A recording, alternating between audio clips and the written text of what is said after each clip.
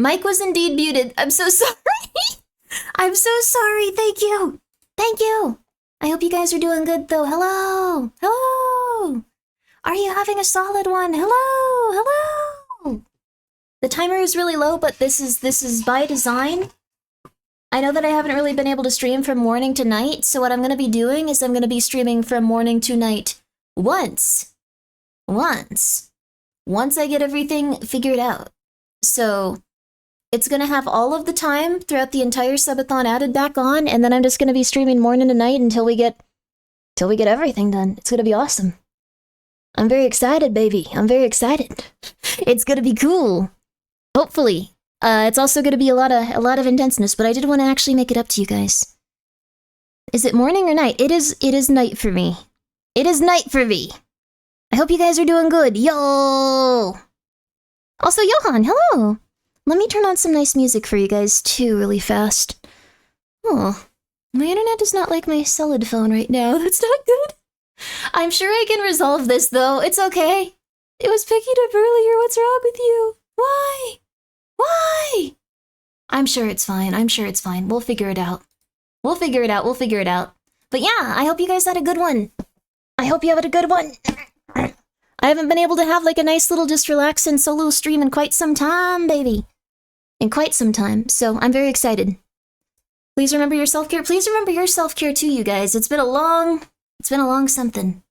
I feel like things are finally a little bit more okay though. Everything feels good. I feel relaxed. I feel chill. I feel less anxious. I feel like everything is gonna be okay. Hopefully. And if not, that's just life, baby. It's gonna be alright either way. Yeah! Yeah! Let me put on the Vermis soundtrack, the only thing we ever listened to here. Yeah! Okay, there we go. But I hope you guys have been alright. I feel kind of weird when I don't stream, like, as often. Like, it kind of makes me feel like, okay, something's wrong with my butt.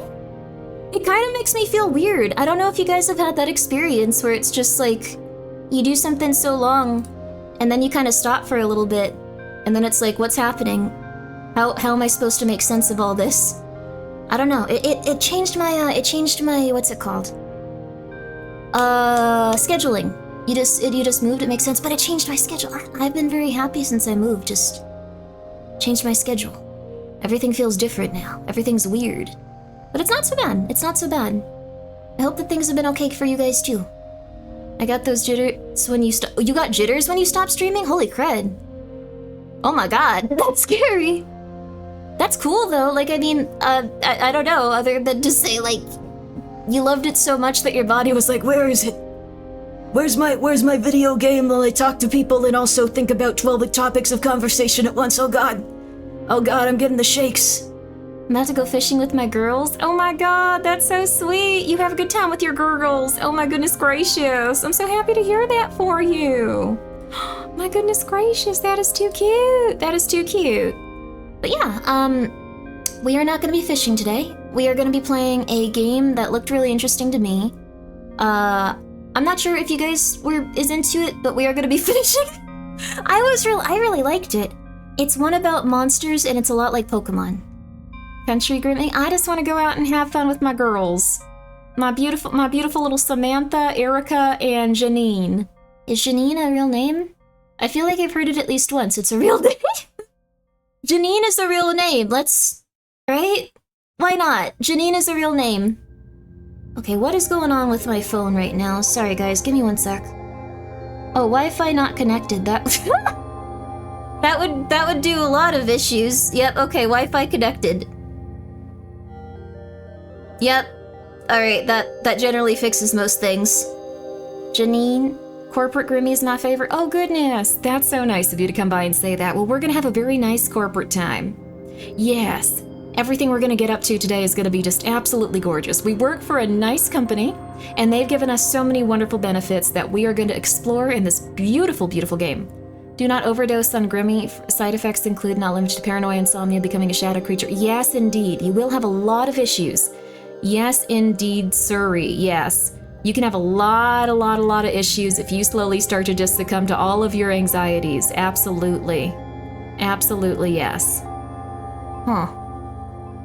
I have to reset my phone. It's really just not doing it right now. How do you reset an iPhone? This isn't the main one I use. I'm gonna be real with you. Okay, I don't know which buttons to reset this phone. I've never had to do it. Turn it off and back on. How do you turn it off? Do you press all the buttons? Oh god, don't call police. Oh god, no, don't call police. I don't think I've ever turned this phone off. Instant death, delayed death, immortality. Revocation of immortality, depression. Oh, that's a cool one. Our wonderful corp who shields us like an umbrella corp, so to speak. Oh, that's nice. Hold down power button. There's 3 different buttons that could be power button. Okay, now I can't turn it back on. This one? Okay, I think I got it working. If we can't get model stuff working, I don't know what we'll do.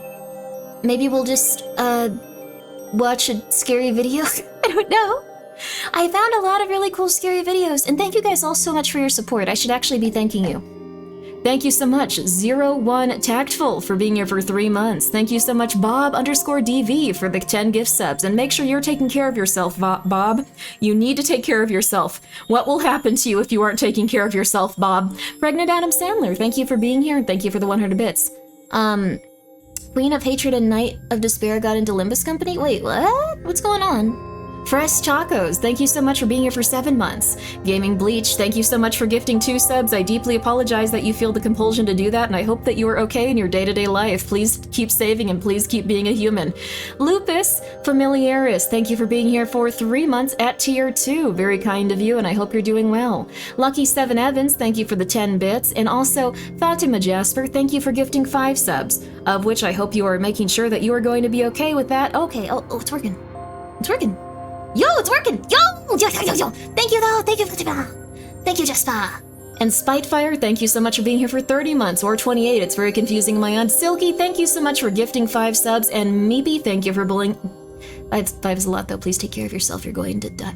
Meepy, thank you for being here for a full year. Hope you've had a really lovely one, and hope you have a really lovely year all around. I don't remember how to talk. Egood Tyler, thank you for being here for 13 months. Greatly appreciate that. Banana Cat, thank you for being here for 11 months. Guarded Penguins, or Guard Penguins, not more than one Guard Penguin.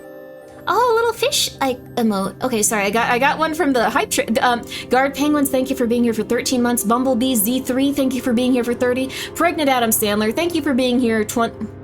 There's a typo? What's the typo? I'll figure that out later. Thank you for being here, and thank you for shaming me. The Tanaka Project, thank you for being here for 11 months. Appreciate that.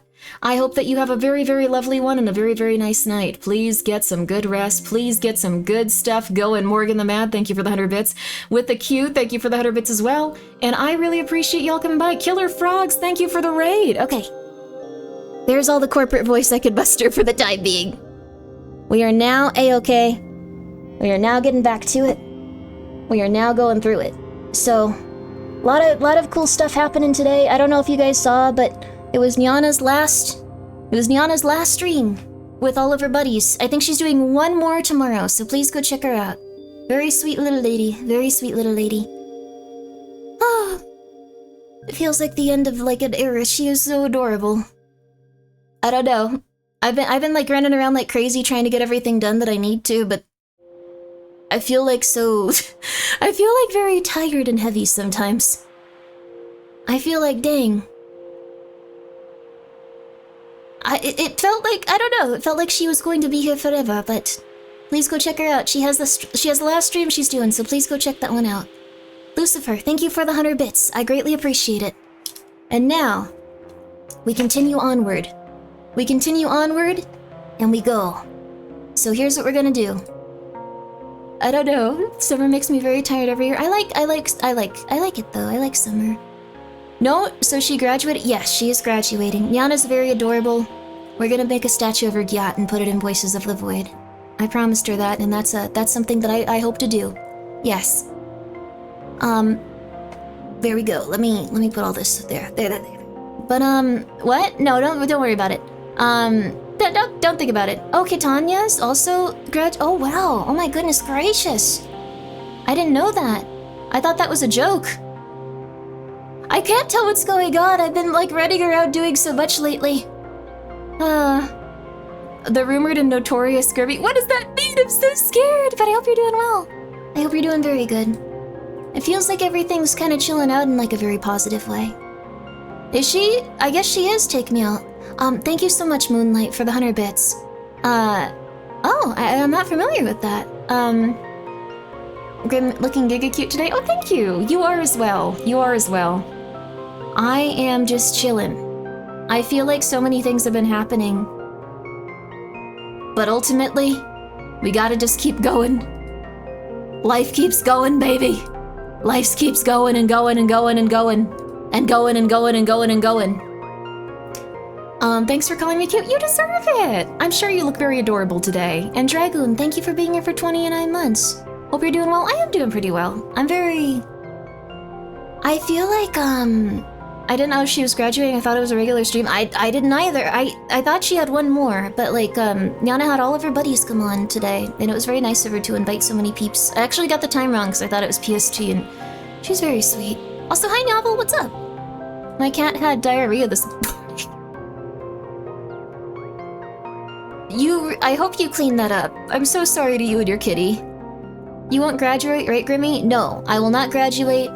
I have had a lot of really lovely opportunities, and I have 100% figured out that I would be most comfortable and happy here.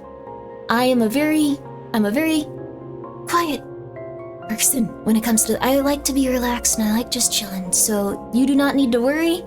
I'm gonna be here forever. Forever and ever and ever and ever and ever. And ever and ever and ever and ever. And ever and ever and ever and ever. And I'm going to follow my gut with everything that I believe I should do, and my gut says stay here with you guys forever and ever and ever and ever and ever and ever. Yeah, I did have an announcement. And I really can't talk about too much of it, but I was really happy just to be here with guys. So, but I think that a lot of people make different choices, and they are ultimately making them for the right reasons. And they are very happy, and they're very healthy, and they're very lovely. Nice to hear, Grimmi. Forever and ever and ever and ever and ever and ever and ever and ever and ever and ever and ever and ever and ever. Oh, Yana was cucked by Shadow the Hedgehog?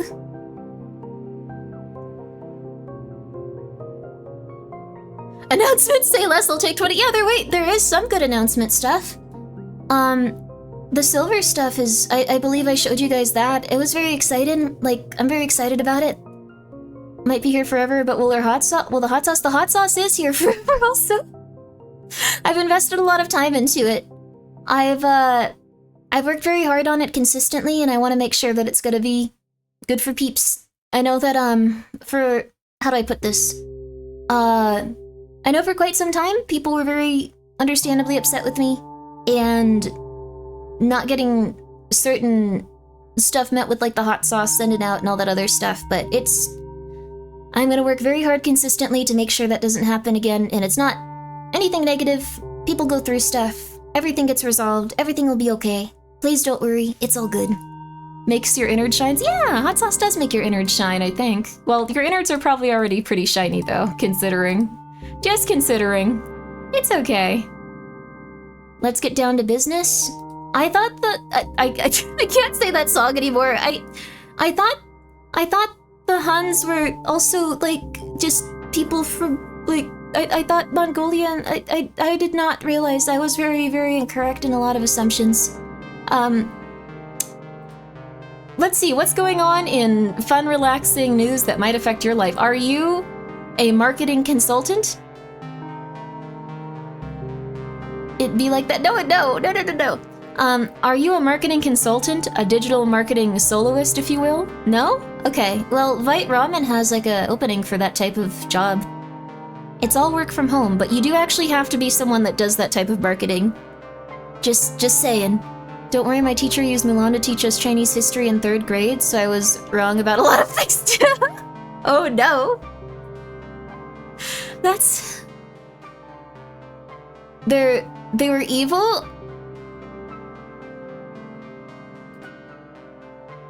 I think Disney is a beautiful company. I think that Disney is just a beautiful company. They've worked so hard. They've done so many beautiful things. and we are going to have a good time, just enjoying ourselves, thinking about all of those beautiful things right here, right now. Yes. Do you ever like go through people's like, this is gonna sound really... I don't know why I've been doing this lately, but I've been going through everyone's like throne pages lately and just seeing what type of stuff they've put on there and all that. It's interesting to see. It's interesting to see. I kind of want to do a stream where we just go through everyone's like everyone's pages at some point and just go like, oh, interesting.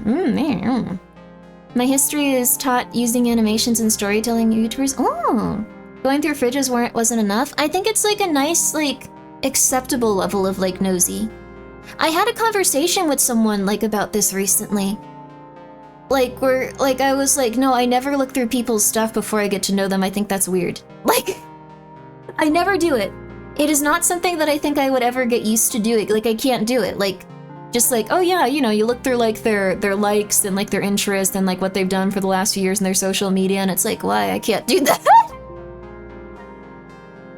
I can't do that. I don't know why, but I just can't do it. I'm sorry. I'm glad I could get us all off topic so easily. Yeah, oh, yes, you can. Yes. I don't look through people's social media, but yeah, thrones are public and I think it's interesting. Fridges, if someone wants to send one in, I think is interesting. Just saying. Can't let them know you're going to do it though. I would want to see it firsthand, like showing up uninvited to someone's house so they don't have time to clean it. What does that mean? You mean their thrones? Well, actually, I realized we'd have to actually screen the thrones first so people aren't just like, oh yay, this is fun. Oh, that's a large phallus. Oh, this is fun. Oh, that's a large phallus. Oh, this is fun. Oh, that's a large phallus. Oh, this is a really fun one. Nothing so. Oh, nope, large phallus. Like that's like 95% of like throne like pages and stuff, and not as like a negative. Just it seems like a place where people deal specifically in large phalluses. Look at all them eggs on that throne. Wait, someone has eggs on thrones? I get you. It's like seeing someone's anime list and what they rated their shows you were interested. I feel like a lot of people like want to look into things so they can impress people or get people to like them, maybe. And I think that's like not maybe the healthiest thing to do. I think I'm just gonna objectively not get along with some people. And like I don't want to like pretend and have them be like, oh my god. Don't let us know who. Some peeps might suggest weird stuff just for the event. That's true too. Some of you guys suggested odd stuff on my thrones. Like I know that there's like some peeps that are like a little silly. Why does throne allow phalluses? Because people want phalluses and people are like, hey, yeah, it's funny, she's got a phallus. Yeah, I sent it to her. Yeah, phallus, haha. And then people continue onward with their lives as if that was not something that occurred. Yay! I do actually have Tenga eggs that I collect because I think that they're cool. I collect egg-shaped objects and like they're very cool egg-shaped objects, but I don't know. Do you want to see them? Toxic Mike, thank you so much for being here for 8 months. Local baseball game, yo! Oh nice, that's wonderful. I'm so happy you got to go hang out with your buddies. That's beautiful. If you ever have the opportunity to go outside and hang with people, go for it and then stop thinking about things out of your control. Immediately. Yeah, you won't eat eggs? Eggs are scary. Eggs are scary. Did you ever find the egg I sent? Yeah, the wooden one? The petrified wood one? Yeah. I have it displayed with my Tenga eggs. Thank you very much, Fuzzy. I don't want to touch grass? You should, though. It's a good idea. It's a good idea. Eggs are full of goop? I guess so. You could hard boil them, then they're full of solid. I'm sorry, what eggs? We should get off of the egg subject. I realize it's extreme. Going outside reminds us of the things out of our control? I guess so. I've been doing a lot better lately just because, like, I don't know how to put it other than, like, I think for a long time I was kind of, like, on the wrong track, and I would constantly be trying to just, like, go, like, okay, I need to get on the right track. I need to make sure that I'm healthy, I'm stable, I'm doing all this stuff. And it's, like, very positive, but if you try to, like, force yourself to do that, it's kind of insane. I really highly recommend just accepting things for how they are and feeling comfortable with yourself. I don't know. I've felt a lot better lately. It's weird.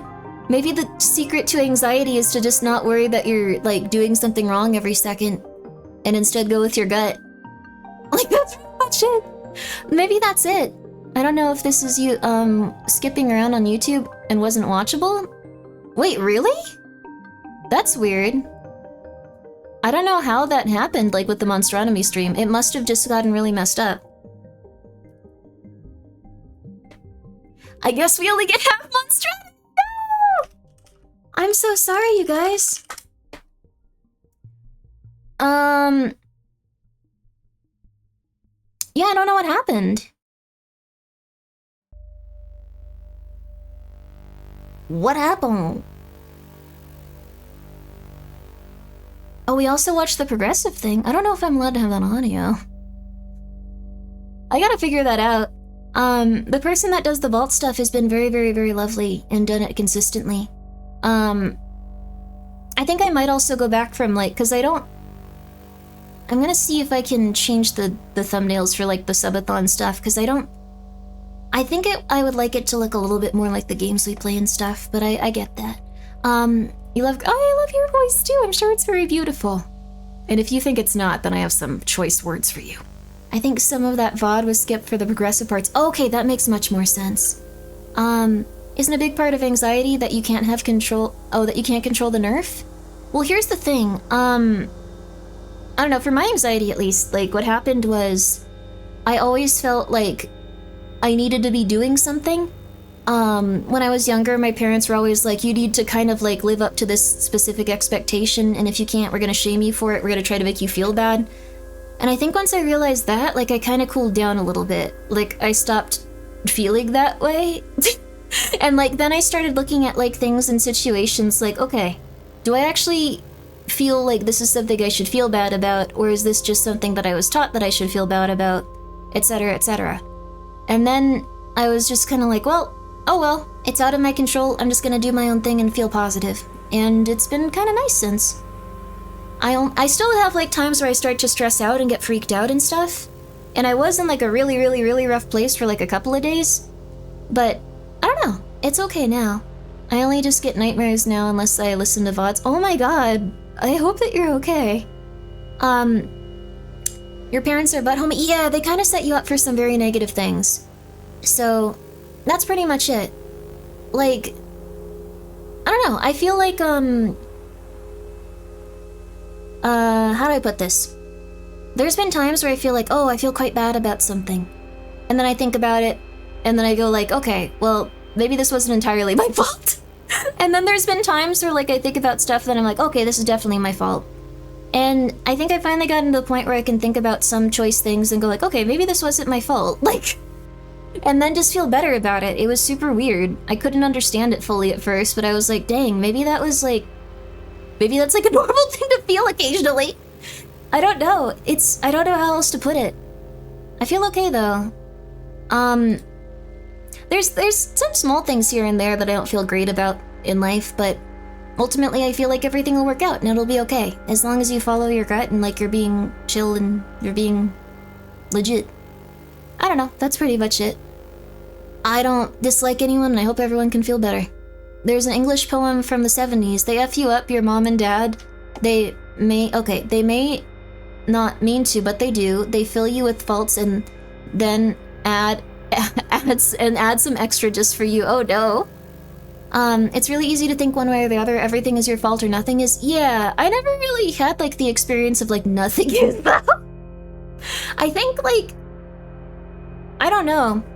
Like, there was one, like, recent thing where I was just like, this is not my fault and this feels really weird. Like, why do I feel this way? But I think I've just been getting a spine and kind of chilling out. And that's okay. I don't know. Things feel kind of chiller. Focus on control is the term.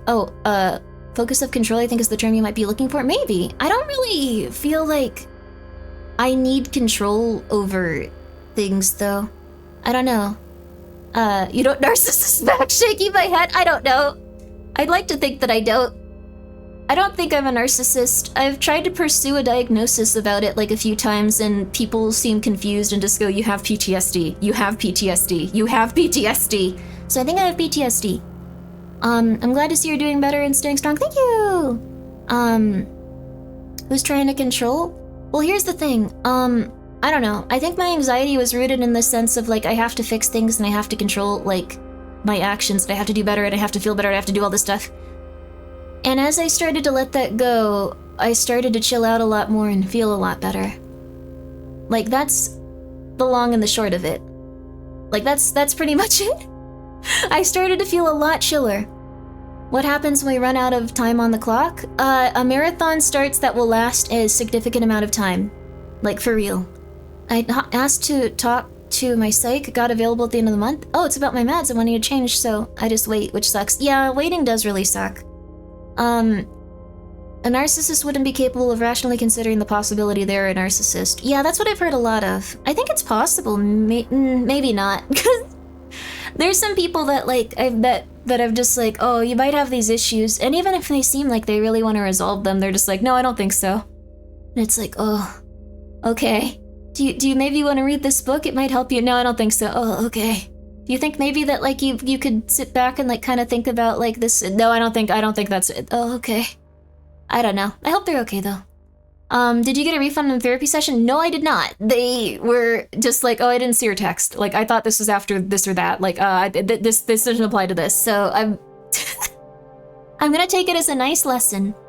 Like Pirate Software? I think Pirate Software is in a particularly intense case of, like, bad situation because that dude is, like, publicly out there.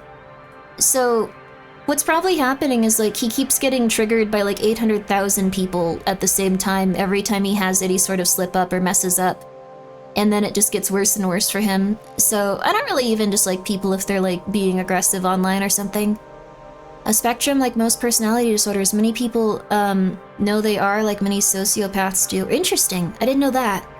I thought that it was more of, like, something where if it's specifically, like, making it so your life is uneven or, like, incapable of, like, you're not functional is what I mean. I heard that if it's, like, you're at a point where it's, like, become a real, like, determinant, like, you're non-functional, essentially.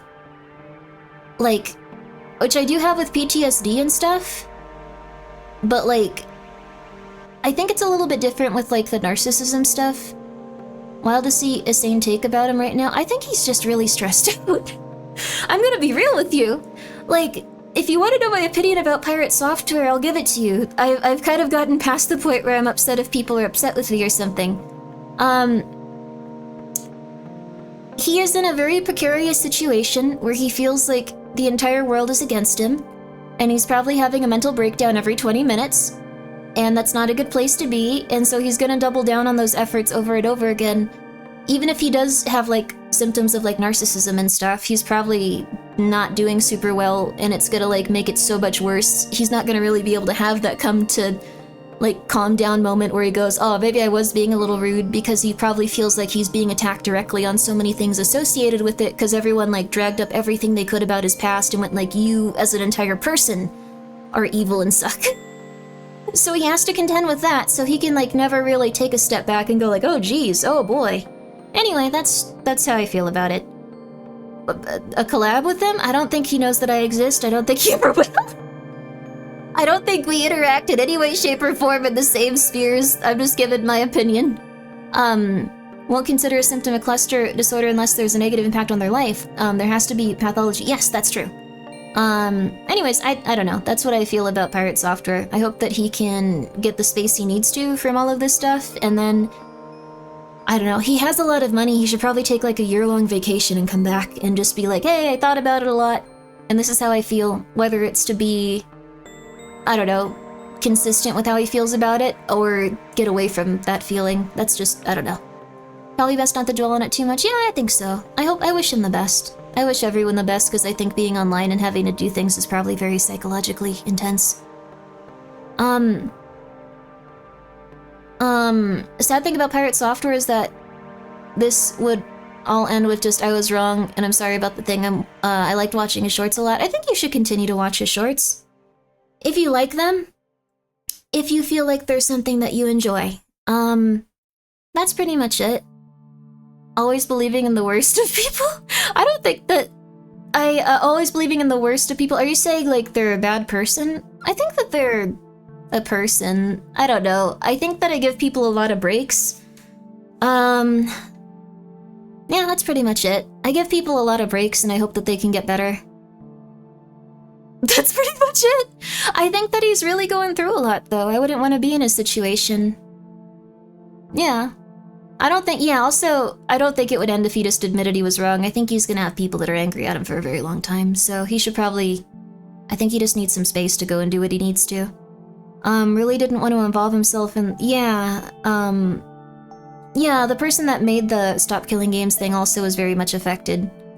So, it's a rough situation where, essentially,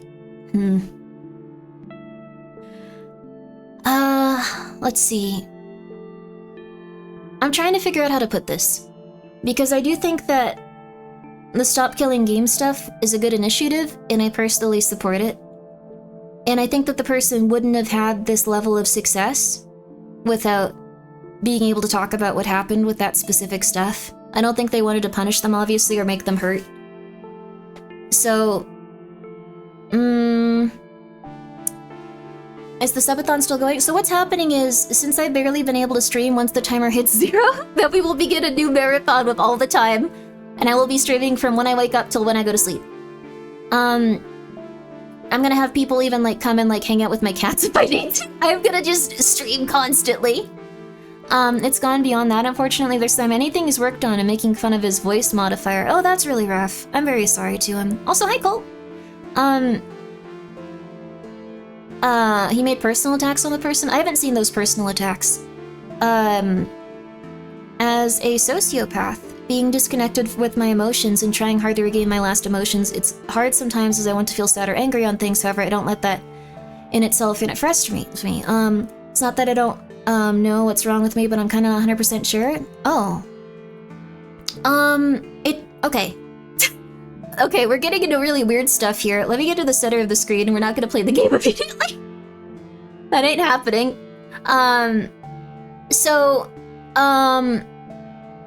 I've noticed that there's a few different reasons that people consider themselves sociopaths.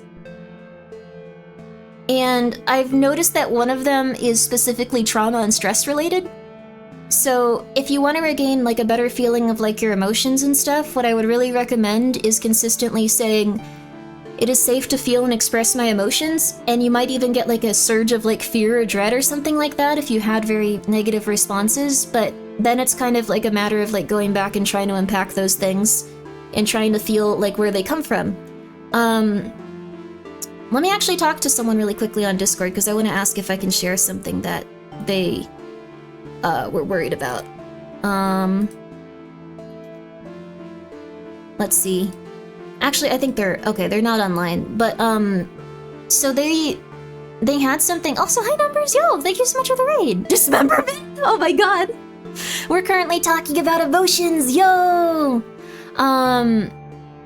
Is calling someone disgusting and used car salesman not an insult? I want to be a disgusting used car salesman.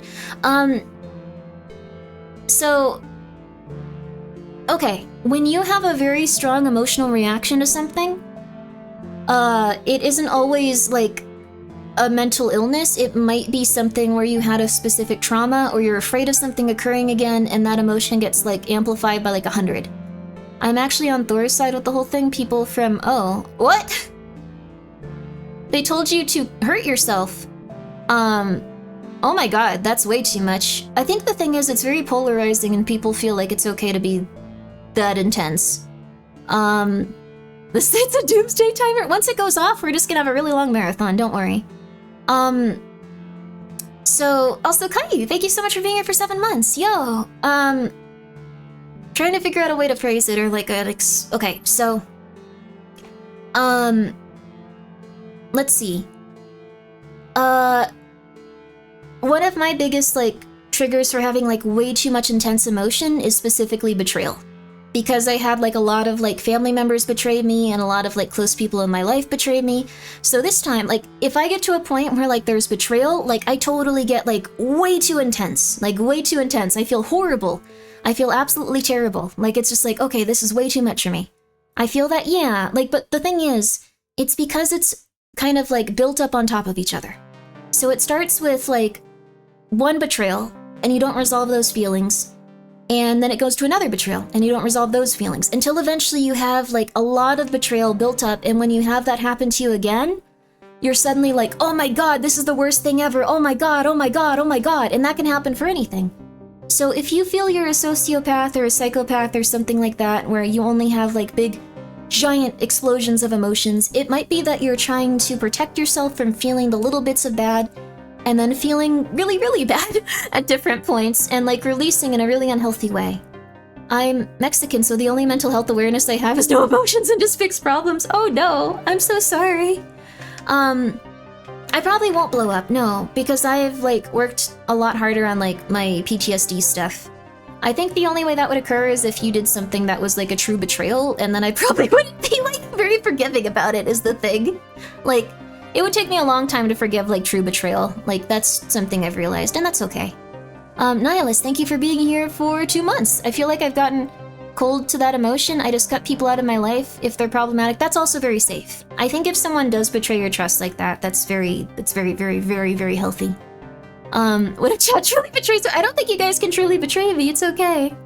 I used to always think, and also like, I don't know, like I'm very chill if someone does something kind of intense usually. Like, I'll occasionally get pretty angry, but it's rare. Working on getting a therapist myself. Good for you. Very good. I get super anxious in large crowds and social situations. Oh yeah. I think I have a lot of not good stuff behind that. Maybe. I also get really freaked out in large crowds and social stuff. I was bullied a bit when I was younger, and then also I have like I have at least Asperger's. I was never diagnosed with it formally because I was not allowed to have it put on my record. But essentially, I've noticed that if I put in like my little earbuds that block out a lot of sound, like 95% of that anxiety and like that bad feeling goes away. It's been very helpful. The swab kit from DKMS arrived at my place. Yo, congratulations, Killer Frogs! I hope that goes well. Something my therapist told me. If you need to ask if you're a sociopath, psychopath, or narcissist and you aren't one. It's very likely you aren't one, but it might be that you have a condition that is severe enough that you would pursue a diagnosis for it.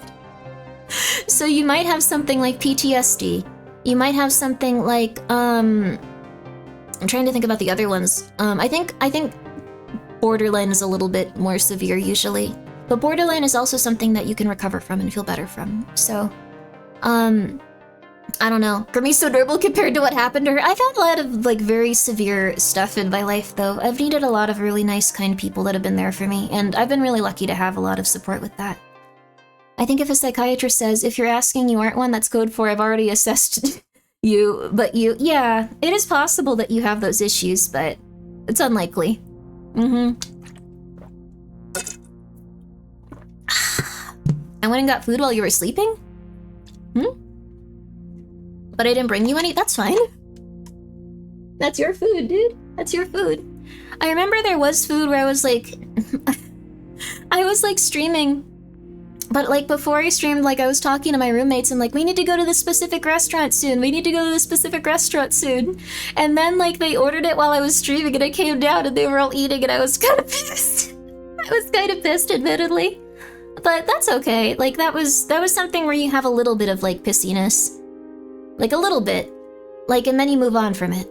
I have PTSD, but the reason why, was a drama thing? Okay, well that's fine. You don't have to. You don't have to. Let's see. I don't know who that is, actually. Ellie Mini. I hope she's doing well, though. Interesting. But yeah, I did decide to move, and they were all nice people. It was just a little bit of a rough time. Like, they're all nice people, and I hope that they can feel better and do well and have good lives. I said that if they ever want to come by and stay here, they're welcome to. Although, my therapist did I don't know if I've ever... I guess she didn't outright say it, but she was just pretty much like, I think that you should... I think it would be very healthy for you to just spend a year by yourself living alone for the most part. Like, you can have friends over and stuff, but perhaps that's a good idea. Perhaps that's a good idea. Just see how you do on your own for a little bit. And I was like, okay. I think she has this weird idea that, like, people take advantage of me or something a little bit, but I don't think they super do. Should go to a haunted house? Haunted house would be really cool. I have made a lot of plans. Make sure you have some ketamine for your... No. Wonder why she would get that idea? I don't think it's that bad. And yeah, Asperger's did just get rolled into autism spectrum disorder, right? I know not what... My dad said the same thing, and I was like, I know what not to do. I think it's just that, yeah, who would have thought? I don't know. Had patient accessible medical records. My psychologist diagnosed me with schizoid personality disorder, but didn't tell me. When I looked up the symptoms, really sounded like I was just being a social failed writer. Oh, goodness. It's okay to pursue another diagnosis from, like, a different, like, person, too. Oh yeah! Earlier today I was hanging out with Papa Mutt, Lena, Froggy, and Bluto. I really like those guys. They're all very nice. And that horrifying little demon dog that sits in the back and pisses everywhere. I don't like that dog as much, though. I was actually trying to say... I ended up just saying this specifically to Bluto and no one else. Because I didn't know the stream had ended. Like, I didn't know that we were, like, not, like, on call anymore. But I was trying to say, hey, I got Papa Mutt's, like, mug. It's really nice. It's like a big mug. It's really good if you guys want to check it out. And Bluto was just like, that's nice, Grimmi. No one else can hear you. I really appreciated that you told me, though. Bluto's very nice. Oh, my goodness. Oh, my God. The Alpha Wolf wedding was awesome. Can we name one of the monsters in Monstronomy? Alpha Alfred, you've got it. You've got it. We'll make sure. We'll make sure. No, I like the mug. It's like a larger one. Like, the thing is, like, I know how to, like, make certain stuff, like mugs and t-shirts and all that, and I was like, oh, this is, like, a really nice quality mug. I'm very annoying about it. So I thought it was cool. But yeah, I was just there talking to no one, going like, yes, it's a really lovely mug, and Bluto was like, yeah, Grimmi, it sure is. It sure is, Grimmi. Bluto's very polite. Is a walking girl failure? I think everyone's a walking girl failure or boy failure, like, if they let themselves just be themselves. I think anyone that seems really well put together goes home and just goes,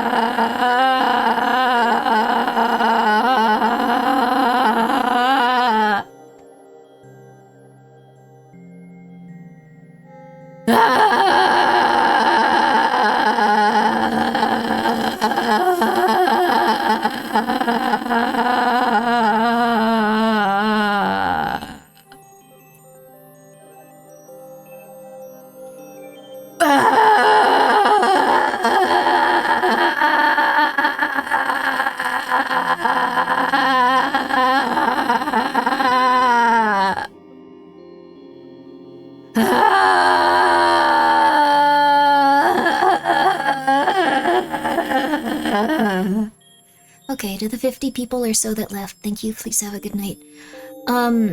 Sorry, I would have gone for like a half an hour, but my cat woke up. Pumpkin's sleeping on my desk.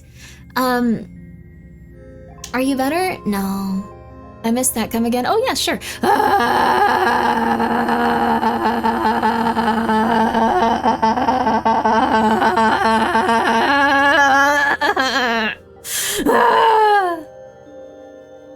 Anyways, I think that people hold a lot in, and then when they get home, they get really abnormal. I haven't met anyone that's not like that. I'm just saying. Anyone that just goes to work and they're like, yep, I'm just a happy person going to work, completely normal, I think they're really weird. I think that they go and, like, they commissioned furry, like, pornographic material or something. Voice of an angel? Thank you. One more just for you.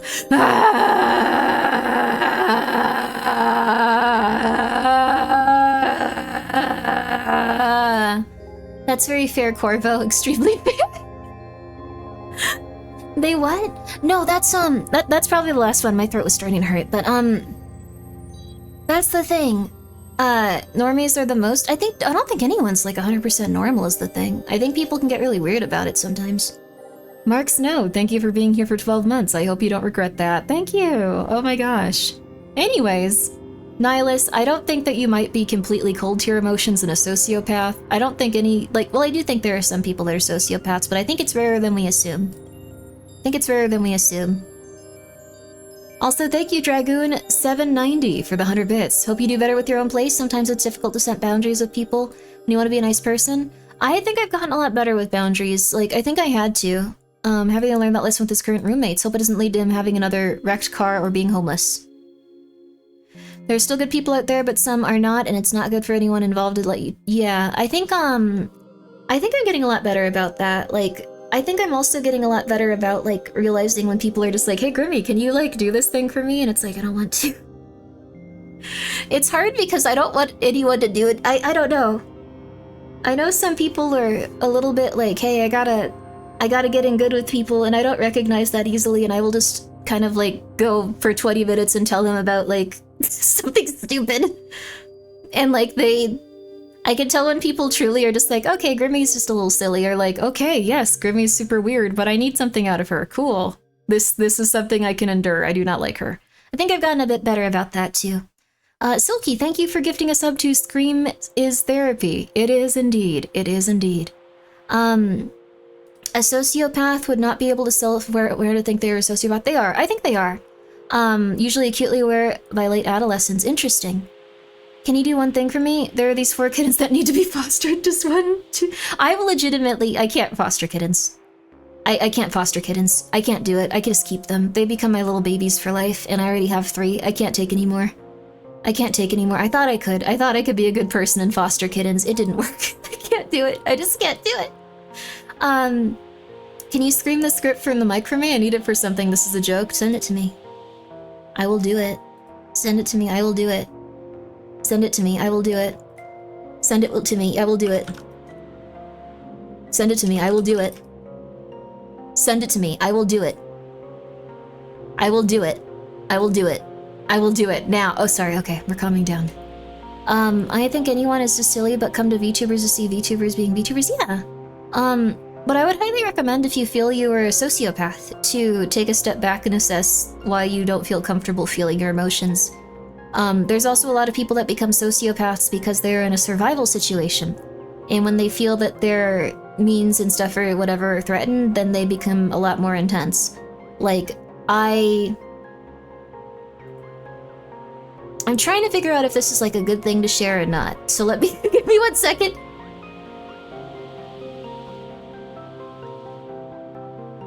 I think it is. I think it is. So, I was in a situation where, like, I won't say what it was specifically, but where did you hear that from? I looked into it quite a bit and, like, read up on it, but, I was in a situation where, I don't have a very good memory because I have, like, a brain thing, but, like, I didn't have a lot of very good short-term or long-term memory stuff. Like, I do okay. I'm getting a little better, I think, but I was having someone that I looked up to and thought was a person looking out for me.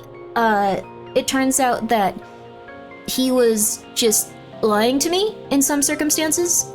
And just go like, oh, well, I needed you to do this, and you didn't do this. Like, and then I'd find out later it was like, I'm going to take care of this, don't you do this. And that's okay. Like, here we go. This isn't a negative. This is just something where I think the thing is, though, they were under such a high amount of stress that they eventually started to get to the point where they were doing that just to take care of themselves and stuff. And that's okay. I think I've come to realize that since they were kind of able to calm down on it and chill out with it and admit that it wasn't like a good thing to do, they'd become a more trustworthy person in like my life and stuff. I just want to talk to them. It's not a negative, but like the thing is that really hurt me at the time. But I think it was something like that. It was something like that. So they're in a better place now, and they've been a lot more consistently able to like take care of that type of stuff. No, I know that you're going like, I just want to talk to them, but the thing is, like, I think a lot of people get into those places and then, I hope you never go through stuff like that again. I don't think I will. I think I'm a little bit chiller now, but also, I think I'm in a good position because I don't really want anything from from anyone, and I will just go and like do stupid crap on my own constantly. So it's a little bit harder to take advantage of me. I'm not too understanding. I think I'm just understanding enough that I can come to terms with that and not have it be something that's continuing to traumatize me or make me feel bad. And I think that they are a good person deep down. It's just they were in a rough spot. So it may just be me, but when I get overly stressed, I shut everyone, and it just worries everyone I know. I think it's okay if you need to shut people out sometimes if you feel like there's a lack of safety with other people. I went through that too. And then you also have that feeling of just like, oh, do they hate me now? Do they not like me? And it's like, well, you kind of have to just relinquish like your need to like control that and just be like, okay, the people that understand that I was going through a lot will understand, and the people that don't won't. It's okay. Be unpredictable, never let them know your next move. Let's go, baby. Terrifying. Just saying. Most understanding person ever created history. I am not that. I don't think I'm too understanding. Well, the thing is, I still get angry at people occasionally. I can still see their points of view and be upset. I don't know. It is what it is. There's some things, like, that I've realized I'm just 100% like, I understand it, but I don't like it. And I think it's okay. They can't know your next move if you don't know your next move. Just be yourself and don't think too hard. Go have fun. I'm just saying. Think you're a pretty balanced and kind person. That's nice of you to say. I think I'm okay-ish. I don't think I'm great. I think everyone's just really struggling a lot is the thing. For real. I think, how do I put this? I also think that sometimes it can probably rub people the wrong way because they're just like, if someone's trying to be understanding, that might mean they want something out of me. I feel quite bad for people that are going through that, because I feel that sometimes as well. I don't know. I think that's something I developed more recently. Pack the Potato, thank you for being here for 6 months. When Grimmi gets angry, she gets based and starts spitting. I don't think that's true. I don't know. Understand more than I understand myself sometimes. I think if you don't understand yourself very much, it might be good to take a step back and think about why. Constantly panicking, afraid that no one likes you, just crash out. Your feelings are valid, and so are those targets surrounding you. No! Hi, for real. I don't think that's a good idea. I think it's occasionally okay to, like, be upset with people if they really wrong you. Like, I think that's normal, but I think you should probably... I don't know. I think I've gotten to the point where it's just like I would like distance from rough stuff instead of like being stressed out. I think that's nice for everyone. Tell me what those hot sauces are about. Can I buy them? Can I eat them? Yeah, you can actually. Go for it. These are delicious. Grimmi wants to kill you, and Grimmi really wants to kill you, which will actually make you feel like death incarnate. You will feel so sick. You will feel so sick. There was a printing error with one of the bottles, so only a few are gonna be sent out with the printing error. It's not like a cool one where like it's holographic or anything, I'm just letting you know. I think a few got sent out with a printing error, but the labels are being replaced. I really apologize if anyone's gonna get one of the weird ones. It's technically a limited edition, but it's not a collector's item. I don't know if anyone collects hot sauce bottles. I'm just saying. Buying now? No. It does not say my social security number. I can actually... So the Grimmi wants to kill you one? It has like a black box where the text is, so like the axe is hard to see. It ain't cute. It ain't cute, but it's something. There are absolutely people who collect hot sauce bottles. Whoa, cool. It's only gonna be a couple of them though. They're gonna be fixed very soon. I'm not saying it's a collector's thing. I'm saying they're gonna be fixed very soon. I think a few of them already went out. If you really want one that's messed up, just say, I want the messed up bottle. Give me the messed up bottle, and they'll send it out to you, I think. We'll find out. I'm not sure. I'm not sure. I really don't know. I'm sorry. Buying questionable hot sauce from a .biz domain? Now, this is living. Wait, is .biz bad? I like biz. I like biz. What's wrong with biz? I remember at one point I was like, this is really stupid. Oh my god, I forgot about this. Are you guys familiar with like what .love is for? I don't know if you guys are familiar with like websites that have .love. No?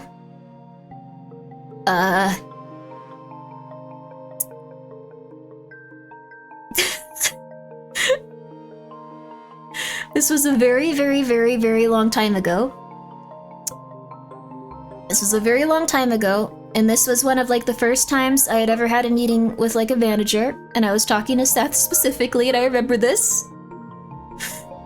And I said, oh, this is such a cute domain, it should be Grimmi.love. And I believe his exact words were something to the effect of, I don't think that would be very good for what you were trying to do with your branding. And then moved on. And I was like, no, it's cool, it's cute, it's not love. Love is so beautiful. And then I found out that .love was used for exclusively and only. So,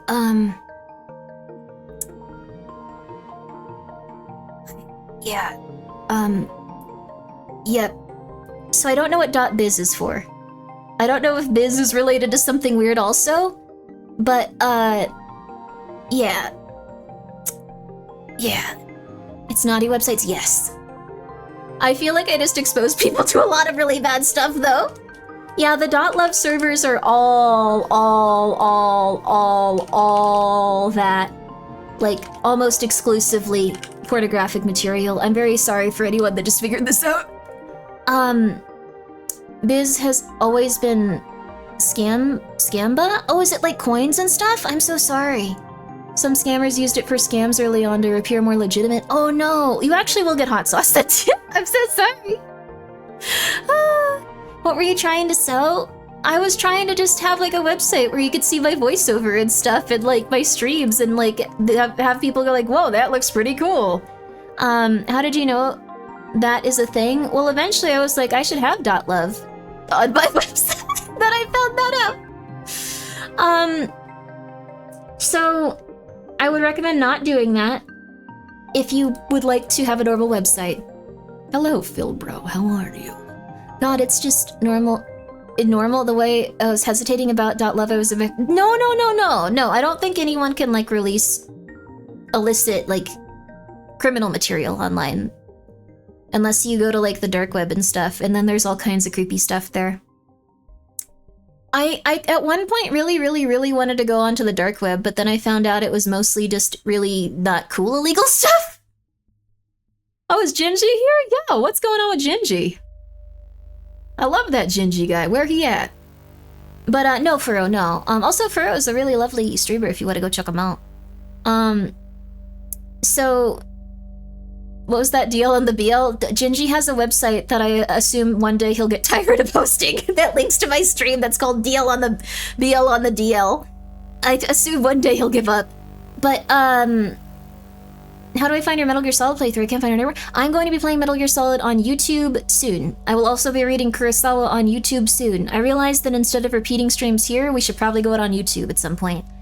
So, it's not even mostly criminal stuff. The dark web is mostly just really boring databases of extremely dry academic material. See, I didn't see that much stuff. I saw some really lame stuff on there, and I was like, oh, this is like the worst of humanity, and then I moved on. I think it can be interesting, though. I think it can be really interesting. The dark web is just like the Dark World in Undertale. Oh, Twin Snakes is really good. I don't know if I'm ever like I need to play Twin Snakes again at some point. The lame academic material, that's my jam. Exactly. I like lame academic material too. We need to have a stream where we go through all of like the FBI like stuff that they actually published. You also use Linux for it? I have not been on the dark web in like a very very long time. Still links to Grimmi. Yeah, Gingy will eventually get tired of it, Gintama. I somehow. You should just marathon all the Metal Gear games. I do want to do that actually. There are some cruddy dark websites, but not as often as folks make it out to be. Yeah. I like the creepypastas about the dark web a lot. Was originally created for freedom fighters in other countries so they could avoid detection by tyrannical governments. Oh wow, really? Interesting, I didn't know that. There's a lot of interesting stuff on there, like probably. There's just also a lot of illegal material, and then there's also people buying, like, really illegal stuff. Some Reddit post mentioned Netflix because something called Inside Job, so I searched YouTube Inside Job and Grimmi's face on the shorts showed up. Wait, really? I don't remember I probably have talked about something silly. That comment just gave me for an ideal that was where the Underdark is evil and dangerous, but most of it is just storage. Oh, interesting. Ah. Inside Job is a great show. Oh. Grimmi was an inside job. I'm just a human being. I'm just a human being. I'm sorry. I should put the hot sauces over here. There's like nothing over here. What am I doing? Please enjoy them though. Go check them out if you'd like to. I'm done trying to market those at this moment though. I'm not gonna try anymore. The reason it's called the dark web is not because of its content. It's dark in the sense that the public / DNS TLD hosts don't point traffic towards it. Interesting. Oh. Inside Job only got 1 season before cancellation. What was it about? Inside Job.love. Oh my god. When's Grimmi Coin gonna be available? I'm actually not sure at all. Not sure. I don't know. Grimmi is actually 2-hat man in a trench coat.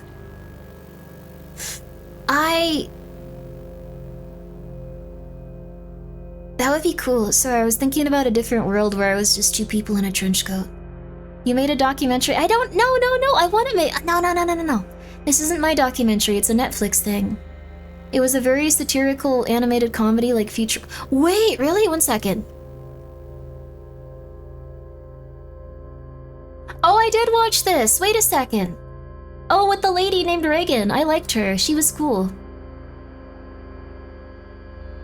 I remember one of my roommates did something really mean, which was, I, like, went downstairs and I, like, picked up the remote to just put something on TV. I'm gonna say a bad word, sorry.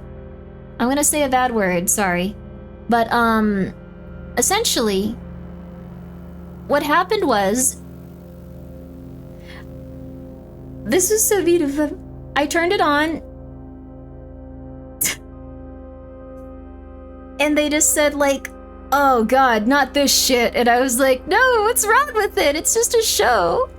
I was so sad. I was just at, like, the 4th episode, and I was so sad. Oh, it's okay, though. It happens. What's the S word? The bad word? It's not super bad. I think, like, even children say it now. Your brother is like that with any VTubing stuff I put on TV? That is fair. It made me feel a little sad, but at the same time, it's okay. Stop being mean to Grimmi. No. How could you say? I don't know. I'm sure that, like, they were just stressed out and it was like, oh, I don't want to watch this. It's okay. I'm in high school. We say everything that sincere a bad word. Yeah, children now say things constantly with bad words. I was expecting a... No. I wouldn't say that on stream also. No. I wouldn't say that on stream. No. I wouldn't say that anytime, though. Oh my god. Dear Lord, dude. Dear Lord. How dare they? No. No. Oh my god. No. But I learned the word from you. Okay, that other S word is okay, but, like, it's not a bad one. Sometimes people just wanna... like...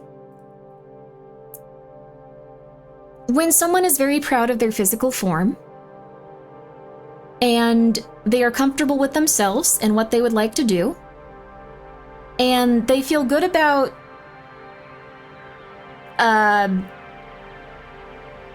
how do I put this? They feel good about intercourse with people, perhaps many people. I don't think I should be the one explaining this word to you. I think that you need to be... You are online. You did not learn this word from me. You are lying. Why did I take this seriously? You are lying. You are lying. You are 1,000,000,000% lying. I do not believe you. I do not believe you. I do not believe you. I do not believe you. I do not believe you at all. I do not believe you at all. I'm sorry. This fanfic you're writing right now is riveting. Okay, I'm sorry. Just means you had a messy room. Okay, well, people also started using it for, people started using it for things like... I'm a slut for tortilla chips and stuff like that.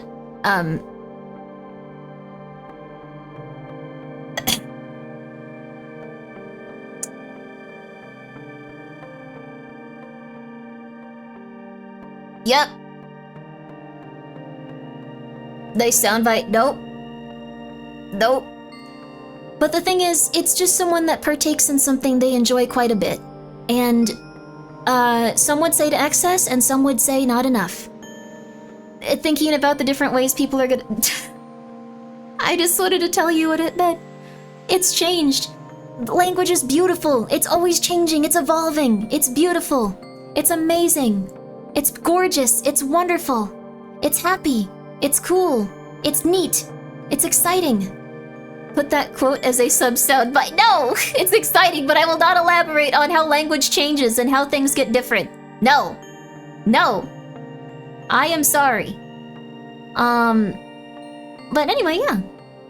We can definitely... Let's see here. We can definitely play a video game today. How about that? How about that? We'll have a lovely little video game. How you know this? How language evolves? I am a human being and I speak a language. Chris Lafort, thank you for being here for 26 months. That is too kind of you. Thank you. I don't even like tortilla chips. I'm giving you an example. Like, I think they're okay-ish. Like, I'll have maybe, like, 6 tortilla chips, like, every, like, I don't know, like, 2 months. Like, I don't eat a lot of... Nah, it's kind of excessive. I don't buy them myself, and I don't really go outside a lot. I'm sorry I don't like tortilla chips. I'm sorry. I don't know.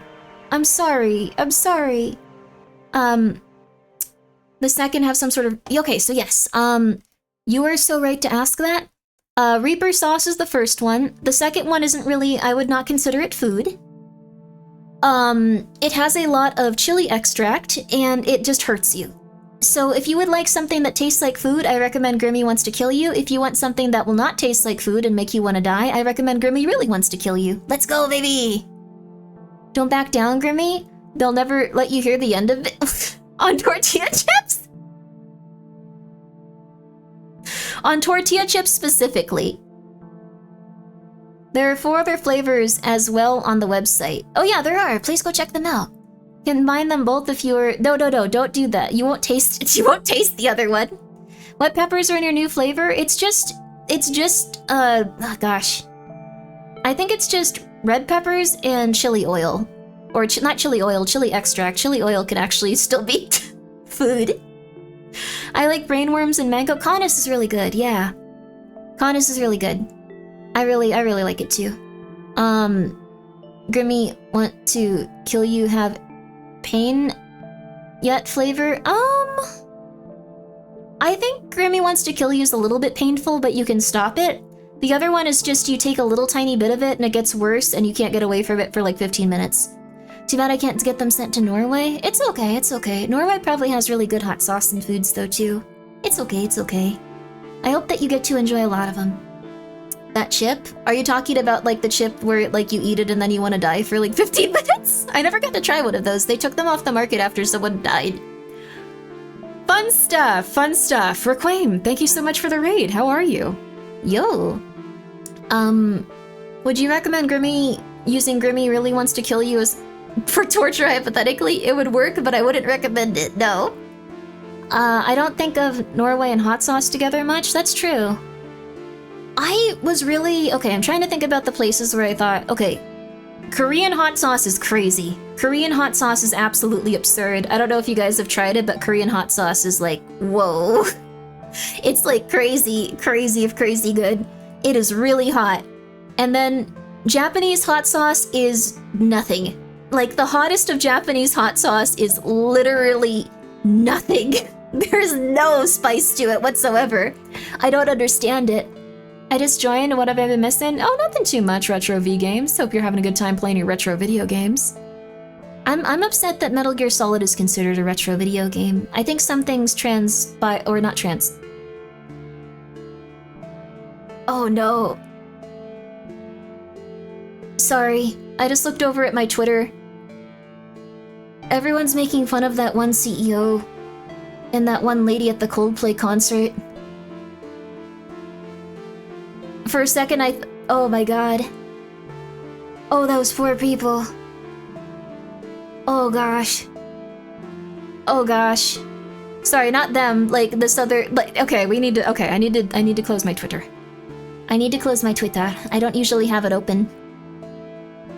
And I thought, I thought I'm having a bad week. I think that most people can avoid having a bad week by not cheating on, like, cheating on their spouses. Like, that's probably a good way to start. So no one really, yeah, deserve for cheaters. Yeah, no one's really feeling that bad for them. Like, I think that they're probably not going to get much sympathy from anyone in the entire world.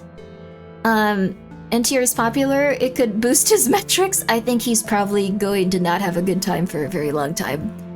Seems to be a lot to ask these days, apparently. I know, right? What if she's in HR? It's yeah, I guess she was in HR. You love not cheating on your future spouse? Congratulations! Spiceless World, thank you for being here for 17 months, baby! Cheating is bad, but what is worse is that they went to a Coldplay concert. I've heard that take too. Did you see his apology note? I saw the one that was like fake and being like distributed. Also, thank you, Good Spiceless World. I hope you're doing well. I don't know. I'm sure she will have a fallout from that alone. No reason to throw it to.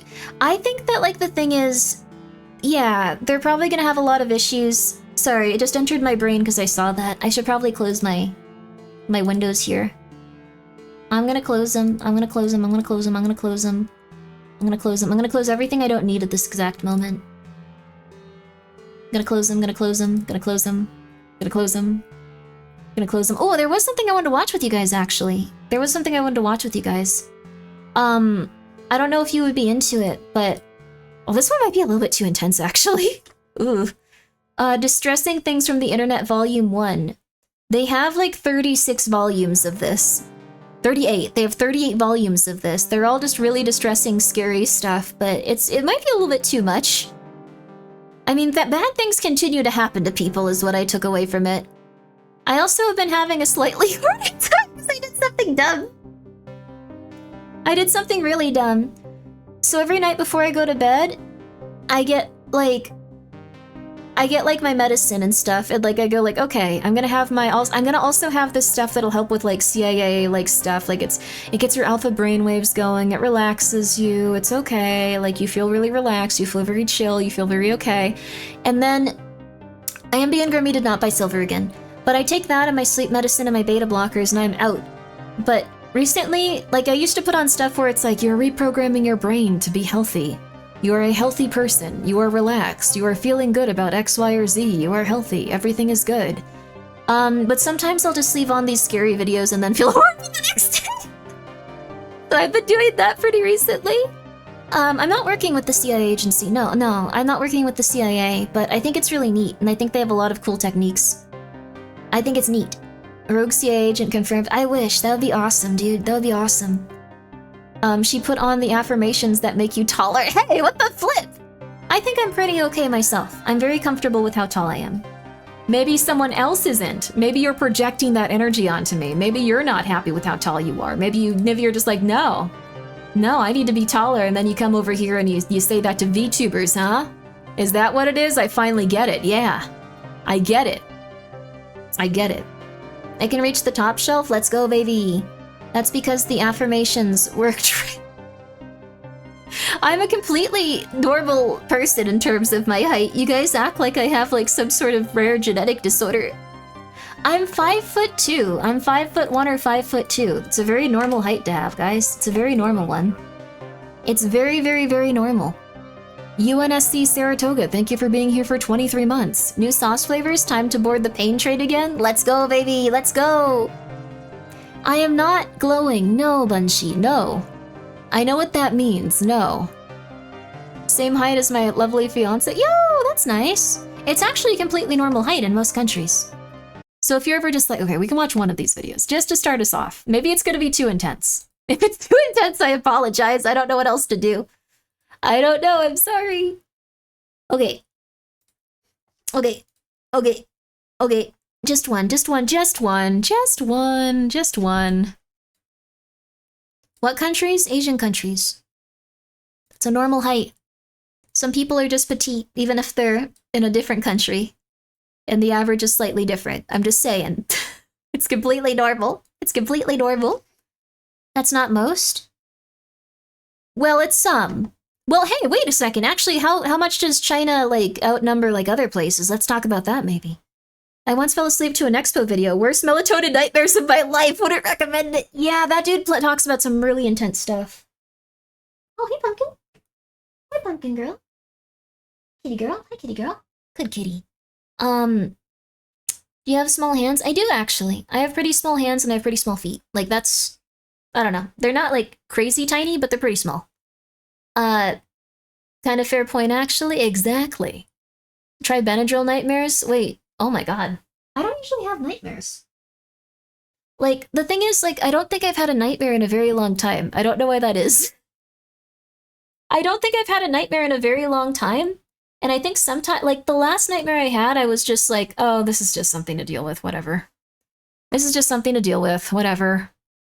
It means you're doing well? Oh, interesting. Why are we talking about nightmares? I don't know. What's wrong with talking about nightmares? You should play Unsolved Mysteries. I do want to play Unsolved Mysteries, but this is going to be different. This is going to be a little bit less fun. This will be sadder. Pumpkin, you okay? Good girl. You can't lay down, though. I can't reach you from there, baby. I'm sorry. I'm sorry, baby girl. I'm sorry. Does your sleep paralysis demon Fiji yogurt? Okay, that's a little bit odd. That's a little bit odd. That seems like you long for something. That had a lot of longing in it. No longing here. I'm sorry. I'm sorry. No yearning. No yearning. No yearning. Sorry. No, no, sorry. Sorry. Okay. Frank? Why are you guys yearning for Frank? That's so concerning. Okay. This is one I think I might have watched this, but I don't remember the content of it anymore. This is just like disturbing things from the internet. It's just weird stuff. I hope you enjoy it. Please do. If you want to. If you want to. Internet for as long as I have, you'll be very familiar with the idea of shock websites. Although not as common now, shock sites were a rather dark staple of the internet in the early 2000s and 2010s, I'm scared. I'm with sorry. many even dating back to the 90s. It'll The first be all topic right. we're going to dig into is a site referred to as Style Project. It actually still exists today as a basic run-of-the-mill porn website, but in its early days it harbored much more depraved and dark content, which would result in it becoming very popular, eventually growing into a collective called StyleNet that harbored forums, counterculture sites, camgirls, and snuff material. Oh, wow. The Style Project website was started in 1999 by a high schooler who went by the... Just as a real quick one, does anyone know about this specific stuff? I'm scared, can you hold me? It's okay. It's okay, you're gonna be alright. You need to be alright. Aren't we watching this in Voices of the Void? I'm joking, don't worry. That's actually a really good idea. That's a really, really, really good idea, though. Like, you're not wrong. You ain't wrong. You ain't wrong. Also, hello, Dr. Orpheus. How are you? I remember the Steel Project. So this is something that you guys are familiar with. Okay. I have this site bookmarked. Is it real? It sounds like modern Instagram. It was the thing when you were in 10th grade. Nick Crowley does stuff like this. Oh, interesting. Huh. I think Joel did that. Great fun. Wait. Joel watched these? Or can't suggest something weird to Grimmi without her thinking it's a good idea. The sites shown here were or are still real. Yes. Oh, interesting. The name J Style online, so a pseudonym. It started to garner a lot of attention that same year after Jay had faked his own suicide with his webcam in order to elicit shock and bring in views. According to Jay, it actually ended up working after a distraught fan called into the Howard Stern show, driving his traffic up significantly and perpetually for a long time after. Oh my god. So yeah, even from the beginning, this website hosted some dark shit. In the early 2000s, a news company called the Montreal Mirror referred to Style Project as the web's leading repository of crude filth, probably the most reliable source of tastelessness in the history of the internet. Huh. The site would be continuously criticized and threatened for its shock value, dealing with hosting troubles, a major hack, and many other things. In one 2001 case, PETA, yes, this PETA, not that PETA, even called for a federal investigation after the site hosted a video of a Korean villager killing a cat before cooking and eating it while Bohemian Rhapsody played in the background. What? That's Obviously, really random, though, came too. of this negative press, as That's the so site would be sad. around It's for okay, years to Pumpkin. come. You're safe. According to a 1999 law, though, it actually was illegal to depict animal cruelty for commercial gain, so who knows what could have happened. Most of the early years of Style Project are completely impossible to access, aside from archives of archives, I think they had their heart in the right place furthest back there. date that I could actually scroll down being 2009. Also, thank you, Ozymandias. That's every other nice word would of get me censored, and every other picture would get me banned. Here's the blurred out version, though. I just wanted to touch on this one, as I remember this site from back in the day, and I have a super deep interest in the old internet. Husband Death Note? Huh. I thought that would kind of like have like a beginning, a middle, and an end or something, but it was just kind of like, this website's super messed up. Anyways, you have a good night. Okay, thank you. That's nice of you. I appreciate it. Oh, God. I want my husband to die right now. I think about it every day. Please die. It's not fair that people better than you can't live in this world. 21 husbands who died in August 2024? What is this? Husband Death Note, or Danashine. Same bestie? Leave your husband if you want him to die. It's a Japanese website where women with marital problems anonymously express hate towards their husband and actively wish death upon them. Yeah, I'm not kidding you. This is a real website that is still super active to this day. Okay. Reasons for why these women post these things is not at all limited. It can be over a small marital dispute, a cheating husband, or even a full-on abusive relationship. Many of them are already actively cheating as well, but nonetheless, it's just a completely sad hate vault for people whose marriages and lives are miserable for one reason or another.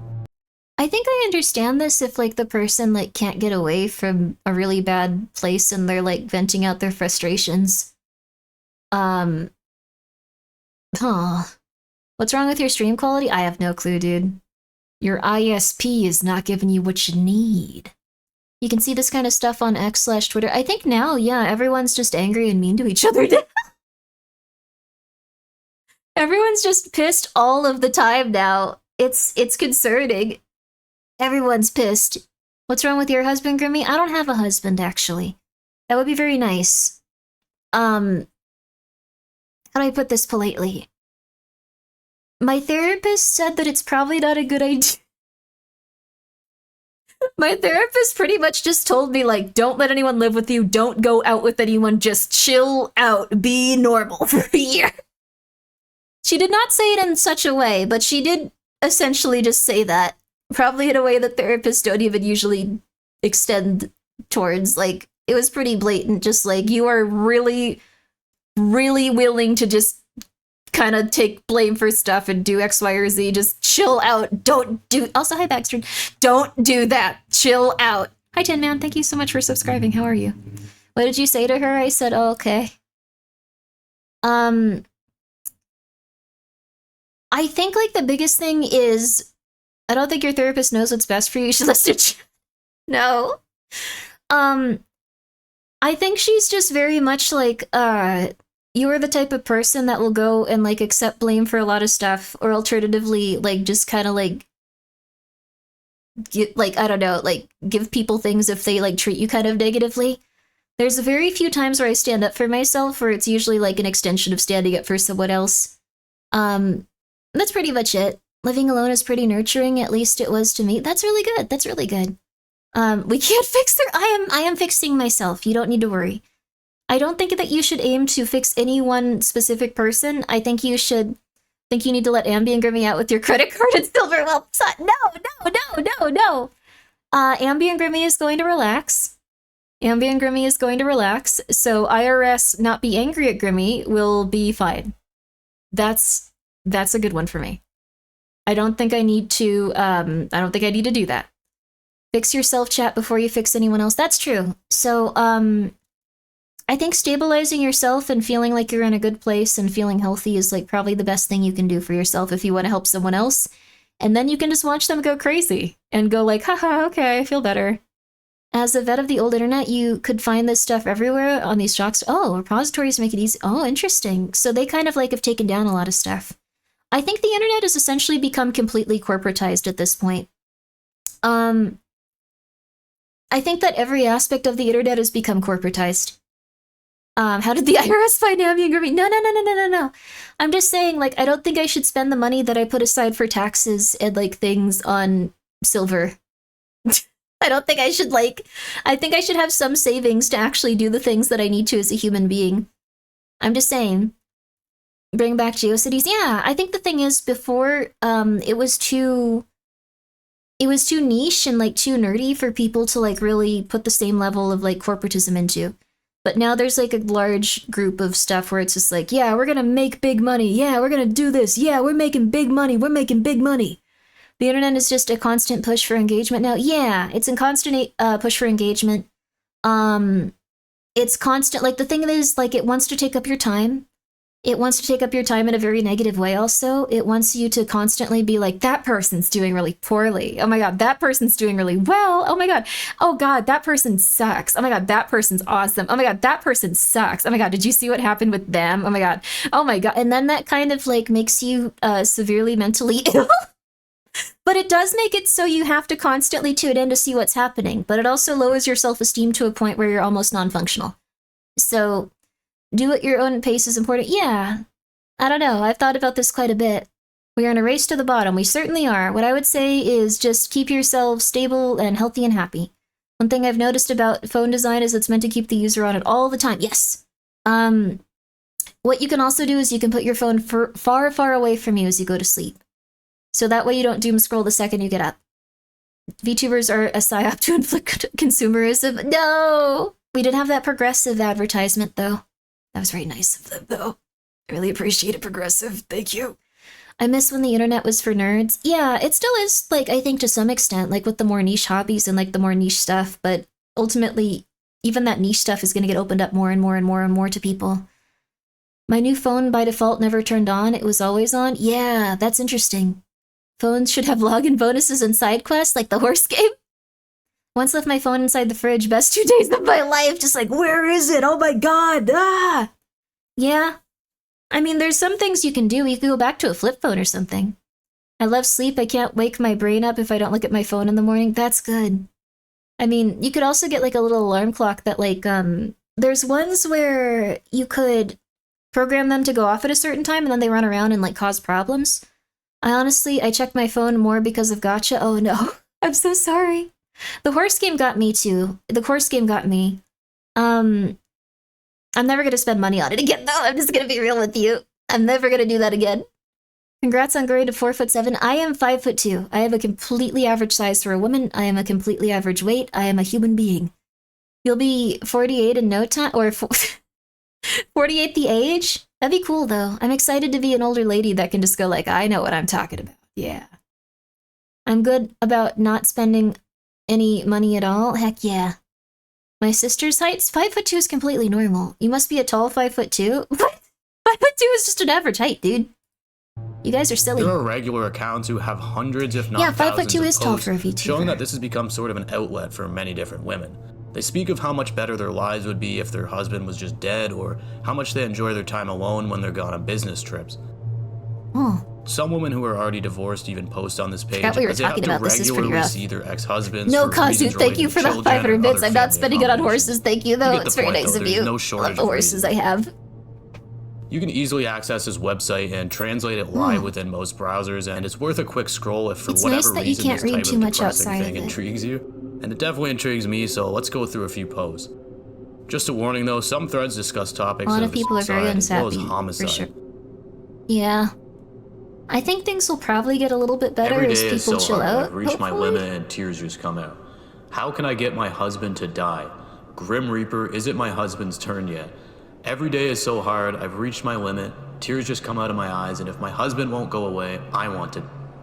But I can't leave my children and die. Feels like I'm living in hell. And yet he continues to live his life as he pleases. I just want to disappear. That sounds horrible.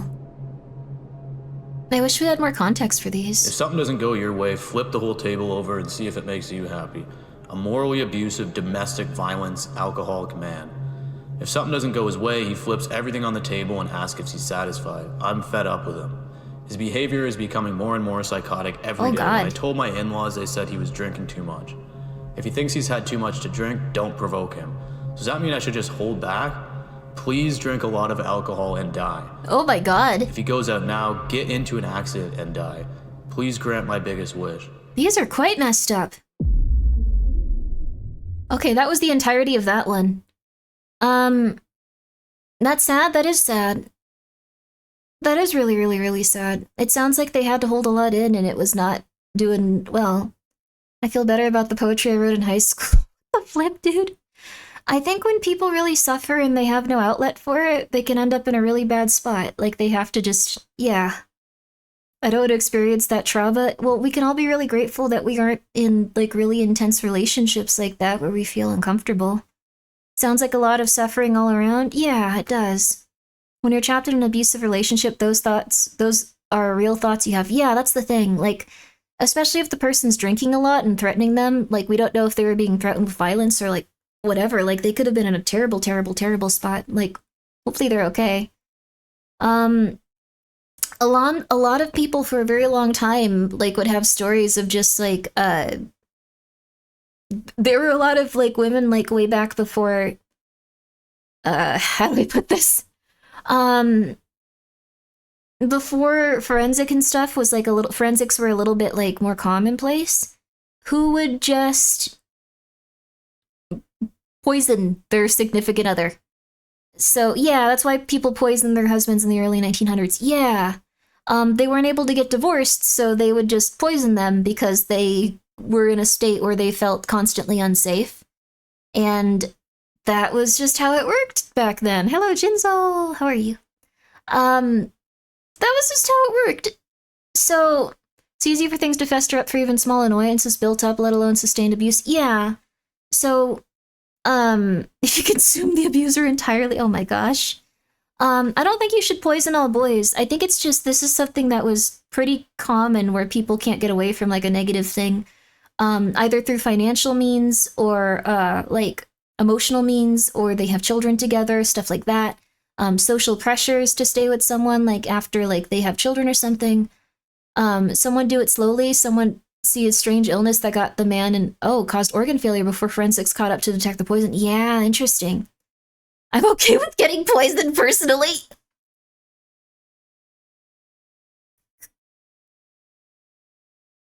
Oh, I really love that you had that comment. Thank you. It's a contrast to everything else. Remember, there is no evidence if you just eat the body. This is true. Living with an other person for a long time is tough and takes a lot of work for both. Oh, yes. You can poison me with sweet lies. I guess that's a type of poison, but I don't think that's good either. Women can't have hobbies. Let's go for the next one.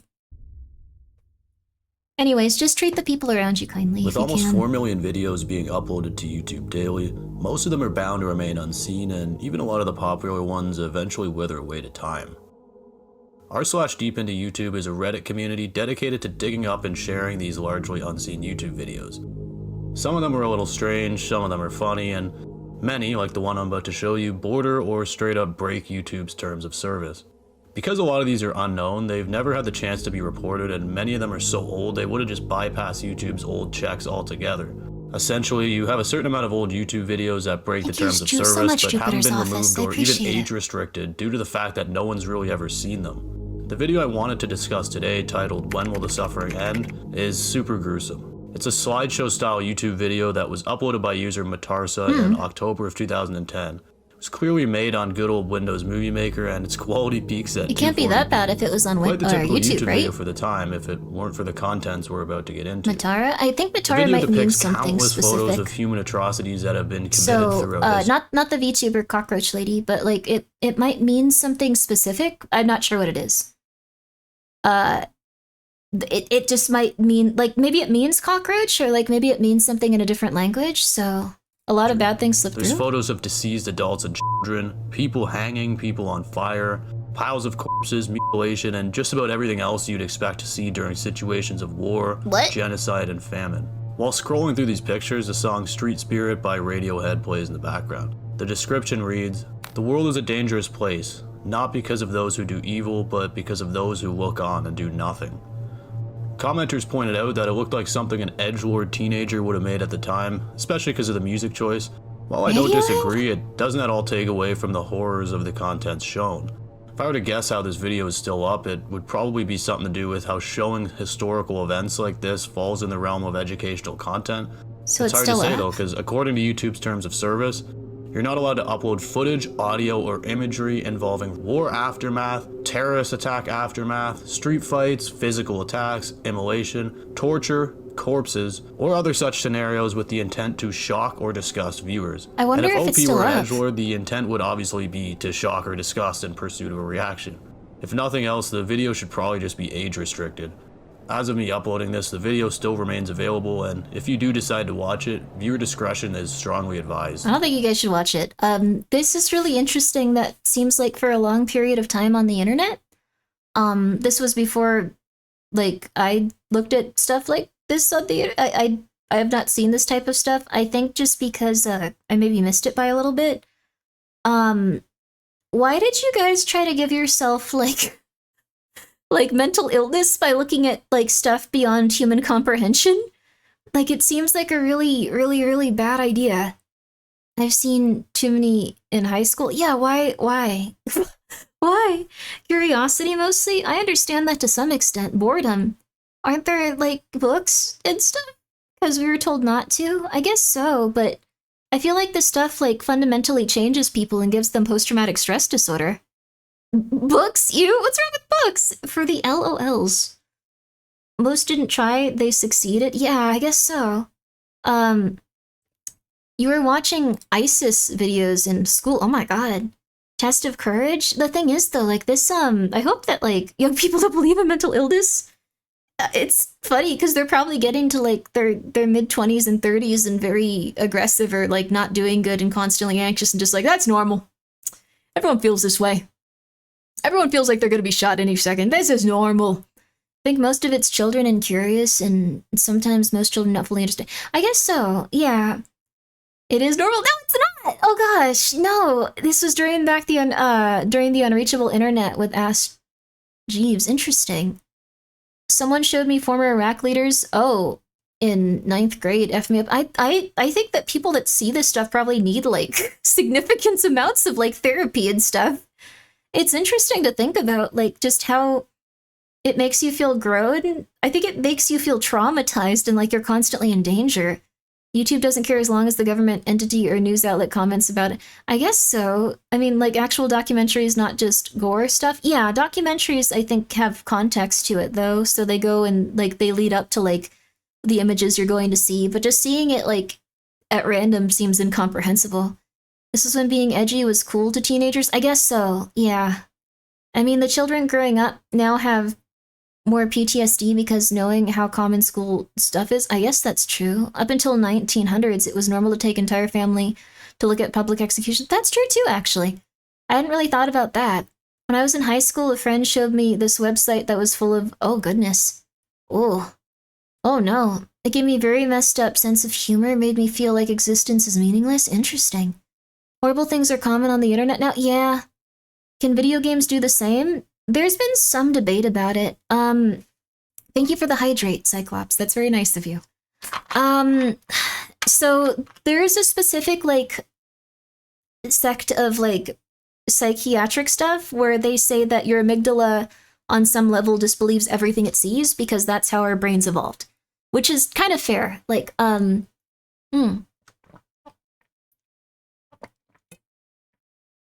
One second, let me get this water, and I haven't been drinking enough water lately.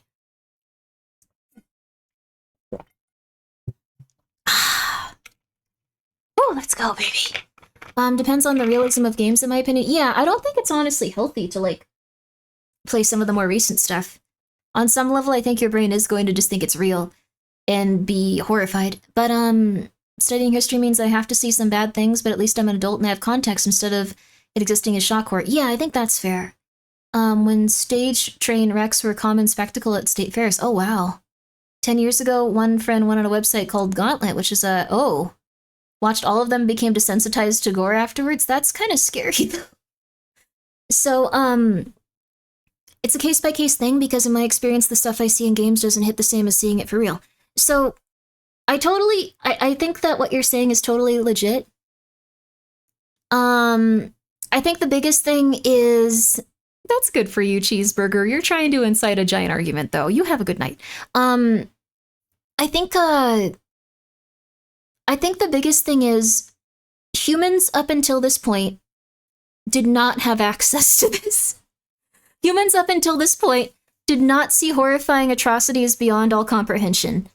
They didn't see things where people died in such a visceral and horrifying way that like they had to endure it on a psychological level, and then see it 12 times as they ran away from a dog enemy and it ripped their throat out. Like, so it does, like there is the argument that people could say like, well, you know, this is traumatizing even if it's fake. I don't know, stuff like that. Humans still saw people get gored badly. Yes, at least a few times in their life. Yes. So people did see some very atrocious things in their lifetime. It's just that it's different seeing real people versus video game characters. It does. But there is the argument as like the graphics get really, really, really, really solid. Our brains haven't evolved enough in terms of just like generational like stuff. Like we've only had X amount of generations since photographs were made. And we have had like no generations. Like we've had like very little time to adapt and evolve into understanding what videos are. Like it's been crazy, honestly. But for people seeing fake violence as opposed to real, even if it's a bit traumatizing, oh yes, I think so. Shown for staging train wrecks as public spectacles, he's credited with orchestrating 70 train crashes and destroying at least 46 locomotives, particularly drawing large crowds eager to witness the destructive spectacle. That's so interesting. My crime is vandalism with stickers because the last game I played was Little Big Planet. You're probably going to be okay with Little Big Planet. But you aren't just desensitized to seeing horrific things. That's intense, but probably good. People during execution with families. It isn't great. Isn't this great, Billy? Nice day, great weather, plus we're seeing a person decapitated. Like, what, man? Well, I think it's kind of... We're getting into really weird stuff. I think we kind of still have that now to some extent. Like, we were talking about, like, pirate software earlier and stuff. Like, there's, like, a large group of people that have deemed X, Y, or Z person acceptable to hope for the absolute worst for. Just like, this person wronged me, or this person seems annoying, or I've heard that this person could be annoying, or I've heard that this person might have wronged X, Y, or Z at one time or another. And then it's like, yes, I hope they explode and die. And it's like, that's not good. That's not a healthy way to feel, but I think it's kind of similar to how people had those executions before. Like, people kind of get excited when they can see someone else, like, sustain, like, incredible amounts of, like, emotional and psychological injury. So, I don't want to fight about Pirate. I think that he's just probably, I don't know. I think when people go through, like, that level of, like, shame and, like, stuff like that, like, they probably are having a really hard time, and I hope that they can improve as people, rather than just have things get worse and worse for them. Also, I imagine modern weaponry can do things to a body that we wouldn't have regularly seen for most of our history. That's true, too. Still, public executions, let's see here. I think people would still very much watch them. I think so, too. Like, I mean, you see people that go and, like, watch executions, even if they're in small rooms. Unfortunately, observation of injustice or the illusion thereof leads to desire for justice. Yes, so I think, like, if we deem something unacceptable, even if we don't have, like... And I'm not for public executions at all, just because, like, the thing is, like, if someone's, like, a really, really terrible person and they say, I did it, I murdered a bunch of women, yeah, I murdered a bunch of kids, yeah, I'm a weird, like...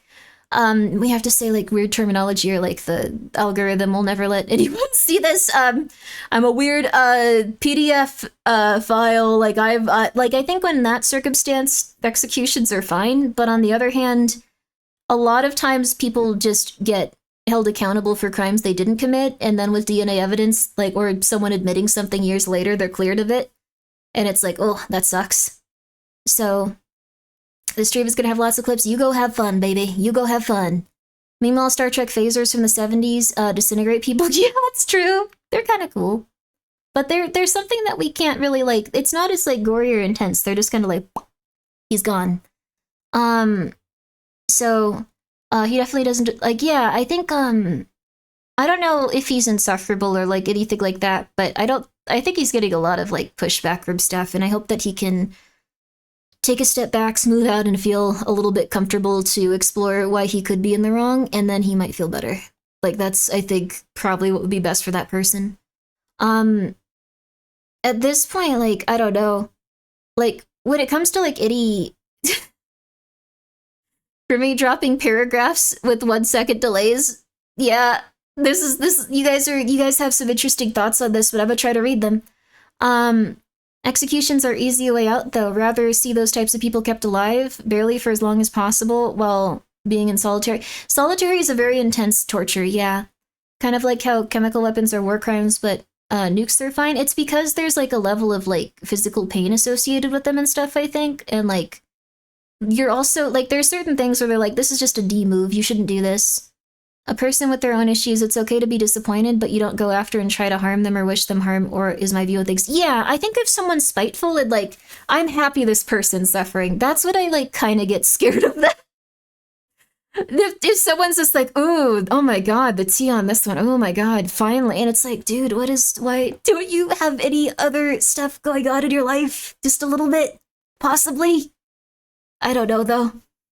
I think everyone's just going through it, and maybe they're so stressed out they want to see something bad happen to someone else. I would rather my taxes not pay for them to live in jail. See, there's also that other side of it. My anti-execution myself, and the current prison system doesn't work, but it's convinced evidence of its flaws is the fault of communities, not the prisons. Yeah, I think it's also a fault of like them being so corporatized and making money and stuff. So, in Ready or Not, one of the most horrifying things I've seen as a game is someone's phone ringing next to them. Oh, goodness. I haven't played Ready or Not. I've heard it's very intense. Solitary isn't as bad as some people think, to be honest. It sucks, but you can still talk to your neighbor or celly. Some holes put you in with a celly, but I agree with your point. Oh, hi, Happy. I hope you're doing well. Also, I hope that you're okay. I assume that you didn't deserve to, like, go through that type of stuff.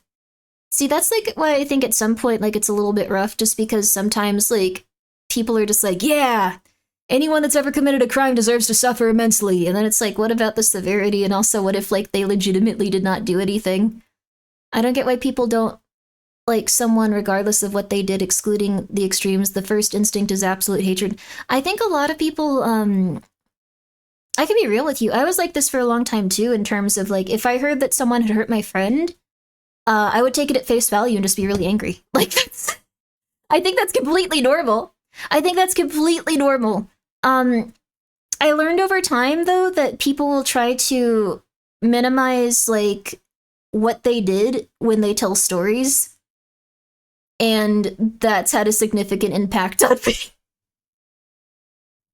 Because I would not do that. I would usually say, like, this is exactly what happened, and, like, it would look kind of bad on me some of the time. And I'd just be like, this is exactly what happened. This is how I feel about this. Some people do not do that. Everyone lies, trusts no one. Yeah, I'm sure I'm also forgetting some things, like, when I say that type of stuff. But, like, I'm not too honest. I think that, like, if you're dishonest, or if you, like, feel like you're not saying everything, like, there's this part of yourself that feels bad. So, I think you feel guilt and sadness. I don't think it's good. But no, I was extremely like that. If someone was like, this person was hurt by this person, I'd be extremely upset. And now I'm a little bit more like, these guys were probably both really hurt by each other. I hope that things can get better. And I will admit, like, if someone's just like, oh my god, I'm so happy this person's suffering, they deserve it, I didn't like them, I am so creeped out by that. I am not cool with that. I think that it's a very, very, very uncomfortable feeling to be around that type of thing, but that's just me personally. I think some people want to vent and feel bad and, like, go through stuff, but I don't know. I don't think there's acceptable targets. I think it's good just to get the flip away from people. That's the biggest thing. Most are convinced they're good people first and foremost, then work backwards from there. Interesting. I think that there's probably no such thing as a good person, but... Oh, Pumpkin, you wanna go out? Okay.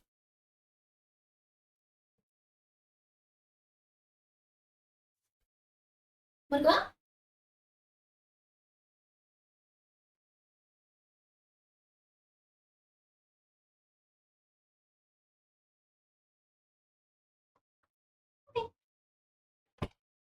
Pumpkin wanted to leave, but she needed me to pick her up and push her. Okay.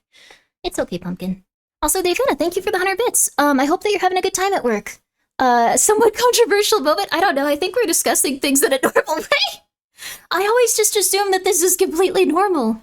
As a lot of major people that talk like this drive me insane. They speak in complete absolutes and how the law should work without even knowing how it works. It is just emotionally driven and not logic driven. That's intense. That's rough. Well, home is safe and away from people in general. That's nice. It's okay to just get a little bit of reprieve from everything.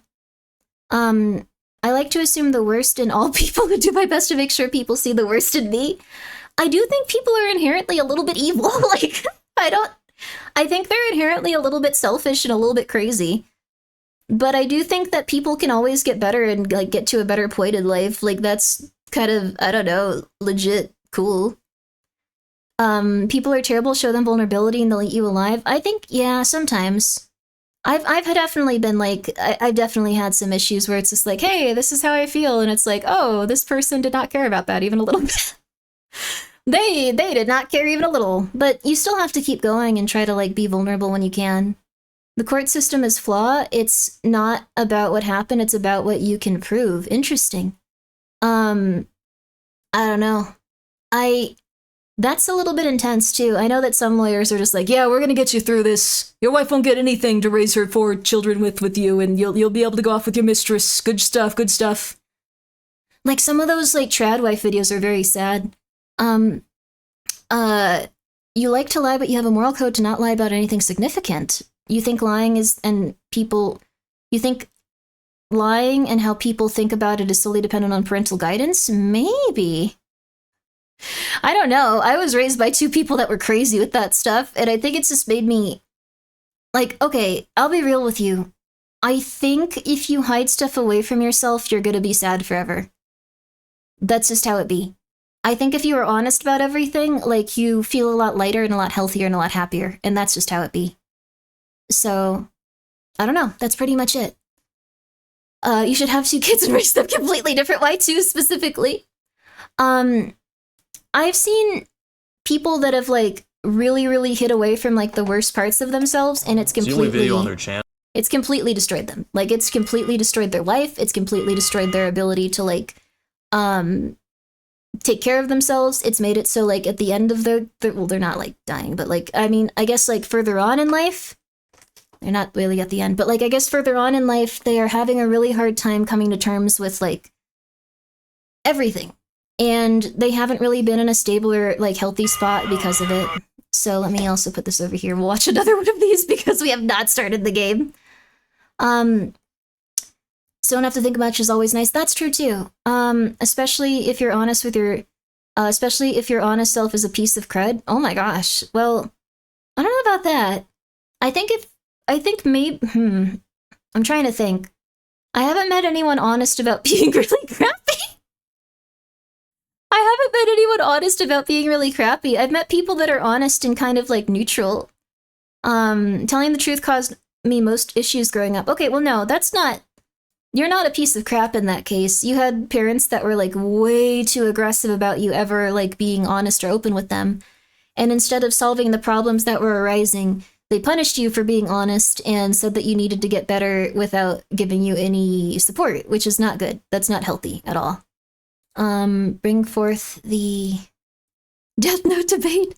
Who gets to use the Death Note? Yeah, that's the thing. That was, like, a really interesting psychological concept with that manga. I think instantly killing someone could end up in a bad place. Like, you kind of saw it as it evolved throughout the comic. Like, it was at first like, yay, this is great. Then it was like, haha, wait, okay, maybe not amazing. What even is a good person? I don't think anyone's a good person. I think you're gonna make a lot of mistakes and hurt other people and wish that you could go back and change them, but you have to live with it and keep going. And as long as you're accountable for the way that you treat yourself and treat others, it'll get better. And if you don't do that, it's gonna get worse. If you consistently display others, it's gonna get worse. I don't know. I've, like, the biggest thing with, like, my family that's going through a lot of stuff is that they just consistently go, it's everyone else's fault. If only everyone had been nicer to me and given me everything in the entire world. And it's like, it doesn't work like that. I'm sorry. It just doesn't work like that. It just doesn't. It just doesn't. So they've done a lot of stuff and they've run away from it. So I hope that they can feel better. I'm not a good person, Large Witter. I'm just me. I don't know. This is why I don't play League of Legends. Good for you. It's gonna be okay. Bad people won't feel bad about their mistakes.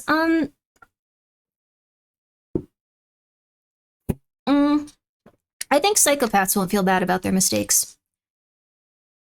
From what I've seen with other people, at least in my experience, people generally feel bad for their mistakes. And then they act weird. People feel bad about their mistakes, and then they get defensive, and then they get aggressive, and then they get crazy, and then they go absolutely nuts. Like, they can't just, like, go like, okay, it's out of my control. Like, I feel bad about this. I did everything I could. They go, okay, it's out of my control. I didn't do anything wrong. I'm going to kill everyone on the planet. It's okay. It's okay. There's too many factors. 6 years. Oh, wow. I didn't know that. It'd be 6 years. Different yards, different policies, even pod to pod is different. I'm happy you got through it and you're living a healthy life now. But I think that I've met a lot of people that, like, isn't that sociopathic behavior? I think so, but I think the thing is a lot of people numb out, like, their bad feelings and their insecurities. And that's how they're able to do bad things, or that's how they're able to live with themselves when they do bad things. The important thing is making the effort to be better than you were yesterday. Yeah, I think so. So, she burned all my crops? I didn't burn your crops, but I have done bad stuff in my life, I'm not gonna lie. A lot of people feel bad about their mistakes. Problem is they can't cope with feeling bad, which makes them make more mistakes. Yes, I think so. I think it's also, like, how do I put this? I think it's okay to make mistakes, and I think it's okay to feel bad. I think it's okay to, like, get through things. I think it's also okay to, like, I don't know, because, like, the thing is, like, I had parents that would, like, blame me for, like, a lot and go, like, you did this, and I was like, oh my god, I did this. So there's also times where it's just, like, you have to, like, kind of let go of stuff, like, if you just think it through, think about every action and go, like, wait, I shouldn't feel guilty about this, why is that? And if you can get to a place where you feel better about it, you generally, like, do a lot better. Alternatively, if you get to a place where you go, like, yeah, I shouldn't feel guilty about this, and there's there heaviness in your heart, or you get very defensive, you're like, no, I gotta, they were wrong, like, then it's probably a kind of rough place. And at that point, I've seen people, like, start to get, like, really, really intense with, like, substance abuse and stuff. Like, one of my parents just is always, always, always high. Always, 100%, always high, to the point where it's kind of scary. I didn't think people could be addicted to that, but, like, them specifically, they are. It's weird. But the thing is, they have so much guilt over everything they've done to, like, people over the years that, like, I think they need to be in that place with that specific substance abuse. So that's why I say, I think, like, people can accept themselves, or accept they do bad things, and then change, or people can accept themselves and do bad things, and then get completely insane. So, I don't know. I think that might also be why I don't have, like, a lot of impulse control issues with, like, certain stuff. Like, compared to, like, most people I've met, like, I don't have impulse control issues, but I am a little bit chiller with a lot of things. So, Grimmi pauses the middle, you gotta lock in and listen to our life change. I don't know. If you feel really bad about something, I would offer you this advice specifically. Try to see if it's something that is attached to something earlier in your life. Is it way too much bad feeling because you have something associated with it earlier in your life? Is it a trauma that's being brought up there? Is it something where you feel comfortable with your actions and you feel like that you were in the right? Stuff like that. I'm just saying, okay. And then from there, if you don't feel that way, what are the things you have to admit to yourself, and what are the things you have to make right? What are the things you have to do to stop feeling, like, defensive or anxious or angry? And then, from there, you can chill out and relax. And if you don't, you might go crazy, is what I've realized.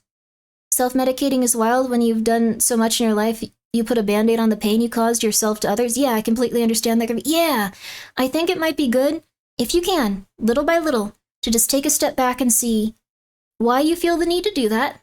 No, you don't have to stop feeling. You just have to understand that that agitation and that anxiety and that other stuff is coming from a different place, and then just reassure yourself, not the same situation. Not the same situation.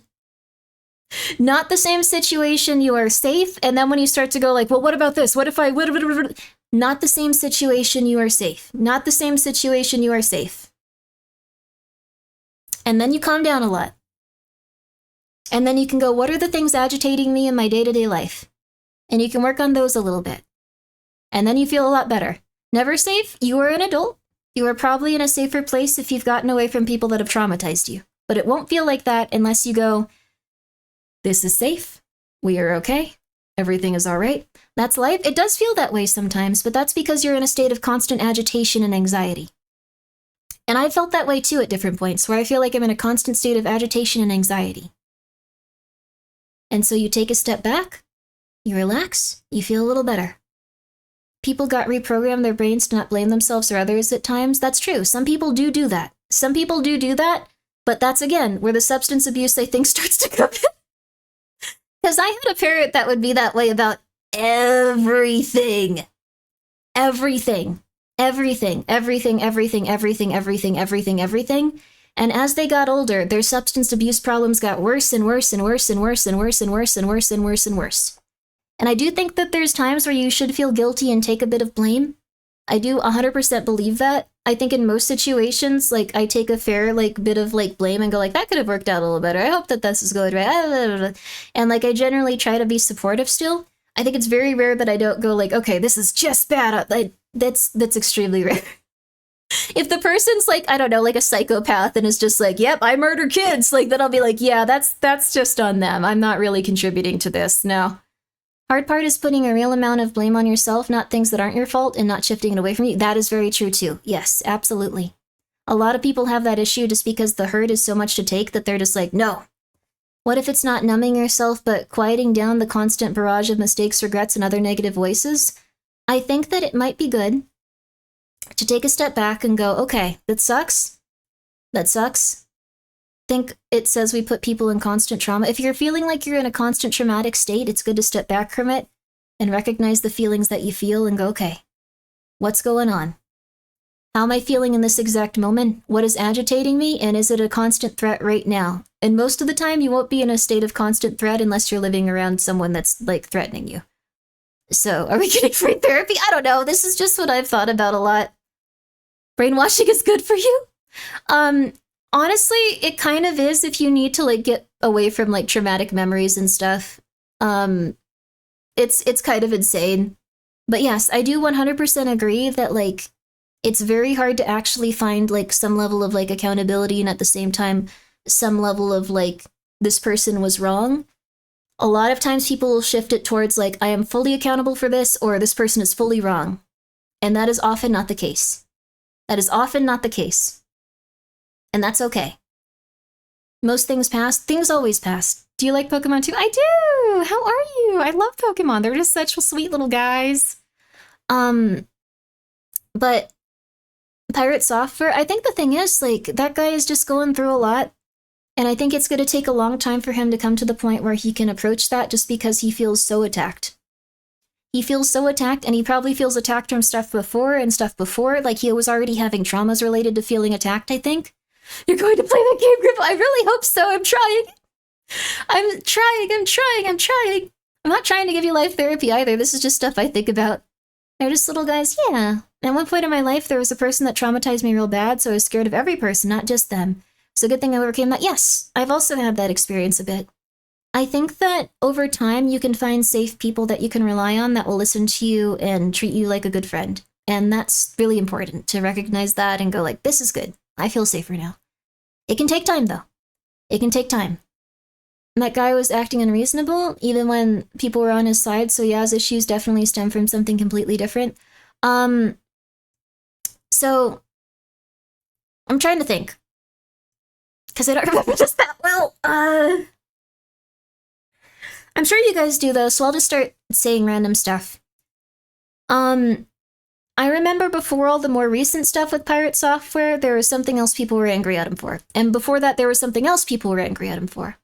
And I think he is the type of person, based on the little I've seen of him, that wants to feel like he's a leader and doing the right thing and cares about people and presents like a really good, like, yeah, like, I'm always doing the right thing and I always know what's going on. I'm a leader kind of attitude. And I think as he was getting through, like, the first one, that was something that he couldn't resolve. Also, hi, Garrett, yo, what's up? that was something he couldn't initially resolve. And then he got the second one, and he couldn't resolve it. And then he got the third one, and he couldn't resolve it.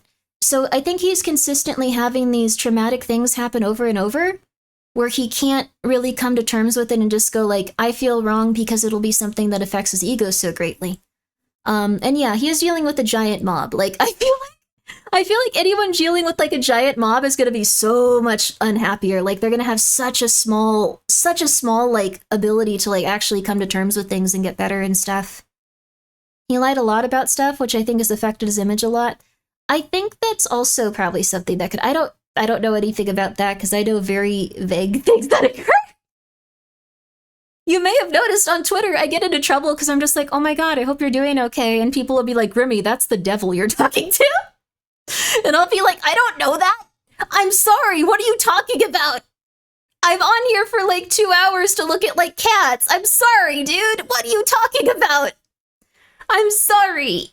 I don't know, but that's the thing. I'm not going to know everything about Pirate Software's thing going on. I'm not going to know everything about like all of the things. Where are the cats? I have a lot of very good cat photos and videos. The cats are not the devil, no! But I don't know. I feel like this is just where I've come to with everything. But I think if you're hiding from something or like feel like really negative about something, it's gonna hurt your heart. And it's probably good to let it go and just go, I will do better in the future and I will be real with myself about X, Y, or Z thing now. And that's the best you can do. Can you show us some cat videos? I would love to show you guys some cat videos, but I stream horror stuff, so we're gonna watch traumatizing stuff from the internet. Sorry. This is probably gonna be a lot less fun than that would be. It's probably gonna be sad. Guinea Pig Bridge is nice. The Guinea Pig Bridge is relaxing. Dr. K? I like Dr. K. A very well-known psychologist pretty much implied he was very, very narcissistic. Oh, Pirate Software? I think I heard about that. Someone did tell me about that, though I did not see the actual video of what they were talking about. Someone told me this in passing. Like, I occasionally know things. People occasionally talk to me about stuff, but I think, legitimately, if you want to help someone that is in a place like that, if they are narcissistic, you have to kind of let them chill out. And that's just it. They have to chill out, they have to chill out, they have to chill out. He also said people should leave Thor alone. Okay, then that's even nicer. I think that is very fair. I don't think he's actually an untreated narcissist. I think he has post-traumatic stress disorder. Because I don't think he is trying to be as manipulative as most narcissists are. And I think that he had some sort of trauma that has impacted him so severely he keeps doubling down and feels like he can never be wrong, because if that would invite people to hurt him. And I think that's what I've seen in that guy specifically, but I'm not a psychiatrist or a psychologist or anything like that. I think that's what's happening with that dude, but I think he has generally tried to be pretty kind in a lot of ways, and that's pretty much all I could see. So, I don't know. Yes, I'm not a psychiatrist. No, I am not. I don't think so. It's ultimately not our business. Yeah, that's true too. I think he's going to struggle with the things that he's gone through, but I think he's going to continue to get better in the ways that he can. So, we need a new lolcow. No, come on. I knew people that were obsessed with lolcows. I thought it was a little bit weird. They were really going through some stuff. But I think the thing is, if you're really going through stuff, and a lot of people are really going through stuff right now, it's a lot easier to look at other people and go like, hey, I'm doing okay compared to that guy. Captain Cook, 965. Thank you for being here for 3 months, baby. Trauma could be the fact that his dad was such a big deal and he's trying to get out of his shadow. That's very possible, so I don't know him that well. I just know that, like, a few instances he seemed like a very nice person from what I was seeing. It seemed like he was trying really hard to help indie game devs, but that's pretty much it. I've watched him for years. That's nice. Let's see. I like observing the lolcow lore, but I would never directly interact with such people, neither online or IRL. I had some people in my life that were obsessed with... I don't know if this is her name. Momo-kun? Momo-kun? She was like a cosplayer. She was like a cute cosplayer. She was like, I don't know much about her, but like, I think the thing is, like, if someone's like that mentally not doing good, the best thing you could do, if you want them to feel better and be less crazy, and if you want you to feel better and feel less crazy, is just ignore them. Just ignore them and don't worry about it. And you will feel better. Who? I don't know if that's their name. It might have been someone else. I really am sorry. I don't remember. I think if someone is having a severe mental health episode and they're narcissistic, or if they have PTSD, or if they have bipolar, or if they have borderline, or anything like that, ignore them. Ignore them and they will chill out, because attention is probably making them so much worse. Just in every single way. You're also promoting people if you're just like constantly like, yeah, this person's, you're constantly promoting them. Okay, so they are, okay, it was Momo-kun. Thank you very much, Large Winner. The big problem is that tearing him down has become the new content farm. I saw a video picking apart Pirate Software's code. Yeah, he's not being given the space to breathe and clear his head, so he's always need to be on guard. Yeah, I think he's just going to be really anxious for a long time, and that's not a good place to feel. So, he's probably really stressed out. I think that if we would like him to, I don't know, I'm going to be real with you. I don't care if he apologizes or not. I think he's probably really stressed out, and this isn't my business. I think it would be nice if he did that if people feel like that's owed to them. And that's all I can really say. But on the other hand, I really hope that you should call him Grimmi? What? Why? I don't know him. I could talk to him about how he's feeling, but I don't know him, and I probably wouldn't do that on stream even if I were to, like, know that person. Like, I think that would be a really bad idea. Just like, hello, would you like to come on stream in front of a ton of people that will judge you? I'm sure this will help. Like, that would be horrible. I would never do that. I'm sorry. So people have been review bombing his games and any games that had association with. I think that's probably not really cool, but Call Pirate, he is crying. I don't think he's crying. I mean, he might be, but if he is, I hope he could feel better. Like, I don't know. I'm not saying this to go like, what's Grimmi's opinion on Pirate Software? Like, I think that's insane. I'm a random woman on the internet. People need to remember that everybody is human even if they mess up sometimes. That is very true. Let's move on from drama talk. I think that's the best idea. I think what I'm going to say is I think it would be best to be kind to anyone that is completely crazy. I don't think he is in this specific instance, but I think he has a lot of pressure on him, and I hope that he can do what is best for him and do what is best for others, because that's what we should hope for everyone. And that is it. And they'll probably mess up a lot. And I'll probably mess up too. And you guys will mess up as well. Let's not act like we're not, like, insane also. Constantly, let's see, encouraged hate raids on, well, I don't know about any of this, and I don't know what's going on with that. If he did that, then I hope that he can apologize for that or find it in himself to think that that's maybe not the coolest. So, that's it. That's it. I don't know. I think it's something to discuss in terms of, like, I don't know, how we relate to a situation and see someone going through stuff, but only if we're not going to be, like, super mean to them. That's pretty much how I feel. What's your opinion on the socioeconomic state of Missouri? This will be judged harshly? Why Missouri specifically? I don't know anything about Missouri specifically. I'm sorry. There's probably a lot of stuff going on there, but is it, like, related to, like, powdered nitrogen? Or, like, did they open up new mines? Or, I don't know, like, what's going on? Perhaps this shouldn't have been brought up. I think it's going to make people very uncomfortable. So, I completely understand that.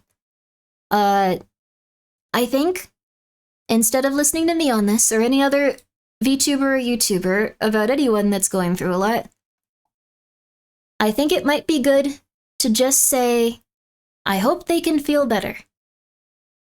And I hope that if they feel better, they can treat others better. And then we move on. And that's it. And that's it. There you go.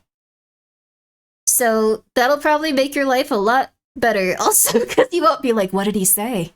Oh my god, what's his code like? Oh my god. I don't know, that's just how I feel about it. What's your favorite cryptid? Probably the Mothman? The Mothman. Yeah. What's your opinion on the water cooler from Deltarune? I love it. I love it.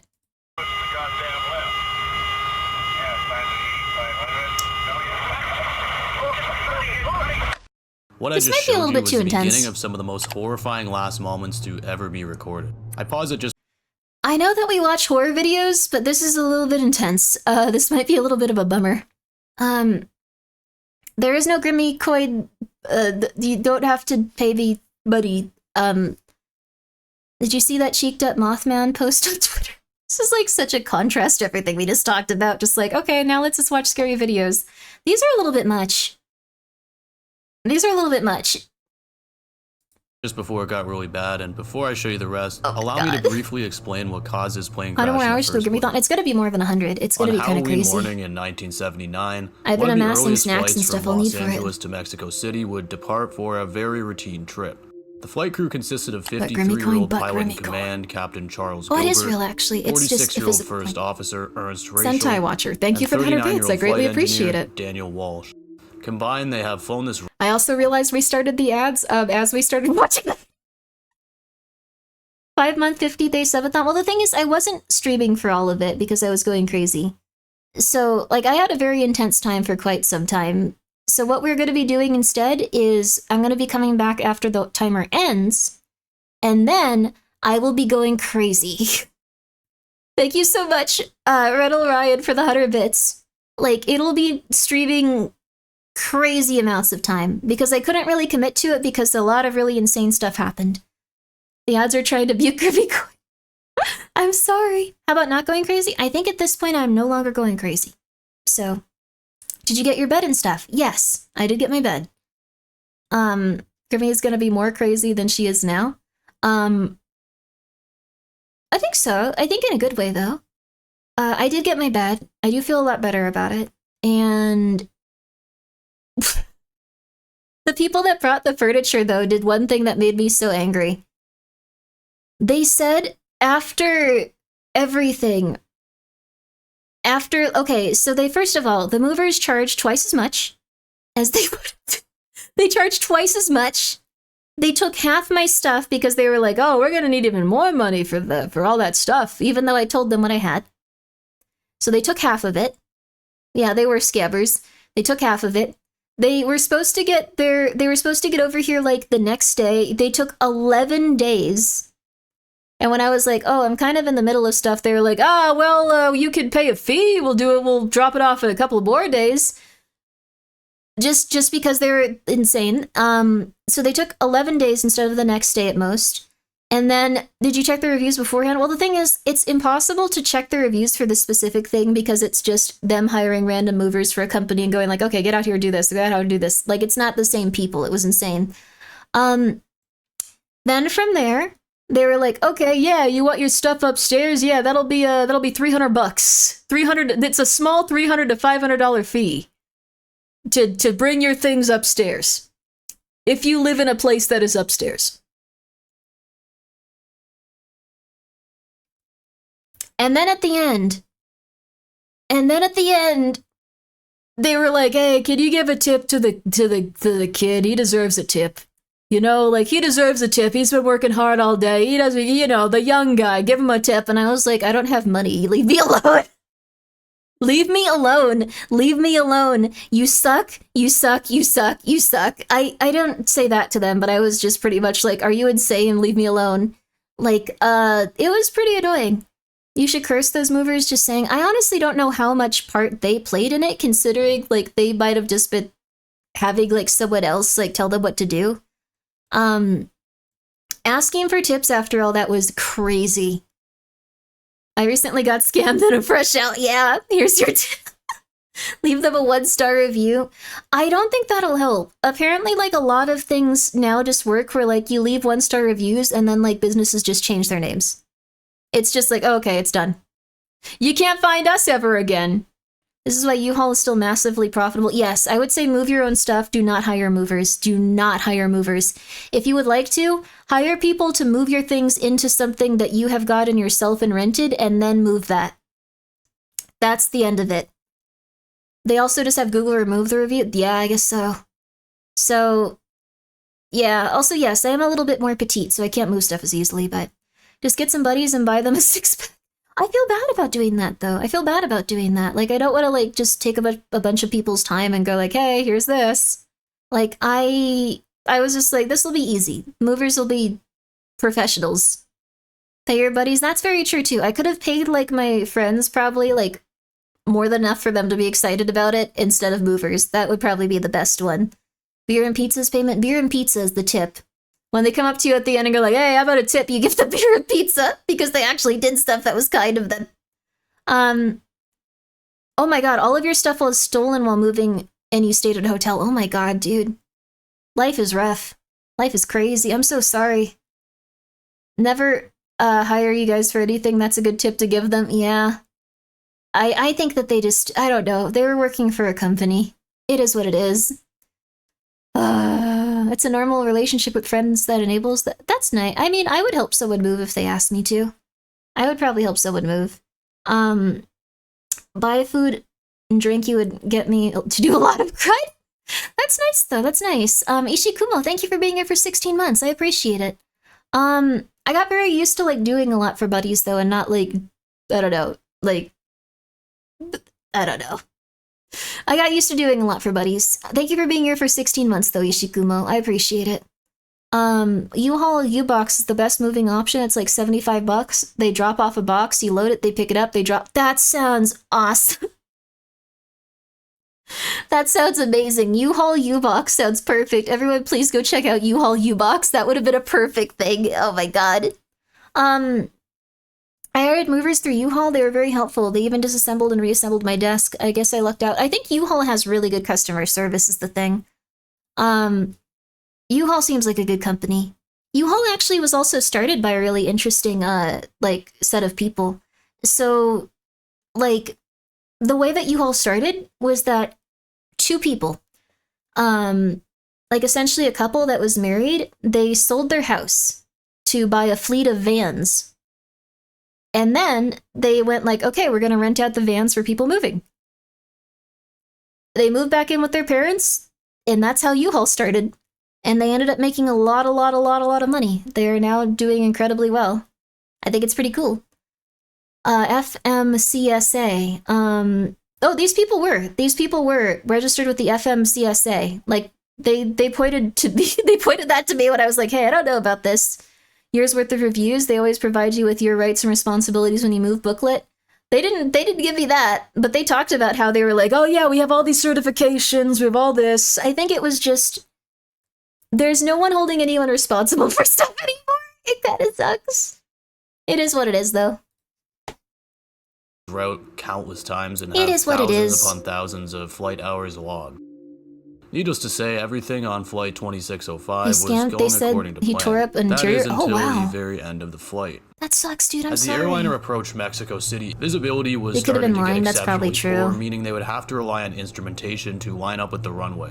This normally wouldn't be an issue, but Yeah. the runway they were lining A lot up of with people was in actually America, closed for like maintenance. for business stuff, It just had lie this now. instrument landing 100%. system turned on so that pilots could line up with it and then pivot over to another parallel runway that didn't yet have this technology. Simply put, they were to use this Everyone's runway gonna as have a guide really before weird landing phobia on of the one planes site. now. The problem is, Mexican air traffic control never told them that they were supposed to Feel perform safe, this feel side safe. step. Because visibility Planes are was so poor, scary. they would not have been able to see that the runway was closed in time for their landing. This resulted in a very potent disaster, to say the absolute least. As they were about to land People on this would live in closed U-Haul runway, trucks. they realized Interesting. what was happening and banked to the right. You could also just The live plane in a would truck. touch down Like that, just right that of is the being runway homeless. on the grass, striking two not construction ideal. vehicles before eventually crashing into a service hangar.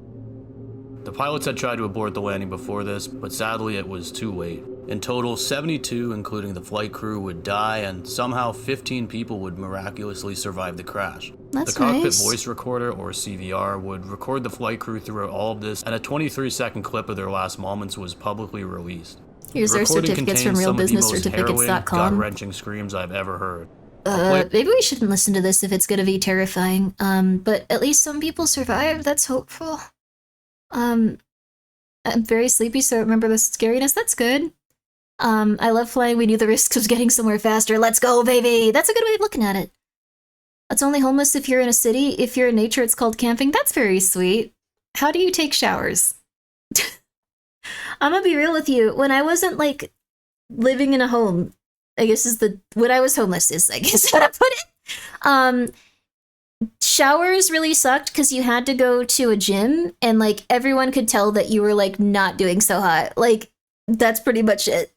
Lay in a river? Oh, heck yeah, that sounds nice. Business and first class flights were fire. That sounds awesome. I've never been on a business flight or like a first. I think I was on a first class flight when I was really, really, really, really young once. Ludus, thank you so much for being here for a full year, baby. Thank you. I hope you're doing well. I lived that life too. We used rivers. That sounds intense. That is why 24-hour gyms are nice. Interesting. When I was a kid, we camped by a waterfall once. Giant shower was cool. That sounds cool. Gym memberships, or if you live near a beach, they usually have public showers around there. That sounds nice. Like a nice, like beach one. Would be cold though in like certain seasons. For us in Hawaii, we thought we could just use the shower at the beaches, which is free. Probably the same at public pools. Oh yeah. Battery powered shower, a container of water. That would also be good. Yeah. You're making a homeless life sound better and better. It's no rent. That's good. I had a really hard time when I first started like living after being in like a weird cult. Like it was weird. It's crazy to listen plane crash documentaries on a plane. I do this. People look at me weird. Oh, you just drink poison. That's a strange. Your name is strange too. Lots of pilots have a fascination of air disasters. I've heard most of them. Interesting. I guess it's good to like not feel uncomfortable with that stuff. Kana, yo! Oh my god, Kana, we've known each other for that long? 3 years? Oh my god, the time is flying. She's a really lovely streamer. Please go check her out. And I hope you're doing very well tonight. She's very, very, very, very lovely. She's very, very, very, very powerful too. If you guys like sexy military ladies, I can think of no sexier military lady. Please go check her out. Sorry, that's a rude way of introducing you, but it really has been flying. It has. We need to hang out more and actually do more collabs and stuff. Lucifer Moonfire, thank you for subscribing too. Yo! Oni Kana scares me. She seems strong and confident. I prefer Grimmi. Kana has a very soft and soft. Oh, look, see. She has a soft and gentle heart. You get that soon, and you get that dere. Sorry for calling you that. That probably hurt. I'm sorry. You have to wake up early tomorrow? Please rest. But thank you for coming by. Play it from the beginning again, this time going all the way through, but just a you final met warning, Kana too. this That's one is wonderful. not for the faint of heart. This might traumatize everyone here.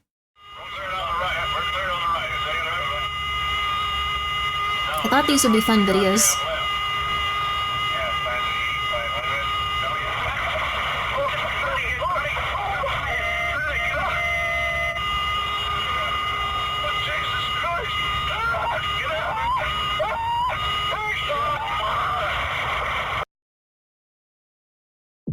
I think this is probably not ideal.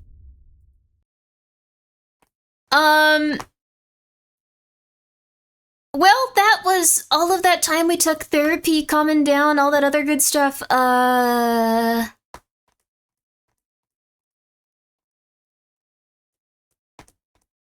don't like that.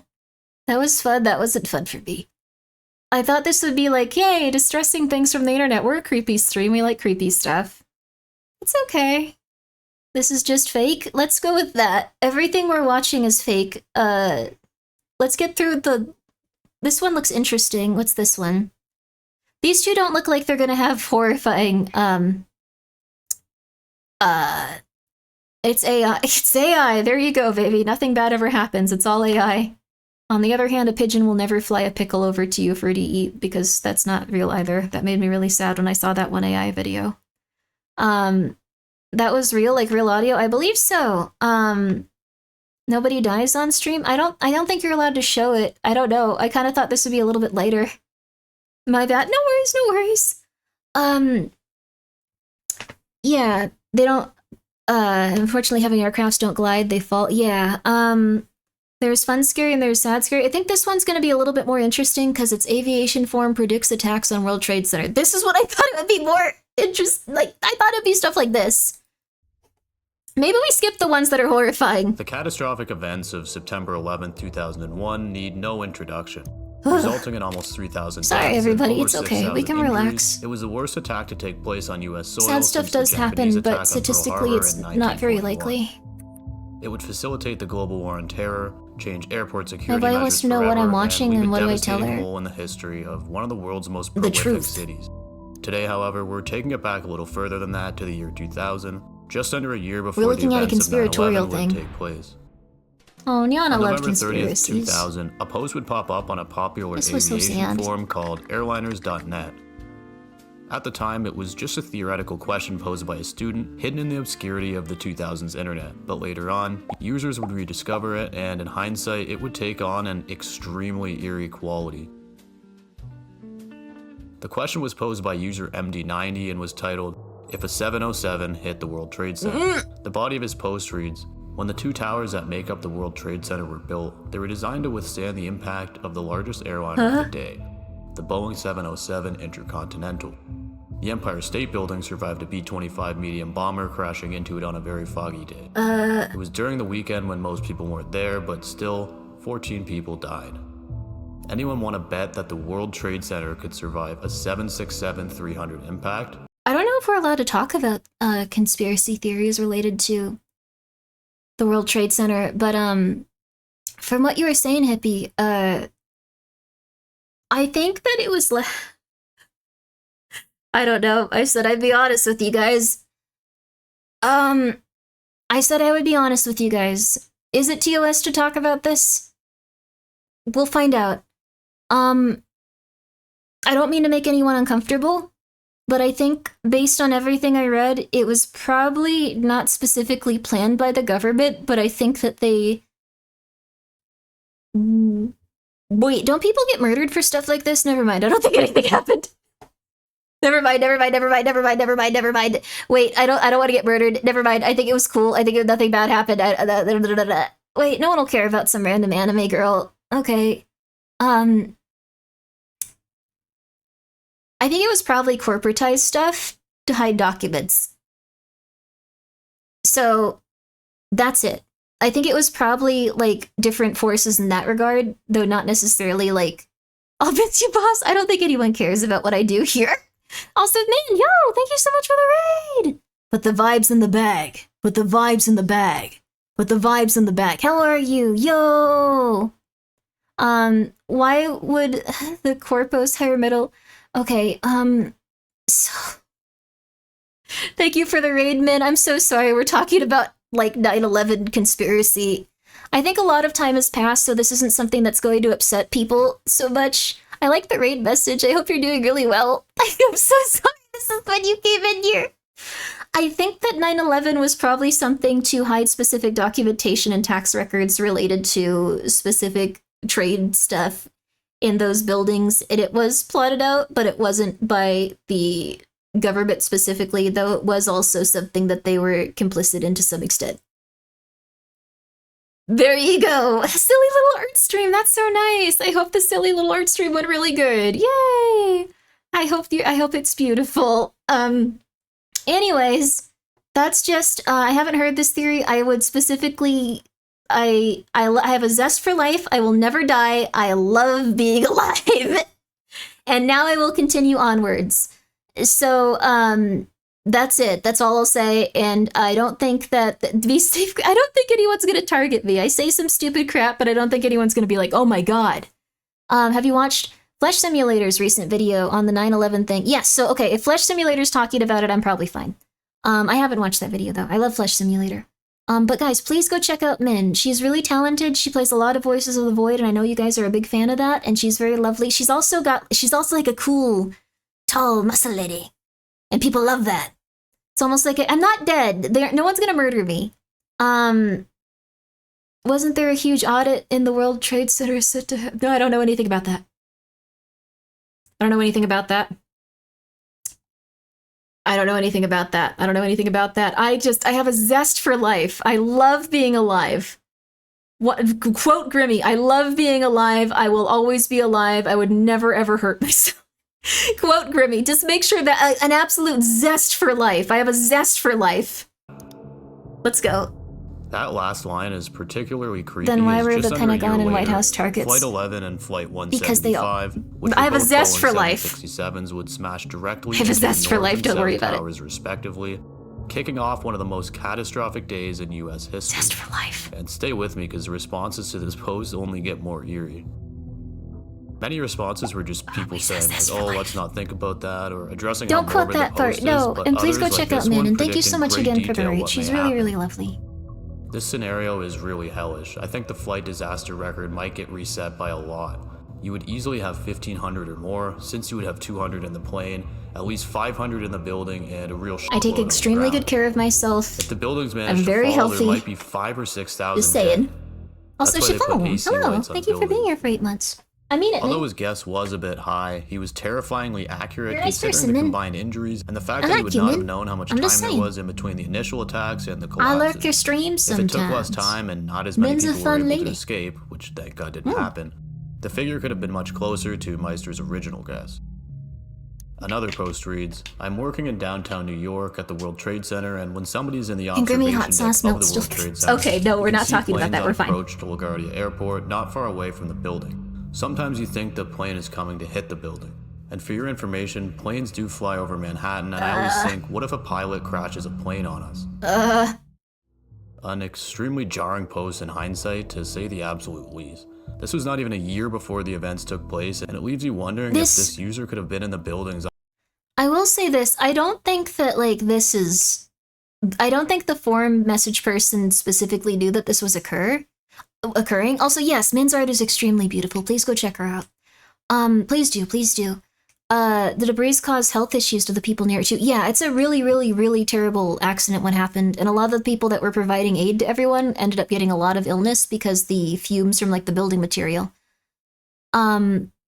So, what about the attempted bombing in the 90s? Of the World Trade... I heard about this from an old episode of Coast to Coast AM. Which was really intense because he then talked about, like, oh, could you imagine if something like that actually happened? Oof, nothing like that could occur. Ever. It was really weird to hear it, like, yeah, Coast to Coast is a really good radio show. But, like, he was like, oh my god, could you imagine? Well, it's a good thing that didn't happen. It would never occur. Yes, with Art Bell specifically. I forgot what episode it was. He also got a little bit homophobic, but it was a different time and he chilled out, I think. So, you know. It's, what happened and who allowed it? Yeah, it's not about if it happened. I do believe that 9/11 happened. I'm not a crazy conspiracy theorist. Everyone here has a zest for life. I think that this forum post was probably just them not, like, I don't know, it was just them guessing at things and going like, this would be interesting, right? So, was there asbestos? I don't know if there was asbestos in the, buildings that were targeted. Also, please get some good rest, Min, yeah. Oh, nice. You have a projector? That's so cool. Please have a good night. That sounds like an awesome way to view anything. Whoa. I have a wife. Hello, Candy Meow. Hello. How are you? Are you doing On the well? day up. Well, I did my best to dig a little Alex deeper, Jones is so and like, I yeah, started by I'm like making an a account so I nobody. could view Air Like, Afrique's it's not like I'm profile. someone When I that's viewed like, it, hello, this person, like, has a bunch of information. She's constantly had, like, really good takes on all of this stuff. She's truly out there saying the truth about all of these government things. They'll just be like, this person is crazy. They make her, she is so crazy it's making it look less likely if it's true. Let her do her thing. And then they'll continue onward. Which is accurate. I'm an unstable random woman on the internet, so I can write on my tablet. Whoa, that's so cool. I basically made a nest. Nesting is what humans desire, more so than beds. I think, like, having pillows to the side that stack up, like, above, like, where your bed is, like, that is the ultimate feeling of bliss. I have a human-sized dog bed. Oh, it's so good. It's so good. Abzu, thank you so much for the raid. I really appreciate that, and I hope you had a very, very, very, very, very good stream. I am so sorry that currently on screen is 9/11. their most recent posts were from Dr. 19 Big years Sausage, ago, thank you for making them being from here for 6 months. 2005. And unless someone miraculously got into their profile Trying to hide the and third posted for tower's another 4 existence. Well, there years, was another building I that think it's collapsed safe next to to say it, so that you're this not... user was still I'm alive sorry. after 9/11. Additionally, I managed to find this post from sorry. 2002 where a user brought up their Sorry, like concerns this. for Air Afrique, and another user Thank you quickly for- responded saying, "Don't worry, we checked up on him the day after the accidents and he is still alive and posting today. In fact, I saw a topic of his started yesterday." So That's through good. that lead, I managed to find one of Air Afrique's own responses here. Someone made a post titled, "Reply Air Afrique now," to where he responded, "Continental, I am fine. Thank you for your thoughts. Oh, wow. I know a lot of people who are working in World Trade Center and we must remain strong." So what happened is this dude, this was 23 years ago, wow. What they're saying is this, also thank you again so much for the raid. I'm sorry that we're watching this. It's a weird YouTube video, but it's about distressing things from the internet. So this guy posted about how he worked at the World Trade Center, and then a few months later, they were like, oh my god, dude, are you okay? And he was able to go, yeah, I wasn't there. I'm okay. So that's positive, at least. This is this conspiracy night? It's becoming that slowly. This was me just putting on a few videos to talk about stuff, like going like, hey, we'll have a little conversation here or there. And they were traumatizing and weird, which is how most things on the internet are. It's interesting. Okay, I'm glad you find it interesting instead of going like, well, I never. How could you? I am clutching my pearls and I am upset. I would understand if you felt that way. I don't know you. Maybe you had some really negative stuff associated with the World Trade Center. I don't know. So, although the people he knew may not be as lucky, I clutch he was pearls fine too after sometimes. all. I'm glad he's okay, as honestly, my gut expected the worst when I first saw his comment. After just 20 posts, MD90's thread would quickly fall into obscurity amidst the 400,000 plus other posts on the site. That is until obviously 10 months later when the events of 9/11 took place. It didn't take very long afterwards for users to rediscover this thread either, as there's articles and threads from the day after on September 12th. This post obviously raised many flags, and it only took a couple days before the FBI got involved. As you can imagine, there was a pretty large divide. Some people thought it was purely a coincidence, and other people believed that he could have had some more involvement. It's interesting that the FBI was just like, you guys knew a little bit too much. Like, it seems like this is kind of something where if they're constantly talking about aviation, like, they'd think about, like, buildings and stuff like this. You have to remember that this is immediately following the tragedy. Oh, Vsauce has a new video about death? We can watch that. I like Vsauce a lot. Many people believe that any lead was worth looking into, and at the time, I sort of don't blame them. Do you have that name copyrighted, by the way? Eventually tipped him off to the FBI, where he was tracked down and contacted. Pete Davidson made a joke about on his... He was eventually and his dad was one of the firefighters. Oh, wow. Student at Southern Illinois University. I guess he's getting through the trauma of it. Majoring in aviation management and flight. The people suggesting it was just a coincidence were correct, and his profile information was not fabricated. Yeah, I think most people wouldn't really remember an event like this. Considering the number of posts up to that point, it's not completely unbelievable that somebody would bring something people like cope this different, up. Yeah. MD90 apparently spoke about how he received the call in his marching band's rehearsal room. The timer in the top right is when something insane happens. Face-to-face interaction with an agent. So yeah, he was quickly ruled out. Wikipedia foreshadows murder. Chris Benoit was a Canadian professional wrestler who worked for several major promotions, including the ECW, WCW, and most notably the WWE, where he was at one point the heavyweight world champion. Wasn't it similar Over to his a Tom career, Clancy he had book? held That makes 22 sense, championships across all of the promotions he was a part of. I think it probably would just be eventually something would be similar. What no one would ever have expected. Wait, why are you guys all upset? Uh-oh. This guy? What's wrong with... Oh my god, okay, well I don't know what's gonna happen. We'll just watch? Okay. Expected is what would occur in late June of 2007. Okay. Over a 3-day period, the former champ would tragically murder his wife Nancy and their 7-year-old son Daniel before taking his own life. What the hell, That story could be its own video entirely, and I'm not actually here to talk about that aspect of it. Plenty of people have covered it in depth, and it's a fairly well-known case. Instead, I wanted to explore something that occurred in the hours preceding the news being broken. Just 14 hours before the neighbors discovered the family's deceased bodies, an eerie edit was made to Chris Benoit's Wikipedia page. It read, Chris Benoit was replaced by Johnny Nitro for the ECW World Championship match at Vengeance, as Benoit was not there due to personal issues stemming from the death of his wife Nancy. Again, considering the bodies have yet to be found and the news had not even broke by this point, it's a little unsettling to think about how this information was known or who posted it.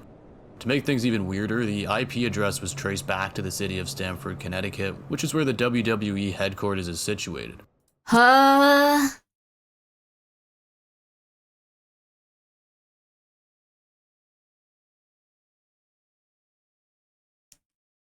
wonder what was going on. I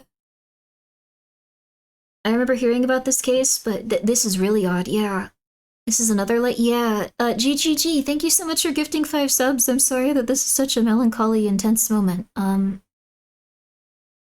Let's take a moment to absorb everything. I appreciate it, GGG, it's nice of you. Maybe his coworker knew, that's what I'm thinking, like maybe he told someone at the wrestling thing and they were like, okay, well let's just really quickly get this up there and did it early? Was it something where he immediately confessed or something? He was your favorite wrestling? Oh my god. Yeah, I would be incredibly upset if I looked up to this person or even knew of them and like something like on this level could occur. Like the examined his brain. Oh no. Okay, so I don't think he was at the WWE headquarters when he was doing this, so I don't think he could have edited it. But so they studied his brain. So what can happen with like wrestlers and stuff and people that like do contact sports is that they can have their brain get really messed up. Like their head trauma can start to affect it in really intense ways. Even if you're just in a car accident and like stuff swells and like you have a bit of an issue, like things can affect it very severely. So what happened, it sounds like, is he was having a lot of consistent trauma, and then eventually he started to develop very serious psychological issues because of that trauma. If you've ever seen someone go through something where like they have a car accident and then they act very differently for the rest of their life due to like swelling in their brain and trauma like that, there's things like that. All the steroids and other drugs that usually come with wrestling, there's also that too. Although I think that the brain stuff would probably be the most severe if they like studied it like that, because something that people don't often think about is how your brain can change due to trauma, like physical trauma. And you will be a different person. Like you will not be the same person. You could love and care for your family like more than anything in the world, but you will not see them in the same sense. So it could have been something like that. We see some really rough stuff with was a random person who edited the Wikipedia page without even knowing. Oh, I think the police interrogated the person who did. Oh, and not found anything on him. They had to let him go. Also, eerie text message that Chris sent to. Oh, interesting. Sounds like this is a really intense case. I can do a Macho Man Randy Savage voice or Hulk Hogan voice, but I feel like this might not be the situation to do that. But I do appreciate that you asked. That is very fun. But just at this exact moment, yeah. And Santes, thank you so much for gifting a sub to Min. It's very nice of you. This is the perfect time? No. There is no soul, only chemicals and hormones. That's not true. It's just, when it comes to the brain getting super messed up, eventually it will start to change and alter. You also see this in cases where, a lot of people believe that, like, Robin Williams, chose to, end his existence. What he actually had was a very aggressive type of dementia that would have made him more violent. So not many people realize this, but there's types of dementia and Alzheimer's that can make you extremely violent. And this is probably a similar thing to that. So yeah, it was dementia, which not many people know about. It's very unfortunate. But such a sweet man. He really was very sweet. So I can only imagine how he was feeling in those situations. That must have been horrible for him. But we also see this in people that get older and then suddenly have a lot of aggression and rage issues, and if they still have maintained like the strength in their body, there can be a lot of problems with that. Also, good night, Keeper. Sleep well. Yeah, his son survived. That's good. But yeah, similar to Parkinson's, but absolutely not Parkinson's. Yes. I had a family member with that type. I'm so sorry to hear that. I hope that you are okay and your family is okay, because I don't know. I've been in situations where like it wasn't dementia, but it was like a specific psychiatric disorder where it was just like, okay, this person in my family is not mentally there. They could easily hurt me. Like it's a very not good feeling to have. Like it's very freaky and uncomfortable. More fragile and shapeable than most people imagine. It's not that you stay the same person after critical. Yeah, so I think there's probably going to be more medicine that goes in a good direction in terms of like restoring people's psyches and keeping them in a healthy, safe place. But it's probably just going to be something that takes time. And yeah, had a problem when young would dent her head a lot. She had schizophrenia in her whole life. I hope that you're okay, and I hope that she was okay in some times as well. Can make people so aggressive and hateful. My grandma would flip out and randomly start spouting racist stuff on a dime. Yeah. I don't think people realize that like psychiatric disorders can cause a lot of that stuff. Like it's not that people are hateful or cruel, it's just that they start acting that way when they are not doing good and stuff. They're just not there fully. It's like sometimes pieces of the puzzle are missing, so the picture doesn't make sense anymore. Yeah.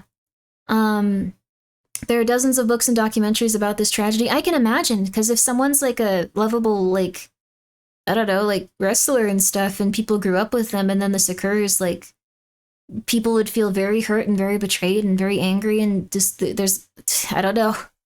I think it's possible to forgive people for a lot of stuff, but this is like way too far. So I don't know.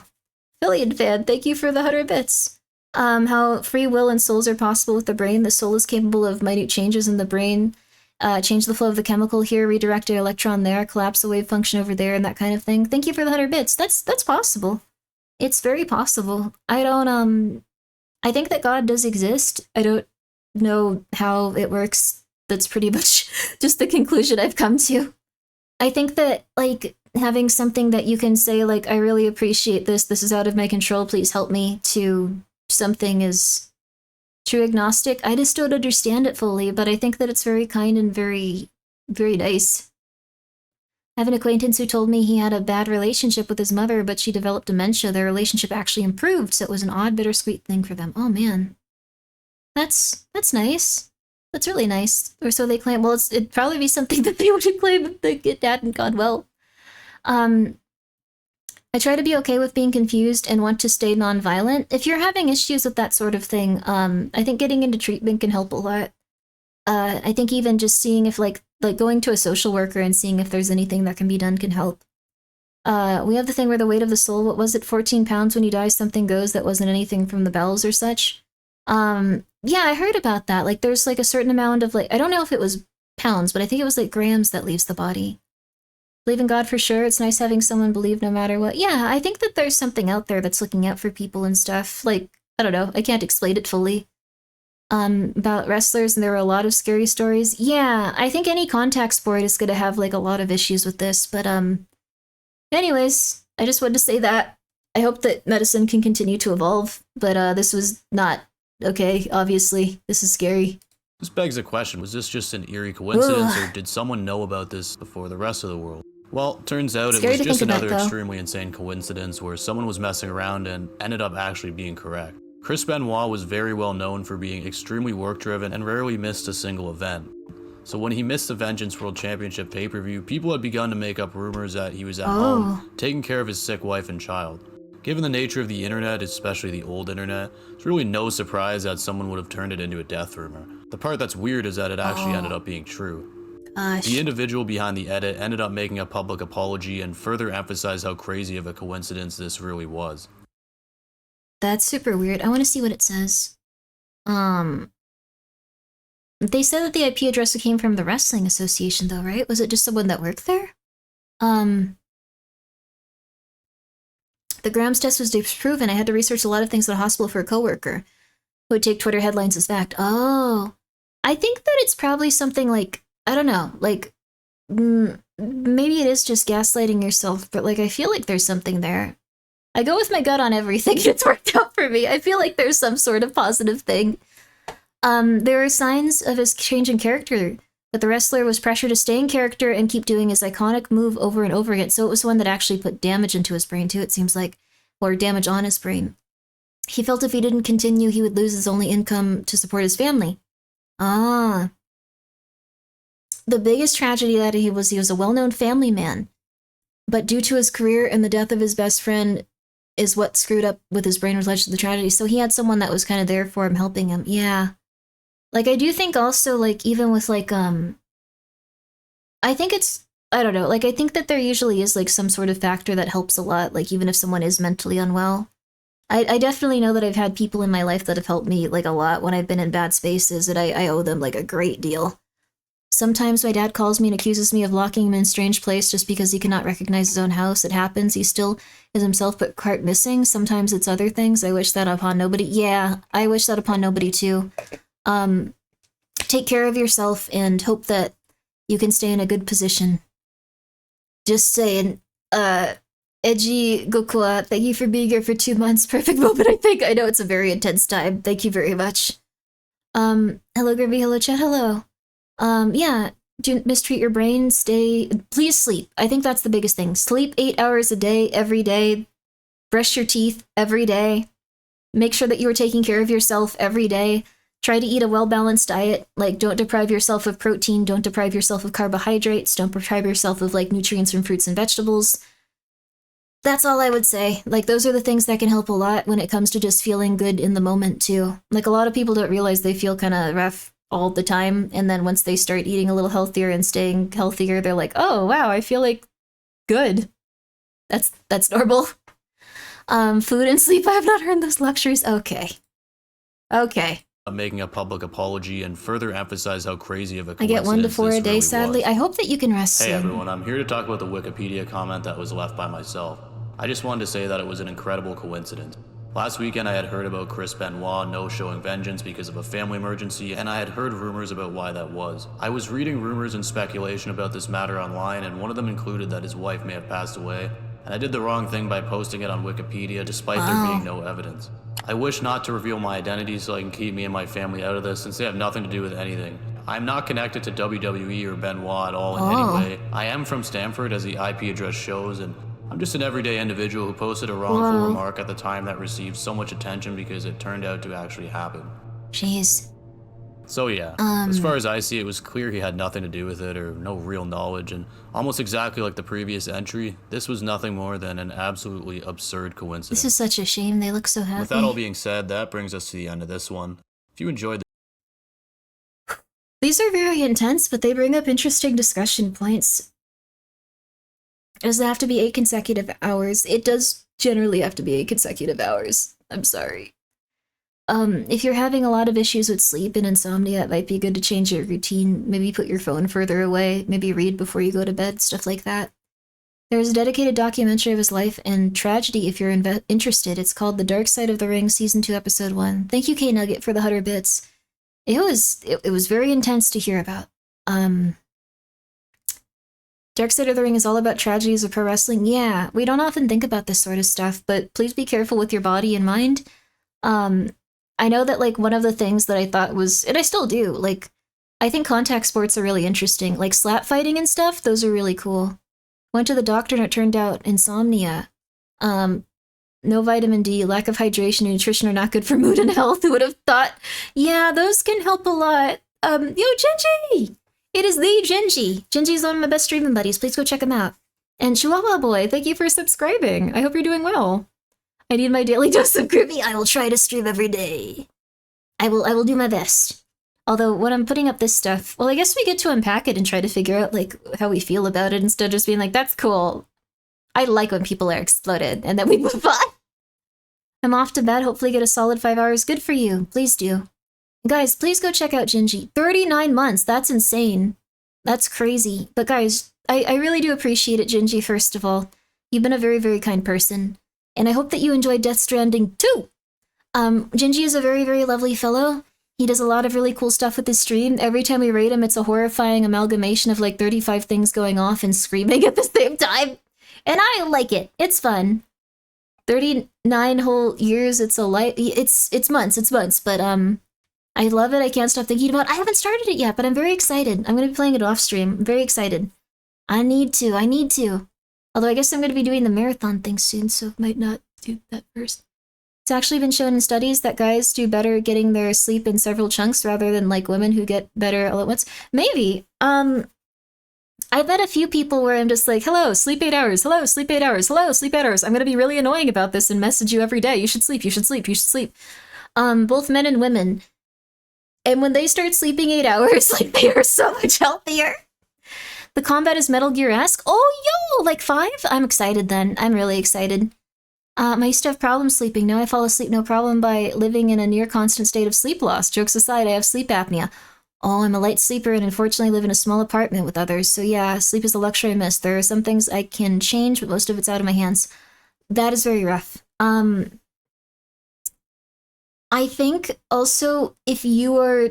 Okay, this might sound a little bit rude. I think if you develop sleep apnea, it's probably a pretty good idea to try to figure out, like, if you have issues related to, like, weight and stuff and it's what's causing it, I think that's might be a good idea to figure out why you have compulsions and issues. I've seen a lot of people get really sick from it, and it makes me feel really bad. I'm very sorry about anyone that's starting to feel negative and have sleep apnea and stuff related to, like, weight and stuff. I'm not calling you large. I'm sorry. I'm just saying that, like, it can cause a lot of issues in your life, in your health for, like, a very long time. It's okay to be larger. It's okay. It's okay. You need a machine to breathe for you? Yes. I usually would just... Okay, so... You've met thin people with sleep apnea? Yeah, it can occur for thin people also. It's just I've met a few people that lost a lot of weight and they didn't need to use their machines anymore. And I've also met people that have used a machine that they later found out causes, like, really bad health issues, like cancer and stuff. So that kind of put me off of, like, a lot of it. I was like, oh god, well, that's kind of rough. Death Stranding off stream first, then you don't have to worry about spoilers. That's true. I could play it off stream and then not worry about spoilers. That's very true. You must be, yeah, you should also be proud of how you look and how you feel. Only slightly overweight and working on it slowly but surely, hoping it does help. It can. I think also hydration helps a lot too. But yeah, the 2-pack machines. Just be careful because one of them was shown to be a very bad carcinogen. So after that, I was like, oh my god, nothing is good. Situation changes. We can only give baseline advice because we need some place to start. Yeah, I don't know. That's just something that I got, like, really sad about. Very rarely sleep shorter than 8 hours. Sometimes it's a problem. I used to miss the school bus a lot because that way back. Oh man, I'm so sorry. I look like a wizard, a handsome wizard. Good for you, Gingy. Good for you. Very handsome wizard there. Go check him out. I would say, okay, weight, little structure, can be all related to each other. Yes. I would say if you have sleep apnea, it's something to consider and start. Went from 275 to 150 sleep apnea went away. Well, congratulations on losing that much weight and stuff. It must have been a challenge, and you worked very hard and changed your lifestyle and a bunch of other good stuff. The Philips recall, their machine slowly fed people styrofoam insulation. I didn't know it was that. That is not good.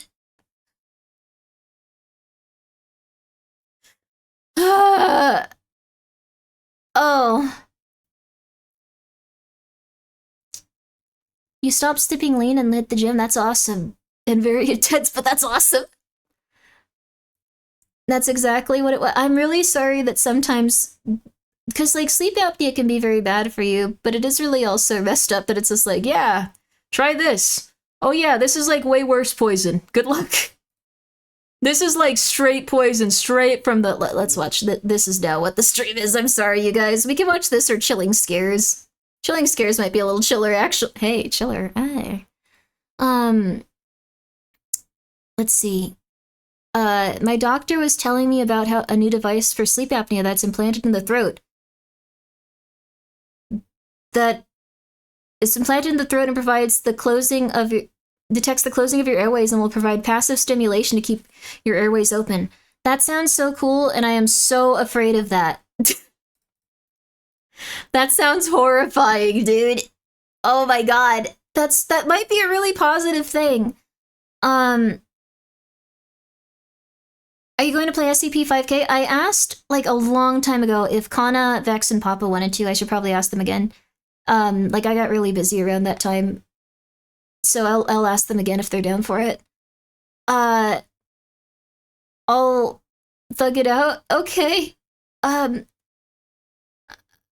I became aware of the weakness of flesh, it disgusted me. Let's see what the, like, things on this are. This might not be too bad. This is a photo from 9/11 that I'm not allowed to show you on YouTube. Okay, probably not, actually. This doesn't seem like it's a little bit chiller. This seems like it's significantly worse. Okay. Alright. Everything sounds great until it's discovered to cause cancer in California. Only California marks everything. It's weird. Well, actually, Texas marks some stuff, too. Is like, I don't know. It doesn't... different states, but...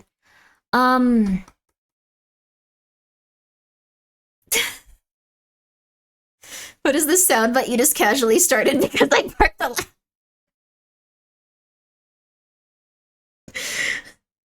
some of these are like really chill and like, this is interesting. This is an interesting thing to learn about. Wow. And then some of them are just like, I can't show you this picture of this person that's been torn apart by 12 dogs. And it's like, yeah, okay, cool, dude. I don't want to see that. Thank you. Oh my God. Have you considered California causes cancer? That would be cool. I think that one thing that made me think that a lot of this is very silly was that California has that, and a lot of people are upset about it, and reasonably so, because it kind of stresses you out. But also it's probably good to know and stuff. And then in Texas currently, if anything has red 40 in it, it is labeled as not fit for human consumption. And it has to have stickers on it that says not fit for human consumption. So, and that's Texas, and those are kind of polar opposite states. So it's kind of like, this is silly. This is silly. This YouTube channel, although those dyes are like stuff that people in like other countries like are very like intense against, and like say like they have like, you know, like evidence and stuff that they go like, this is bad for these reasons, and it's like, okay, fair. Everyone sit back, relax, make tea, and watch a man be torn apart by koalas. Absolutely. We are having a relaxing night. Vsauce video. The Vsauce video is probably pretty cool. Creepy pistol. What is the best way to get rid of liquid pneumonia? Yeah, I bought too much.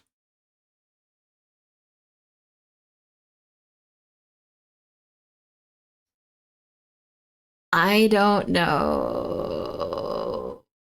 Pertains to a story that very few people talk about, and many believe it's the only known photo of the infamous Black Tag Lady.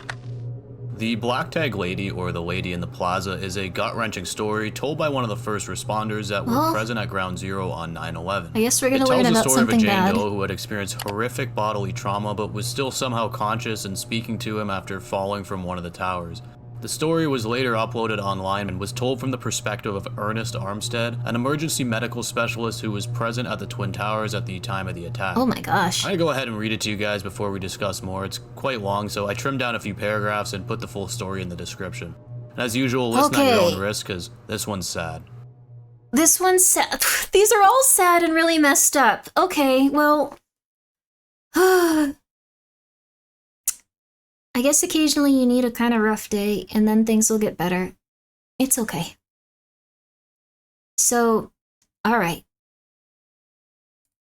This lady was among a half-dozen people I saw who probably fell 1,000 or so feet when American Airlines Flight 11 crashed into the World Trade Center. I'm not sure how she got in the plaza. Maybe she was on her way to Los Angeles and was ejected from the jet by force of the collision. Or maybe she was an office worker in the tower, sitting near one of the windows, and she was swept away when the building caved around her. Or maybe she was trapped and jumped to escape the flames, though I don't think so. I happened upon her even before most of those people were seen jumping. She was an elegant lady about my age, early 50s. I could see that even with all that she had been through. I could tell that she had her hair up very nicely, brunette. She had on tasteful earrings, she was wearing pretty makeup, and in my profession you notice clothes because so often you have to cut them into pieces to save lives. That was the first thing that came to mind. This lady is well dressed. When the plane hit, an incredible amount of debris from the collision rained down on the plaza. Most of it was chunks of airplane and building that had little meaning to me. But amid the destruction, there were a half-dozen or so people.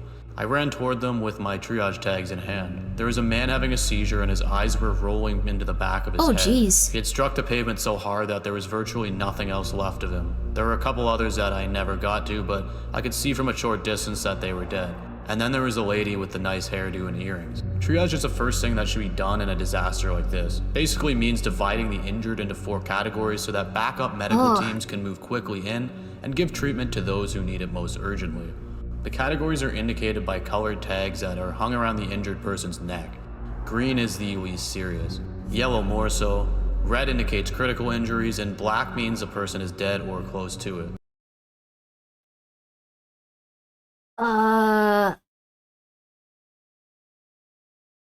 That's intense though. I guess now we know if we get a tag like this in a serious medical emergency, we know to be like, okay, we're chill, or like, uh-oh. Seems like pure anxiety. Yeah, I didn't know about this. I think very few people do. What a time to raid. I'm so sorry, Psycrafter. Thank you so much for the raid though. I hope you had a good stream. Oh, Gingy, do not.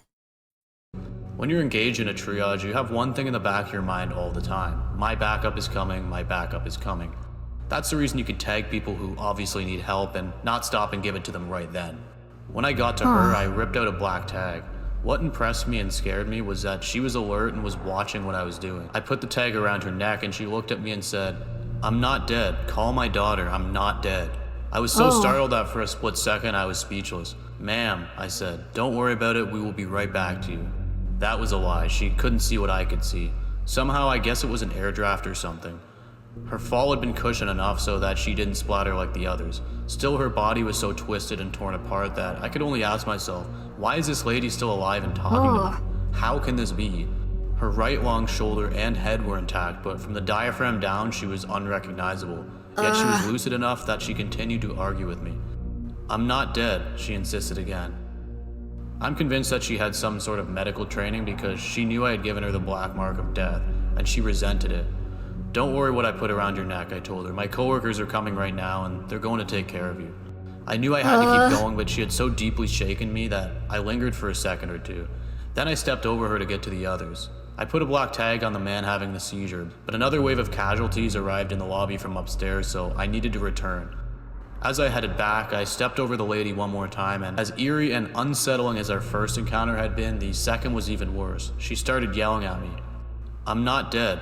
"They're coming," I replied without stopping, where she yelled again, "I'm not dead, I'm not dead." I went back to the lobby, putting her out of my mind for now. There was so much that needed to be done. I began tagging the hundreds of people coming out of the building. I can honestly say that I didn't fear death, though I walked for hours in a wretched place I can only describe with a biblical reference. The valley of the shadow of death. I felt death, I heard it, I saw it, and I smelled it. And with that lady in the plaza, I even talked to it. Oh dear God, dude. I've read a lot. Triage tags are on Amazon. Oh, Gingy. Oh, wow. Oh, wow. That is intense. Also, thank you, Hippie. It's very nice of you. Also, congratulations on your check clearing from your record label. Congratulations. I hope that things continue to go well for you. Sorry, that was a very intense time. But thank you so much, Hippie. I hope you're having a good night. You don't gotta do that, though. But thank you. I appreciate it, but thank you. Take care of yourself. Breathing, conscious, able to walk on their own is green. Breathing, need assistance. Red, breathing or conscious needs assist. Not breathing or conscious needs assistance. Oh, dang, that's intense. As a former paramedic, triage is a hard thing to do. I'm so sorry, dude. Thank you so much for working so hard and helping so many people, even if it was a rough time. For real.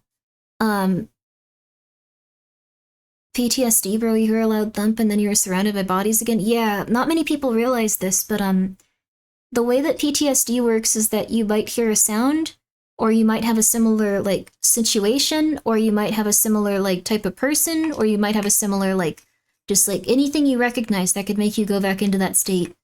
So, a lot of people develop very, very specific triggers, and then they don't even recognize them, and they can get into some bad places. So, I hope that anyone that had to experience that is in a better place emotionally. I think that her body is in such shock that her brain is just screaming internally that she's alive. Yeah.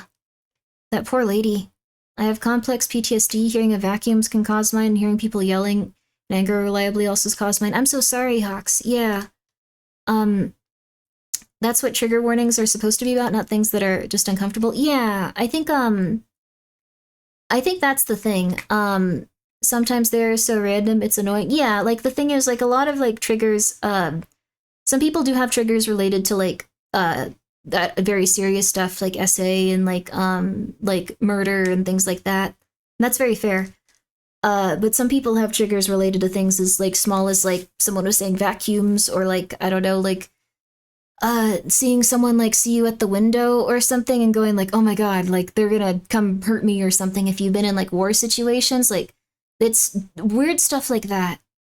I don't know, but it is what it is. Someone who explained a fear of olives because in their culture they put olives on her dead grandpa because it causes them to go back to that moment. Yeah, a lot of weird stuff like that. It's such a shift in perspective learning stories like this about people as opposed to raw numbers about the 9/11 attack. Yes, that's very true. It's very easy to make fun of stuff for people, like, when you are confronted by that thing. So, I had an uncle who was a Vietnam vet. We were always warned never to tickle him or he would try to kill you with his hands before he knew what he was doing. Oh my gosh. Oh, I'm so sorry, War Skunk. Let's see. Also, that's very nice of you, Hippie. I appreciate it. Uh, even oh, that's very nice. I'm blessed to have met you guys. I hope that you are having a really. It's okay. No worries. The emote is good. The emote is good. I hope that you're doing okay, and I really hope that things continue to get better for you. Bluechan, thank you so much for the raid. We are watching horrifying stuff. Rocket League sounds nice. I'm gonna change this to horrifying stuff beyond comprehension. Beyond comprehension. Yay. Sorry. I'm gonna just say sorry. It's a bit of an intense time. But I hope that you had a really good stream. I really hope you're doing well.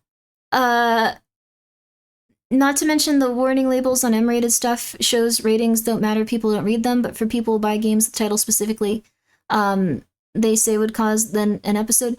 Yeah, I think he's not ticklish, I guess not. Loud, continuous, painful screams trigger that is a normal thing to be upset about. I think that's a human thing to be upset about. Ooh, just to add a pop-up Family Guy clip so we can digest the 9/11 triage rabbit hole. Yeah. There's no levity to it, so we gotta take time to unpack it or we'll probably develop problems. Just 2 more days of work and you'll have your weekend. Good for you, Hippie. Please rest well. Please rest well soon. I have PTSD from people always being mad at me or yelling at me. I just break down, unable to talk, sometimes cry. Definitely sympathize with this. It's like telling someone your feelings or worries, but it fails in deaf ears. Yeah, it's also really rough if, like, you like tell someone stuff and then like it makes it even worse. Like I had that a lot with like my parents, so eventually it's just like, okay, I won't tell anyone. Then I got very intense about only telling like specific people, then it's just like, okay, it happens again, it gets even worse, you feel even worse. Like little things like that can like build up in terms of trauma and stuff, but I think I'm doing a little better. Loud, continuous, like painful screams is very normal to be afraid of though, I think. Rocket League was something I got talked into, had a lot of fun with it. That's awesome, Blue. Congratulations. Very self-conscious about playing a game in front of others. No, you did great, I'm sure. And even if you didn't do amazing, you had fun doing it. It's not about being good, it's about just going for it and having a good time. You did it. Was the collapse of World Trade Center 7 natural? Okay. Be careful with that one, everybody. Just be careful with that one.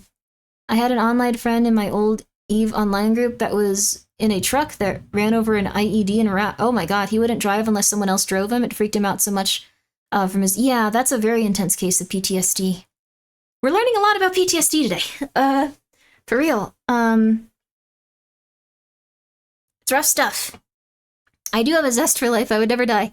A lot of disturbing shit over the years, and I'm not even lying when I say this is one of the most terrifying things I've ever read. To imagine the complete shock of seeing what looks like a deceased person coherently talking to you is straight out of a horror movie.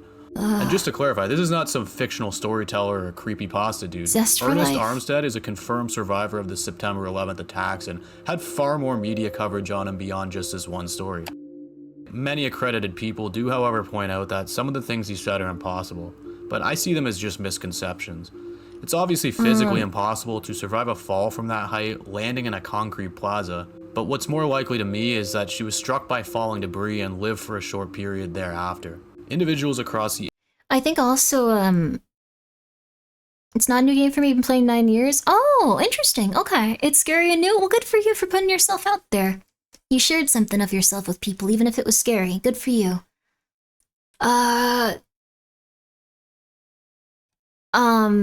My psychology teacher said that they're disgusted that they feel bad for me because I can watch most horrific stuff and not react, and I was like, thanks, I feel like a monster now. It sounds like you had to numb out to be... I don't know, some people see this stuff and they numb out completely, some people freak out, some people just chill.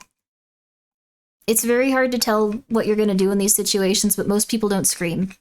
Also, yeah, what I think also could have possibly happened if they were saying that he was saying impossible things is he might have different memories of the events that occurred.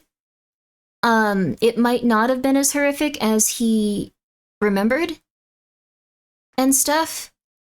Like, there might have been a lot of horrific things, but perhaps, like, she was a little bit more intact or, like, a little bit something happened. like, it's also possible because I think he was probably getting to the point where he was so traumatized that, like, she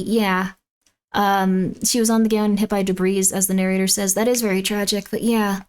Hope that they're okay. Personal stories F me up. Well, I think the thing is, like, all tragedies are made up of, like, a bunch of personal stories. We don't usually think of, like, people and how their lives are being affected negatively and stuff. The dude wasn't in the right state of mind. Yes, he was probably, like, completely in shock and having some level of delusions, like, his brain, she could have made up that entire interaction with that person even, like, I don't think he did, but, like, it's really intense what goes on with people's brains when they're in that level of, like, just anxiety and fear. The internet claimed to think they found her body and photos after tracing the location and time. Yeah, no, I'm not saying like BS this on post it. right here. I'm saying, Others like, believe the story was a result of his brain making up for the trauma, and some people believe he's not telling the truth at all. I don't think he's I being personally think he's dishonest telling at the all. complete truth and misremembering something along the way. I don't see the net gain in lying when he was clearly a part of this, had a ton of coverage and experiences, and stands to gain nothing through this. I hope this. I think at, like, absolute worst, it's something where he wasn't recalling everything 100% because he was having, like, a severe mental breakdown. He might have merged two people into one. Yeah, like, he was also probably, like, working for an extreme amount of time. He had to go and get, like, stuff taken care of after, like, where he was, I think, on oxygen, so he might have just been really not doing well. You pay attention to the grandeur of tragedies that amidst the individual stories. Yeah. His mind could have been coping seeing the lady die and saw her still alive and talking. There's all kinds of stuff, yeah.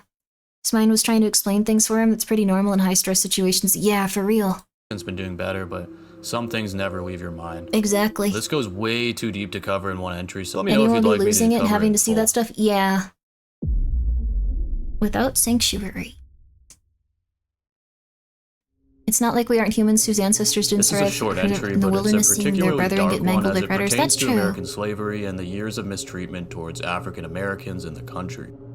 It's actually a relatively well-known book, but it has a website that goes with it, We did and I see a think lot they of do bad equally stuff well at getting a as we message evolved. across, as they expose a lesser-known side of how Americans at the time viewed this, and they do so in an unfiltered manner.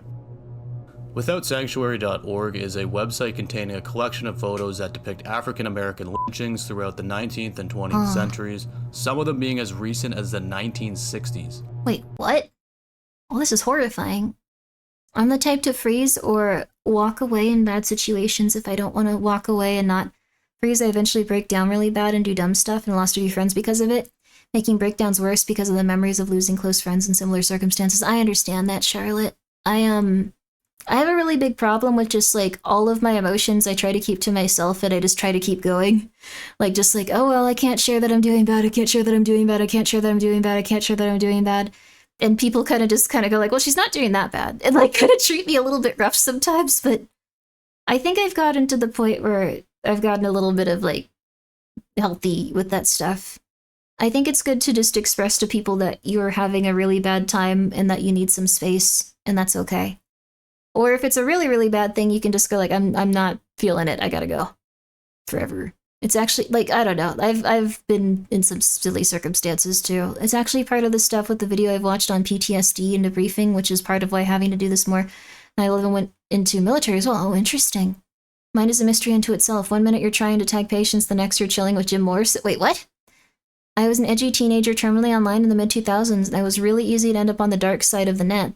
Horribly desensitized by the sight and sound of a lot of gnarly crud, but smell will get me because I haven't been desensitized. Oh, interesting.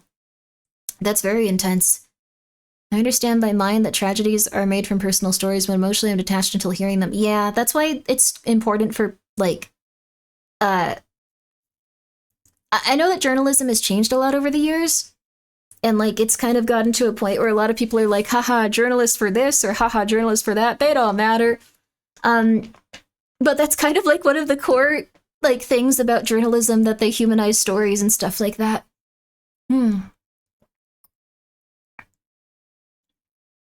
Skunky, that's nice. I'm glad you like that, hippo.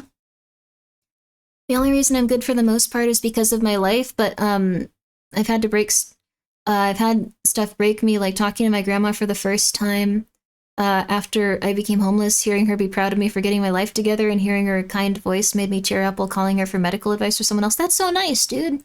That's very sweet. It sounds like you were very afraid to interact with her, but grandmas and a lot of family usually have like unconditional love for like their children in a lot of ways.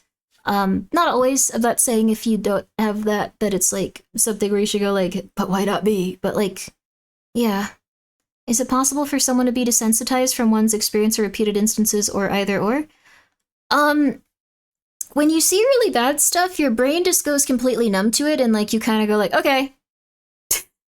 Like that's very often what happens. And then you might get triggered by something later on. Like and then just go like, "Oh god." Ah!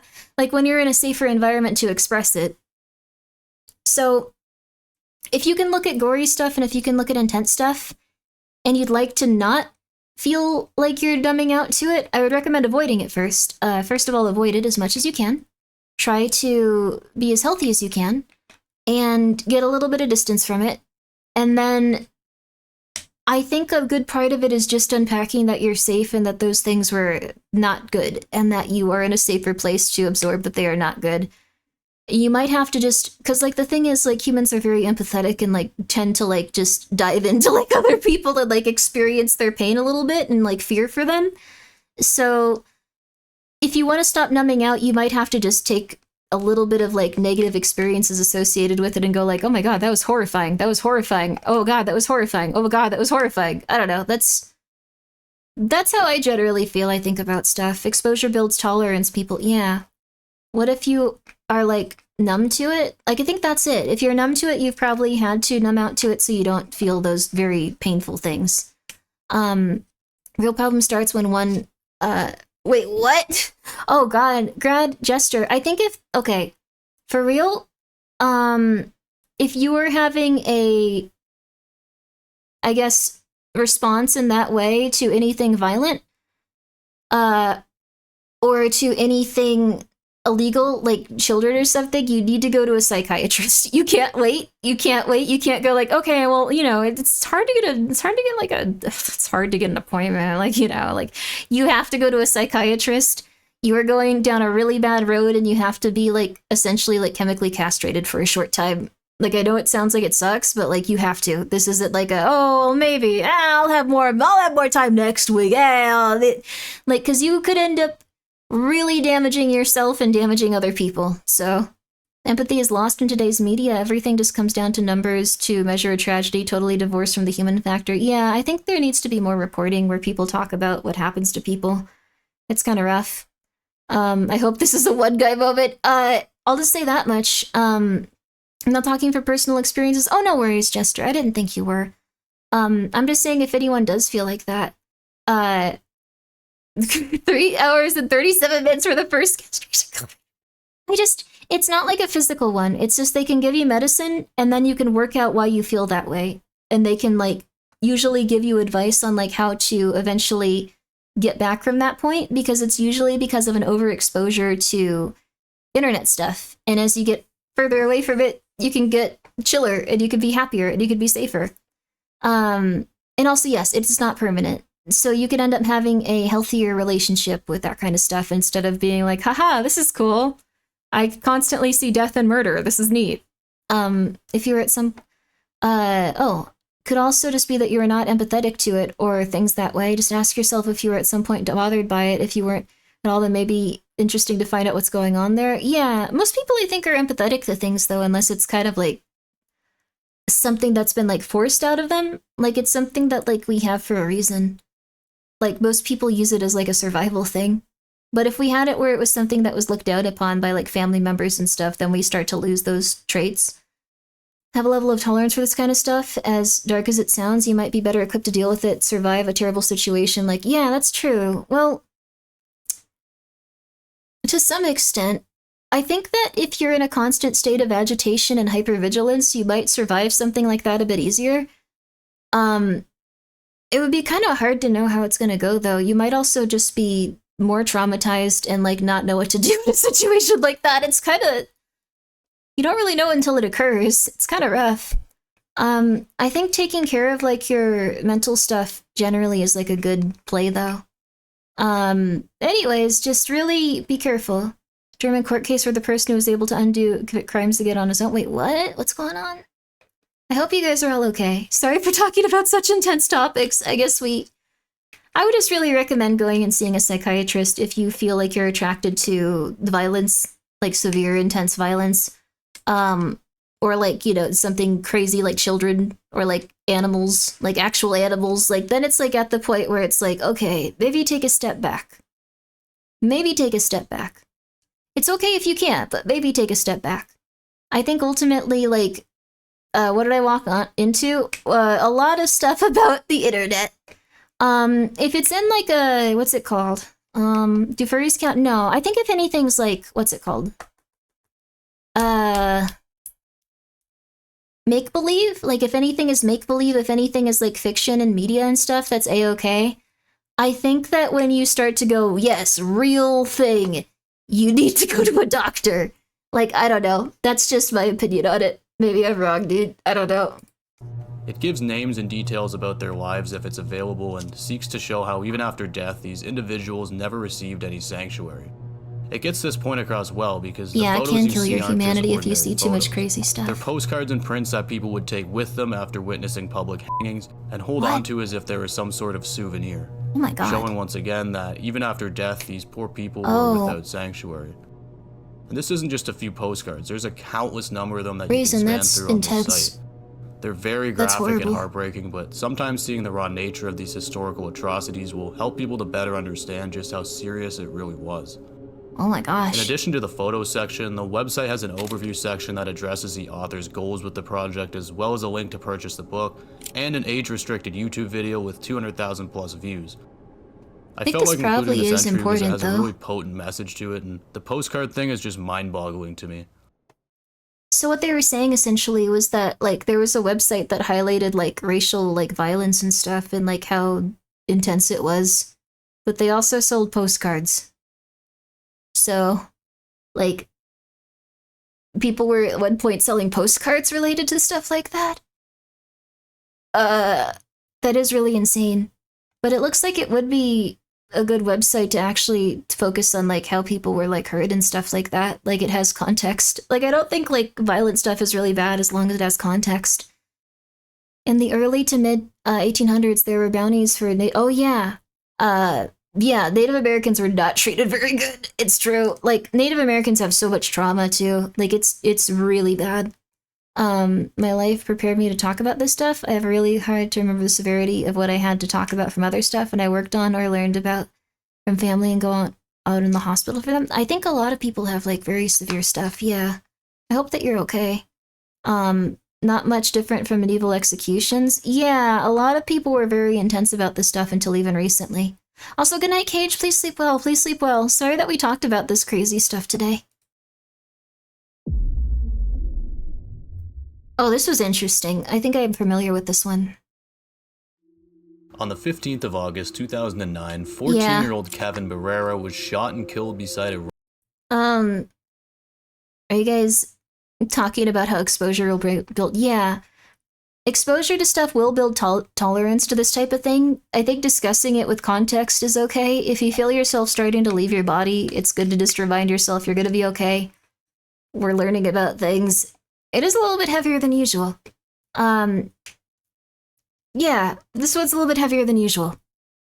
Railroad track in Richmond, California. His father cited that he was in a complete haze and was doing everything he could to block it out in the days following because it just did not make sense. Kevin was known as a genuine, awesome kid with many interests, citing that he would skateboard one week and play with electronics the next. That's nice. The murder was just over 15 years ago, and to this day, the case still seems to be unsolved and without any answers. If you try to search anything regarding this case in recent years, nothing comes up, with the most recent being in 2013 or 2014. So I can only surmise that, unfortunately, this tragic case still remains unsolved.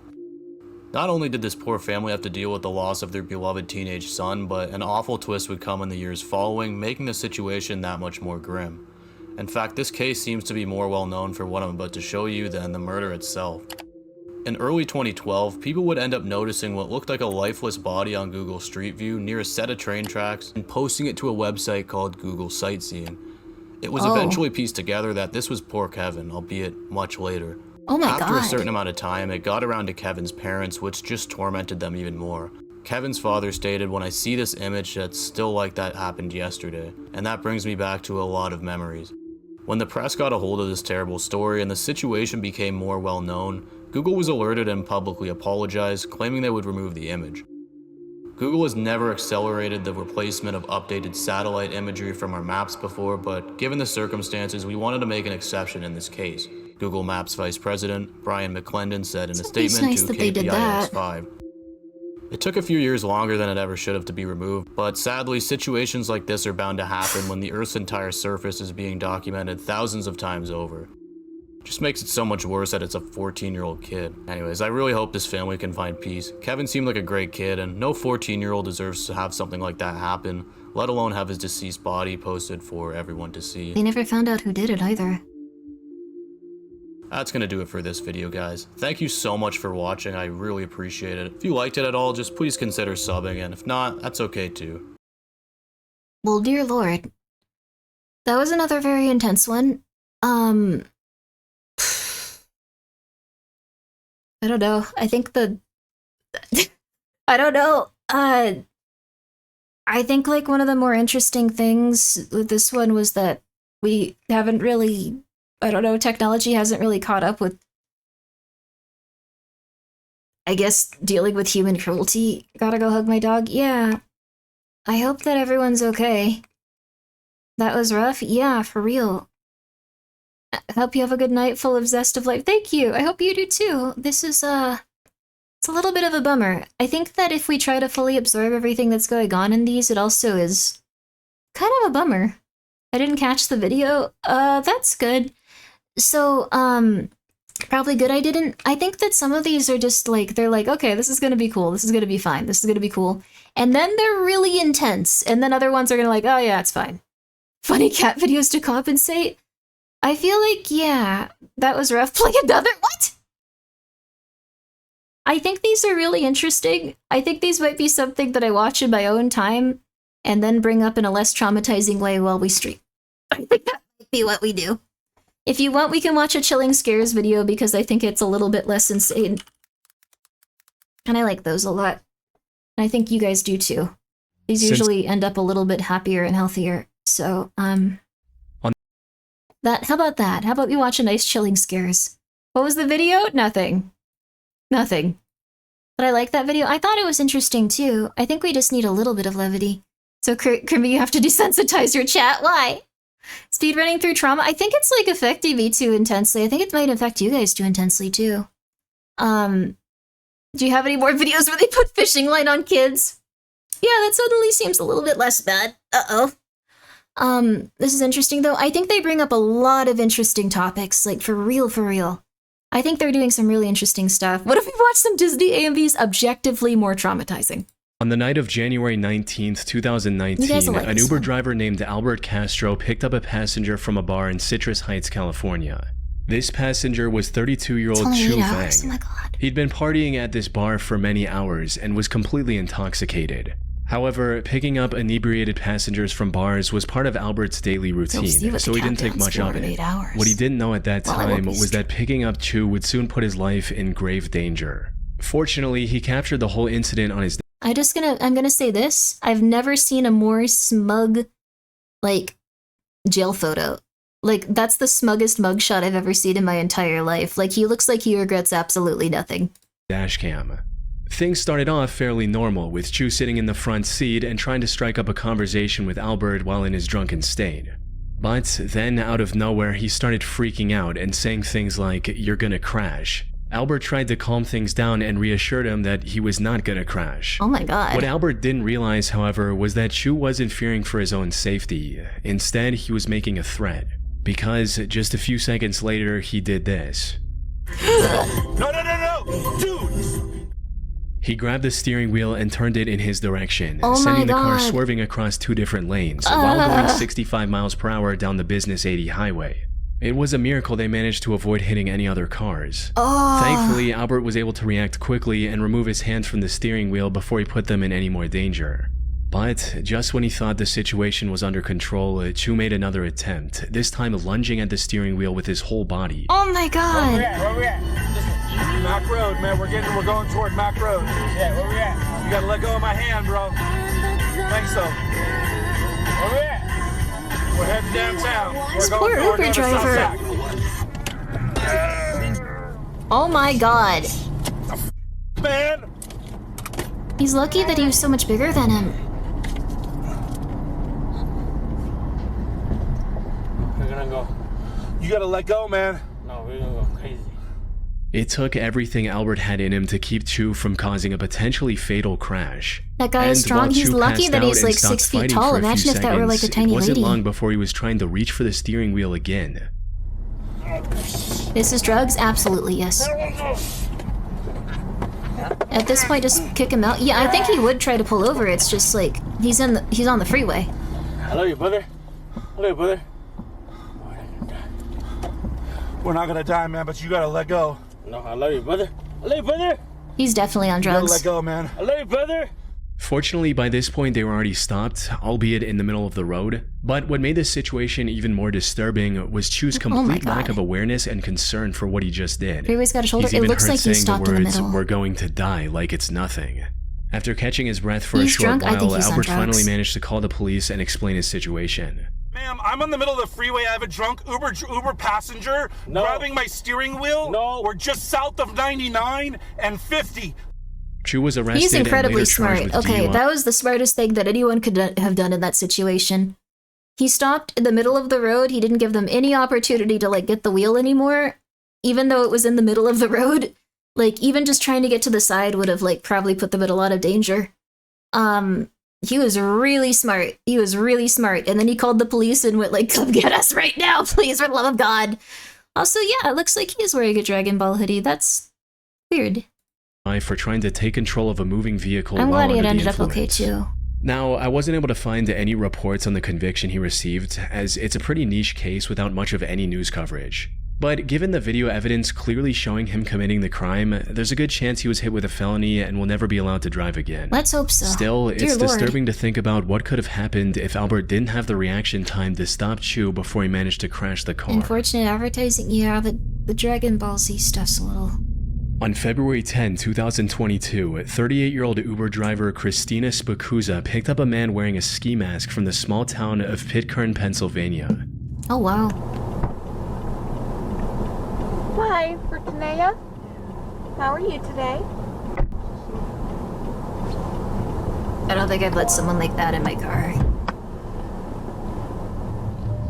The weather was quite cold, so she didn't find the mask suspicious. But the complete disregard for her questions, or at the very most, a murmured response, was unusual. Though she continued as usual and began driving to the requested location, I hope your passengers were nicer than this. Yes, they were. Not knowing that things would turn bad very quickly. As they were about to reach the destination... The worst thing that I had going on when I did Uber was people were really drunk. People were really drunk, and one little lady told me about how she had intercourse with the ginger guy from Harry Potter, and she was like a little person that left a thing of wine in my car, like an open container of wine. And then the next day, one of my friends drank it while we were on the way to a birthday party. But he also like ate like this edible I got from my dad that didn't sounds fake, but that I didn't know was like really bad because I didn't know that much about weed, and it was 175 milligrams. And I thought that he had been poisoned and was dying. And I was like, oh my God, I poisoned them. Like it was the little person wine. And it turned out that wasn't the case. Why would he just drink a random thing? I think he was just like, this is fun. Why not? If she was drinking, it's fine. Like, and I was like, I did not notice it was there until like the next day. Yeah, dad edible is a wild move. My dad is obsessed with weed. It's like something where I think he thumbs out literally everything bad happening with substances. I don't think it's good. I don't think it's healthy. On our dealer, no, I am not. No. This was completely legal and normal, aside from like them drinking the wine in my car, which I did not realize was there until they were like, whoa, what's this? It was a very stressful time. I feel so bad. It was totally my bad for doing that, 1,000,000,000%, and I felt so horrible in the end. That poor man. Anyway, I don't know. I mean, the thing is, like, weed stuff is legal. Weed stuff is legal in that, like, in that area. The wine stuff wasn't, but that wasn't my fault. That was definitely that lady's, and I was not cool with it. My high school accidentally brought her mom's weed brownies to school and 6 people in cast. Oh no! Oh no! Don't accept edibles from VTubers. I didn't know any better, I'm sorry. You should have drank the wine yourself. You should let passengers do it. Come on, I'm sorry. Uber Eats sounds safer. Uber Eats does sound safer, yes. The passenger made an odd move and shifted into the middle back seat. To Christina, it seemed like he was just trying to get a better view of the surroundings so he could point off the drop-off location. And sure enough, that's exactly what he did. Where your ride is? Right here, up there. He told her to stop in a secluded wooded area just before Monroeville, Pennsylvania. But just as she tried to pull over, he did something Christina could have never expected. Oh no. I'm sorry? Keep driving. You've got to be joking. I think that both of us would die in this situation. I think if someone did that, I would get so scared and like just start driving at 90 miles an hour to kill them by smashing into something. Oh, he has a gun? Yeah, this would still be what I probably would do. I don't know. I don't make good decisions. Keep driving. What are you doing? This is a gun. Keep driving. No, it's not. Stop. I can't show the visuals on YouTube, but the back passenger presses a gun to her head, grabbing her ponytail with his other hand, and instructs her to keep driving. Christina tried to stay calm and reason with the passenger. Slam the gas? I don't know. This is something very scary. I think this is a really, really, really intense moment. I don't think many people would be like thinking very logically. Yeah, he's not wearing a seatbelt though. Like, I think her best bet would probably be to like just really, really go up to like 90 miles an hour, then slam the brakes as hard as possible. They would probably go crashing through the windshield. No, it's not as crazy to say. She's very nervous. Yeah, like honestly, I would like just do all kinds of stuff like in a situation like this.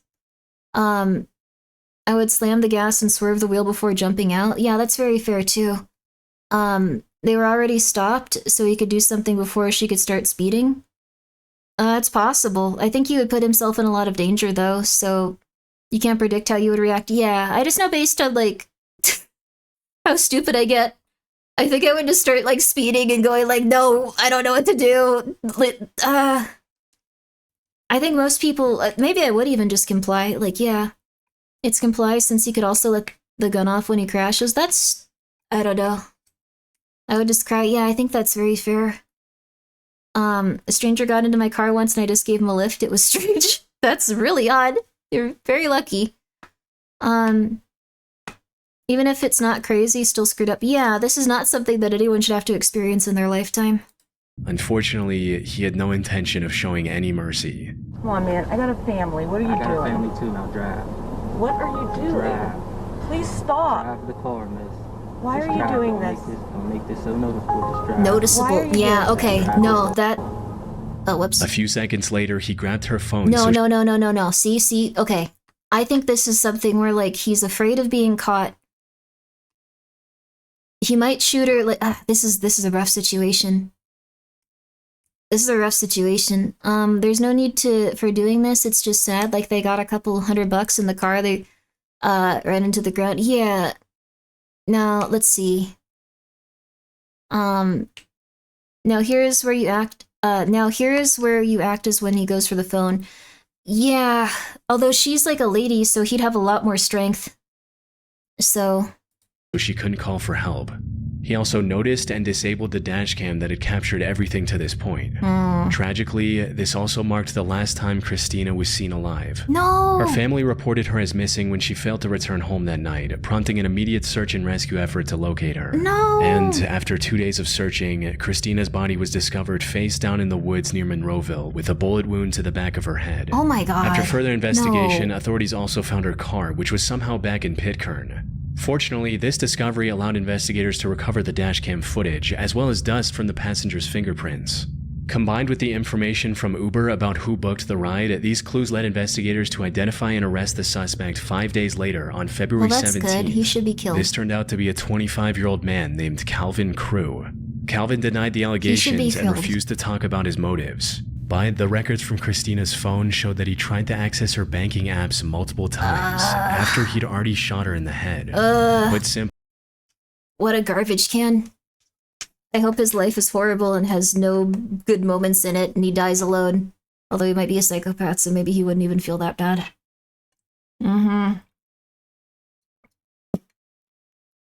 Machete to the face. He is stupid too. It's like he had no plan.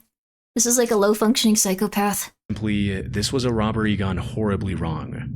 He stood in front of a jury in February 2025 and was sentenced to life in prison without the possibility of parole for this cold-hearted crime. He should be executed, though.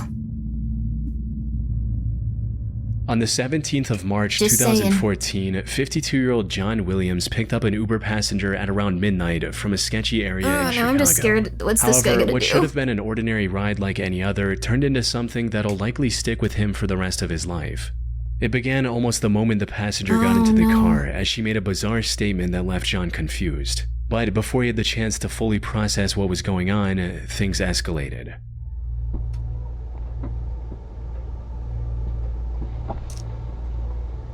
You picked the video, Grimmi. It's slightly better than the other. Diamond. Yeah. Go, go, go. You finna shoot up the car. What? Shoot up the car. Yeah, go. What the What is that? What? What the is that? What the was that? He just shot at the car. For what? Let me call the police. Man, this. That's fair. Call the police, Cuddy.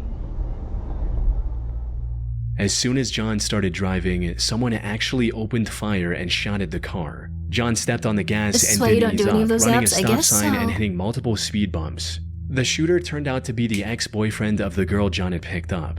He was even briefly caught on the dash cam, seen running after John's car as it drove away. Fortunately, the shots missed the vehicle and both John and the passenger were completely unharmed. At least physically. According to an interview he did later, this incident left John completely traumatized, as he'd never experienced anything this terrifying in his over 12,000 Uber rides. 12,000? After the footage was featured in the news and it started gaining more attention, people came together and raised nearly $800 to help John pay for psychological counseling. Doesn't seem like a lot of money for someone that was shot at random. Oh my god, I feel like maybe there should be like a fund that Uber gives people for this type of stuff. On the night of September 15th, 2018, an Uber driver was completing a ride in Long Island, New York, when, out of nowhere, he was intercepted by another car driving dangerously close and trying to cut him off. So I'm going to the right? No, go through this light. Go through it straight. Yeah. Okay. Now what do? Go to the top of the hill and you'll see a light. We'll make a right. Okay. Whoa. What's going on here? Oh my goodness. That was That was a weird. little weird. Huh? The other driver then pulled ahead of the Uber and blocked the road with his car. He then jumped out, approached the Uber, and started banging on the car's window. Oh, this is just a really bad idea. Just go. Go around him. Oh, this is a really bad idea. Oh my god, this is crazy.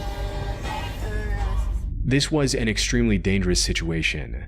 The other driver was angry and could have potentially had a weapon on him as well.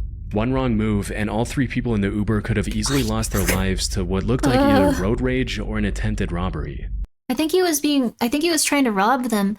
But yeah, I never understood people that did this because hijacking, yeah, I think they were trying to steal the car and maybe do human trafficking with the ladies.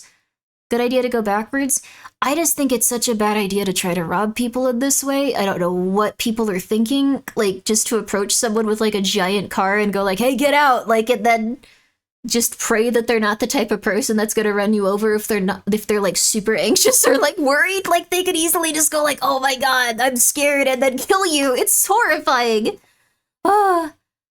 You experience someone crazy, and yes, if you happen to run into someone really crazy, they will just McMurder you, like 100%.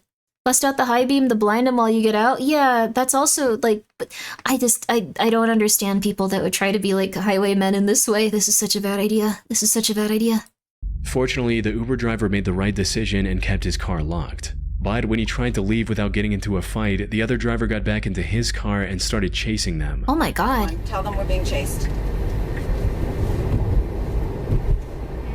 Hi, I'm in an Uber car and we're being Thank you, chased Silpha, by for another gifting car a sub to Man vs. Car. threatening the Yo! driver, and Also, thank you, running Peck back. Official, And for he's being here for pursuing us 6 right months. Pursuing us right Yo! now. He's chasing us in a car, in a white car. They were also approaching a red light, It'd be which made them illegal to run panic them even over in more, Florida? fearing that Wow. stopping would give the other driver a chance to get out and threaten them again. Coming up to a light. Now we're coming up to a light. I'm scared because We're gonna have to go through it. We're gonna have to go Oh. through it because this guy is. He jumped out of the car. We're in a Tesla. But then something incredibly lucky happened that none of them saw coming. Not only did the light turn green as soon as they approached that's it, they nice. also found a cop car that was already patrolling the area. Yo! No, we had a passenger. There's a gentleman who stopped us and tried to have a fight with me, and he started pursuing us. That's really nice. Jumped out of the car. Yes. Yeah. Yes, that Yeah, guy. that's him. That's him. That's him. anywhere. That's him. Stay here. The cop managed to pull him over, allowing the Uber to drive away safely. That's really And good. according to the video's description on YouTube, the driver was later arrested for driving while intoxicated. Okay, It's that still explains unclear why he what wasn't the afraid of driver's the car intentions killing him. were, or what would have happened if the police car hadn't been there when it was. I have no idea what that On the dude's deal 22nd was. of March 2020, No, an Uber what's this driver guy picked gonna up his do? passenger in Washington, D.C. and was He looks looking like for a the right nice time to kid. merge into traffic when a random man suddenly opened the front passenger door and got into the car. Good day, Ben. Okay.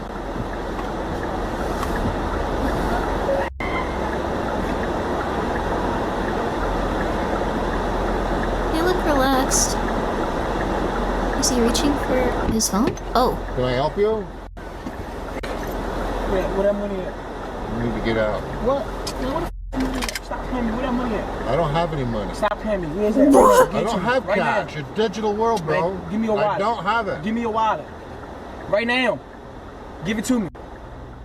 He began threatening the driver with a gun, asking for his wallet. Oh my Most god. people in this situation would likely panic and hand over whatever the robber demands, which is the right thing to do in most cases. After all it takes is one wrong move for someone to lose their life while being threatened with a gun. There is a gun, yes, However, he has a not gun. only did the Uber driver that turned out to be ex-military keep his calm, he also did Oh my something God. that no one else should. He called the robber's bluff. Right now. Give it to me.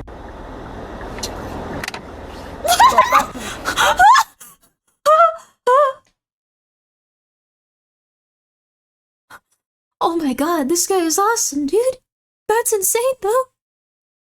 He just literally like slaps him a little bit and goes, no. You gonna shoot me? Give me that wallet. Get the out of here. You don't want to get shot? Come on, Give me man. that wallet, bro. No. Bro, stop playing me before I hit you right here. Give me that wallet, bro. What? Oh my god. He looked at him like he was just filth. That's crazy. I got him on camera too. Oh, look at you. Awesome. I'm not gonna lie, I'm super grateful for you right now. Well, ex-military. Yeah. Yeah, I mean, that's insane. Before things could escalate any further, he I would have run if I was the passenger. He might not have even realized he had a gun since it was like a Fred. I would give them a good tip. Yeah, that's like a $50, like, cool, I'm really glad I wasn't shot today. I love you, tip. Oh my god. Wow, it's a digital world, bro. Goes so hard. For real, dude. For real. stepped on the gas, forcing the robber to quickly step out. His actions may have been a bit reckless, but in the end they turned out to be the right call, as they saved both him and his passenger from losing everything. I also really like that he's just like, I'm gonna just start moving, you're coming with us, get out. Like, that's crazy! Aggravated hobo, thank you for being here for 8 months. Uno reverse, the best thing to do in that situation. Oh yeah. Oh yeah. Silva, thank you for gifting a sub to 5-star Uber driver. I appreciate it. He definitely is. Oh my god. Like, I want to watch that one again if you guys are okay with it, just because I feel like that was absurd. When a random man suddenly opened the front. Like, this is insane. This isn't how people act. Can I help you? Where that money at? You need to get out. What? Man, what the f*** money at? Stop paying me. Where that money at? I don't have any money. Stop paying me. Where's that? Right now. Give I it to don't me. have right cash. Now. It's digital world, bro. Man, give me your wallet. I don't have it. Give me your wallet. Right now. Just looks Give it to me. annoyed. He began threatening the driver with a gun, asking for his wallet. Most people in this situation would likely panic and hand over whatever the robber demands. His friends are looking from the window. In most cases. I wonder what they thought after. Just like, why did you do that, dude? Lose their life while being threatened with a gun. However, not only did the Uber driver that turned out to be ex-military keep his calm, he also did something that no one else should. He called the robber's bluff. Oh my god. Right now. Give it to me. Bro, stop. You gonna shoot me? Give me that wallet. Get the f out of here. You don't want to get shot? Come on, man. Give me that wallet, bro. No. Bro, stop playing me before I hit you right here. Give me that wallet, bro. What the flip?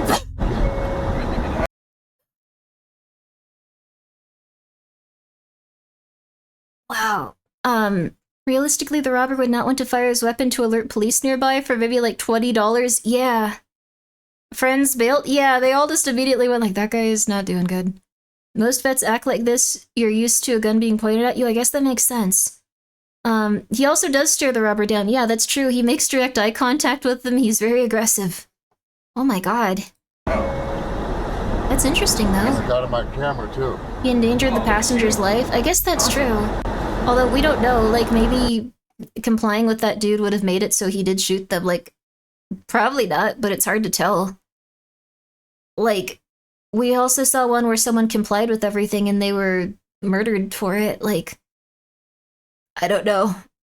I'm not gonna come to, yeah, the lady complied and this guy went like, no, get out of here. I will absolutely kill you. Complying gets you killed. Yeah. He kept the attention on him. That's true. This is what you would see in a movie like Equalizer or John Wick. Yeah. I think it is fair that you, are concerned about the passenger, though. Refuse everything and die like a oh, goodness. I mean, it's insane. I can't believe it, Before honestly. things could escalate any further, he stepped on the gas. The dude could have shot anyway. Yeah, I think it's... Sometimes people do comply. You give them all their money, or your money, like everything happens like that, and then they still just go like, well, you know my face. The criminal and who they're robbing, that's true too. If you comply, it lets the perpetrator think they can do more. Yeah. I feel like when it comes to things like this, I would just go crazy and probably, like, not even meaning to drive really fast and get scared and scream a lot. I think it would be a really bad time for everyone involved, but not on purpose. I don't think I would do good in a situation like that. I don't think anyone does good in a situation like that. But, I don't know. It's a complete crapshoot, which maybe isn't the less comforting thing, but no two perps are the same. That's very true, too. Yeah. Yeah. Knife would have been easier to kill. Yeah, I guess that's true. My philosophy in these situations is my wallet is worth way less than risking my life. That's true, too. I like that this guy was just like, no, I don't have time for that. I don't want to have to go get my ID again. I'm not going to do that. No, I'm not going to do that. There's video of an Uber driver getting robbed and they floor it. See, that's like when you're like a criminal doing random stuff too. I think like there's like a tremendous amount of like, I don't even know how to put it. There's a tremendous amount of like just risk involved with any criminal activity. Like you never know if someone's going to be crazy. You never know if someone's going to be insane. There's a dash cam of an, like, I want to kind of watch that. I go through saw traps not to lose $3. I guess that's true. You never know if someone's ready to go. That's true. If someone's like more comfortable with the life that they've lived and they're just like, well, this is it. Like, they might just be way crazier than you. It's true. Give them a wallet that contains only cards and close all accounts before they can use it. That's smart. You could also have a backup wallet to give people in these situations. I think Christopher Walken was in a movie where he's at gunpoint and goes, "No, I won't react to this. Don't like it, too bad." Oh, interesting. Yeah, I guess that's what happened here. If I was a criminal robbing an Uber driver, it wouldn't be a smart move. That's also very true. I have no idea what this guy was doing. He just decided he was ready to do that. Maybe he was just hanging out with his friends and like, I need $20. I'm just gonna do this because I decided this is a good idea. And that didn't work out at all. Where they try to rough up the interior decorator. Oh no. The guy was ex-military, he's already faced death multiple times before. That is true too. I usually carry a second wallet in case I get mugged again on my walks. Oh my god, Anthony, I'm so sorry. I hope that you're okay. It's good that you still go on walks though. I'm the person that will match someone's crazy. Good for you. I'm honestly trying to think about what would happen. Like, I think a lot of people just freeze up when they're confronted with, like, a dangerous thing. When I get scared, though, I act really not stable. I do not react in a positive way, I don't think. I would probably pepper spray myself, and I would probably just immediately pepper spray everything in the car and floor it and kill everyone in there. Like, it would be really bad. It would be horrible. Like, I'm not kidding. Like, I don't make good decisions under pressure. Criminals, not surprisingly, are often not especially intelligent and fail to reason out the obvious. Yes, that is very true. This dude was trying to do what LA car booster shops do. Take cred really fast and disassemble cars. Can do it in less than 20 seconds. Oh, wow. It's a lot easier to do. Oh, interesting. So he was just trying to get the car, it sounds like. Well, he wanted money, it sounded like, with this one. I could just imagine her screaming about pepper spray or something. The thing is, like, I have, like, a big giant can of pepper spray, and I don't even know if I should own it, because, like, the thing is, I'm going to immediately just start using it. It would completely fill my car. Everyone would be really unhappy, and then regardless of if I could see or not, I would probably immediately floor it because I would be so scared and upset. Everyone would be freaking out. It would just be so hellish. It would be so hellish. What if the robber were even just like, I gotta feed my kids, I'm not that bad, and be like, oh my god, this is horrible. Oh no. Well, I think we should maybe end it there just because that was like probably the most happy thing we could end it on after hours of horrible stuff. I'm so sorry, you guys. Use the Grimmi wants to kill you sauce for self-defense. Let's go, baby. This was a kind of shorter stream, but let's see here. Who should we be raiding? Who should we be raiding tonight? Who should we be raiding? KK's on and she's not usually on. Like, we haven't raided KK in a while. Let's see here. We haven't raided KK in a while. Oh, there's a lot of people on right now, because it's only 1 a.m., baby. It's only 1 a.m., baby. Yo! I watched a full stream. Yo! It's nice of you to come by. This was a shorter one. But, this was an insane stream. It will be less scary next time, I promise you guys. We can watch a nukes if you guys want. No, let's leave nukes for next time.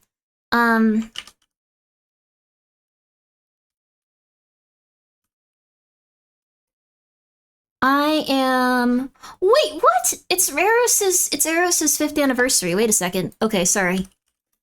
I'm so sorry, KK. Guys, if you want to go check out KK, I would highly recommend her, though. She's really lovely, and she's doing ASMR if you want something to relax with. KK Cyber. And she is very good, and very lovely, and very relaxing. And I think you guys would very much enjoy her. So please check her out. And if you'd also like to, you can stay for the raid, and you can go hang out with Eros, who's a very, very, very, very cool lady, and she plays a lot of spooky stuff, and you would definitely like her. It's not her 50th anniversary, though she is the Banshee and undead, and could be, like, 100 years old or something. I haven't really thought about that. But she is having her anniversary, and I'm sure she would very much appreciate it if you went and showed her some support. It looks like she's playing Dark Souls 2! Be nice about Dark Souls 2. Some people really like it, I've noticed, and I don't understand it, but I'm happy for them. I don't know if she's a big Dark Souls 2 defender, but it is her 5th anniversary, and we will be polite. We will be polite. So, here we go. There we go! Yay! There is your raid message. I'm gonna go get some good sleep. I am gonna go calm down from all the horrifying things we saw that were kind of like way darker than I could have possibly imagined. And next time we'll be more prepared for that type of stream. But yes, All right, you guys, have a good night. I'll be back soon, baby. Bye.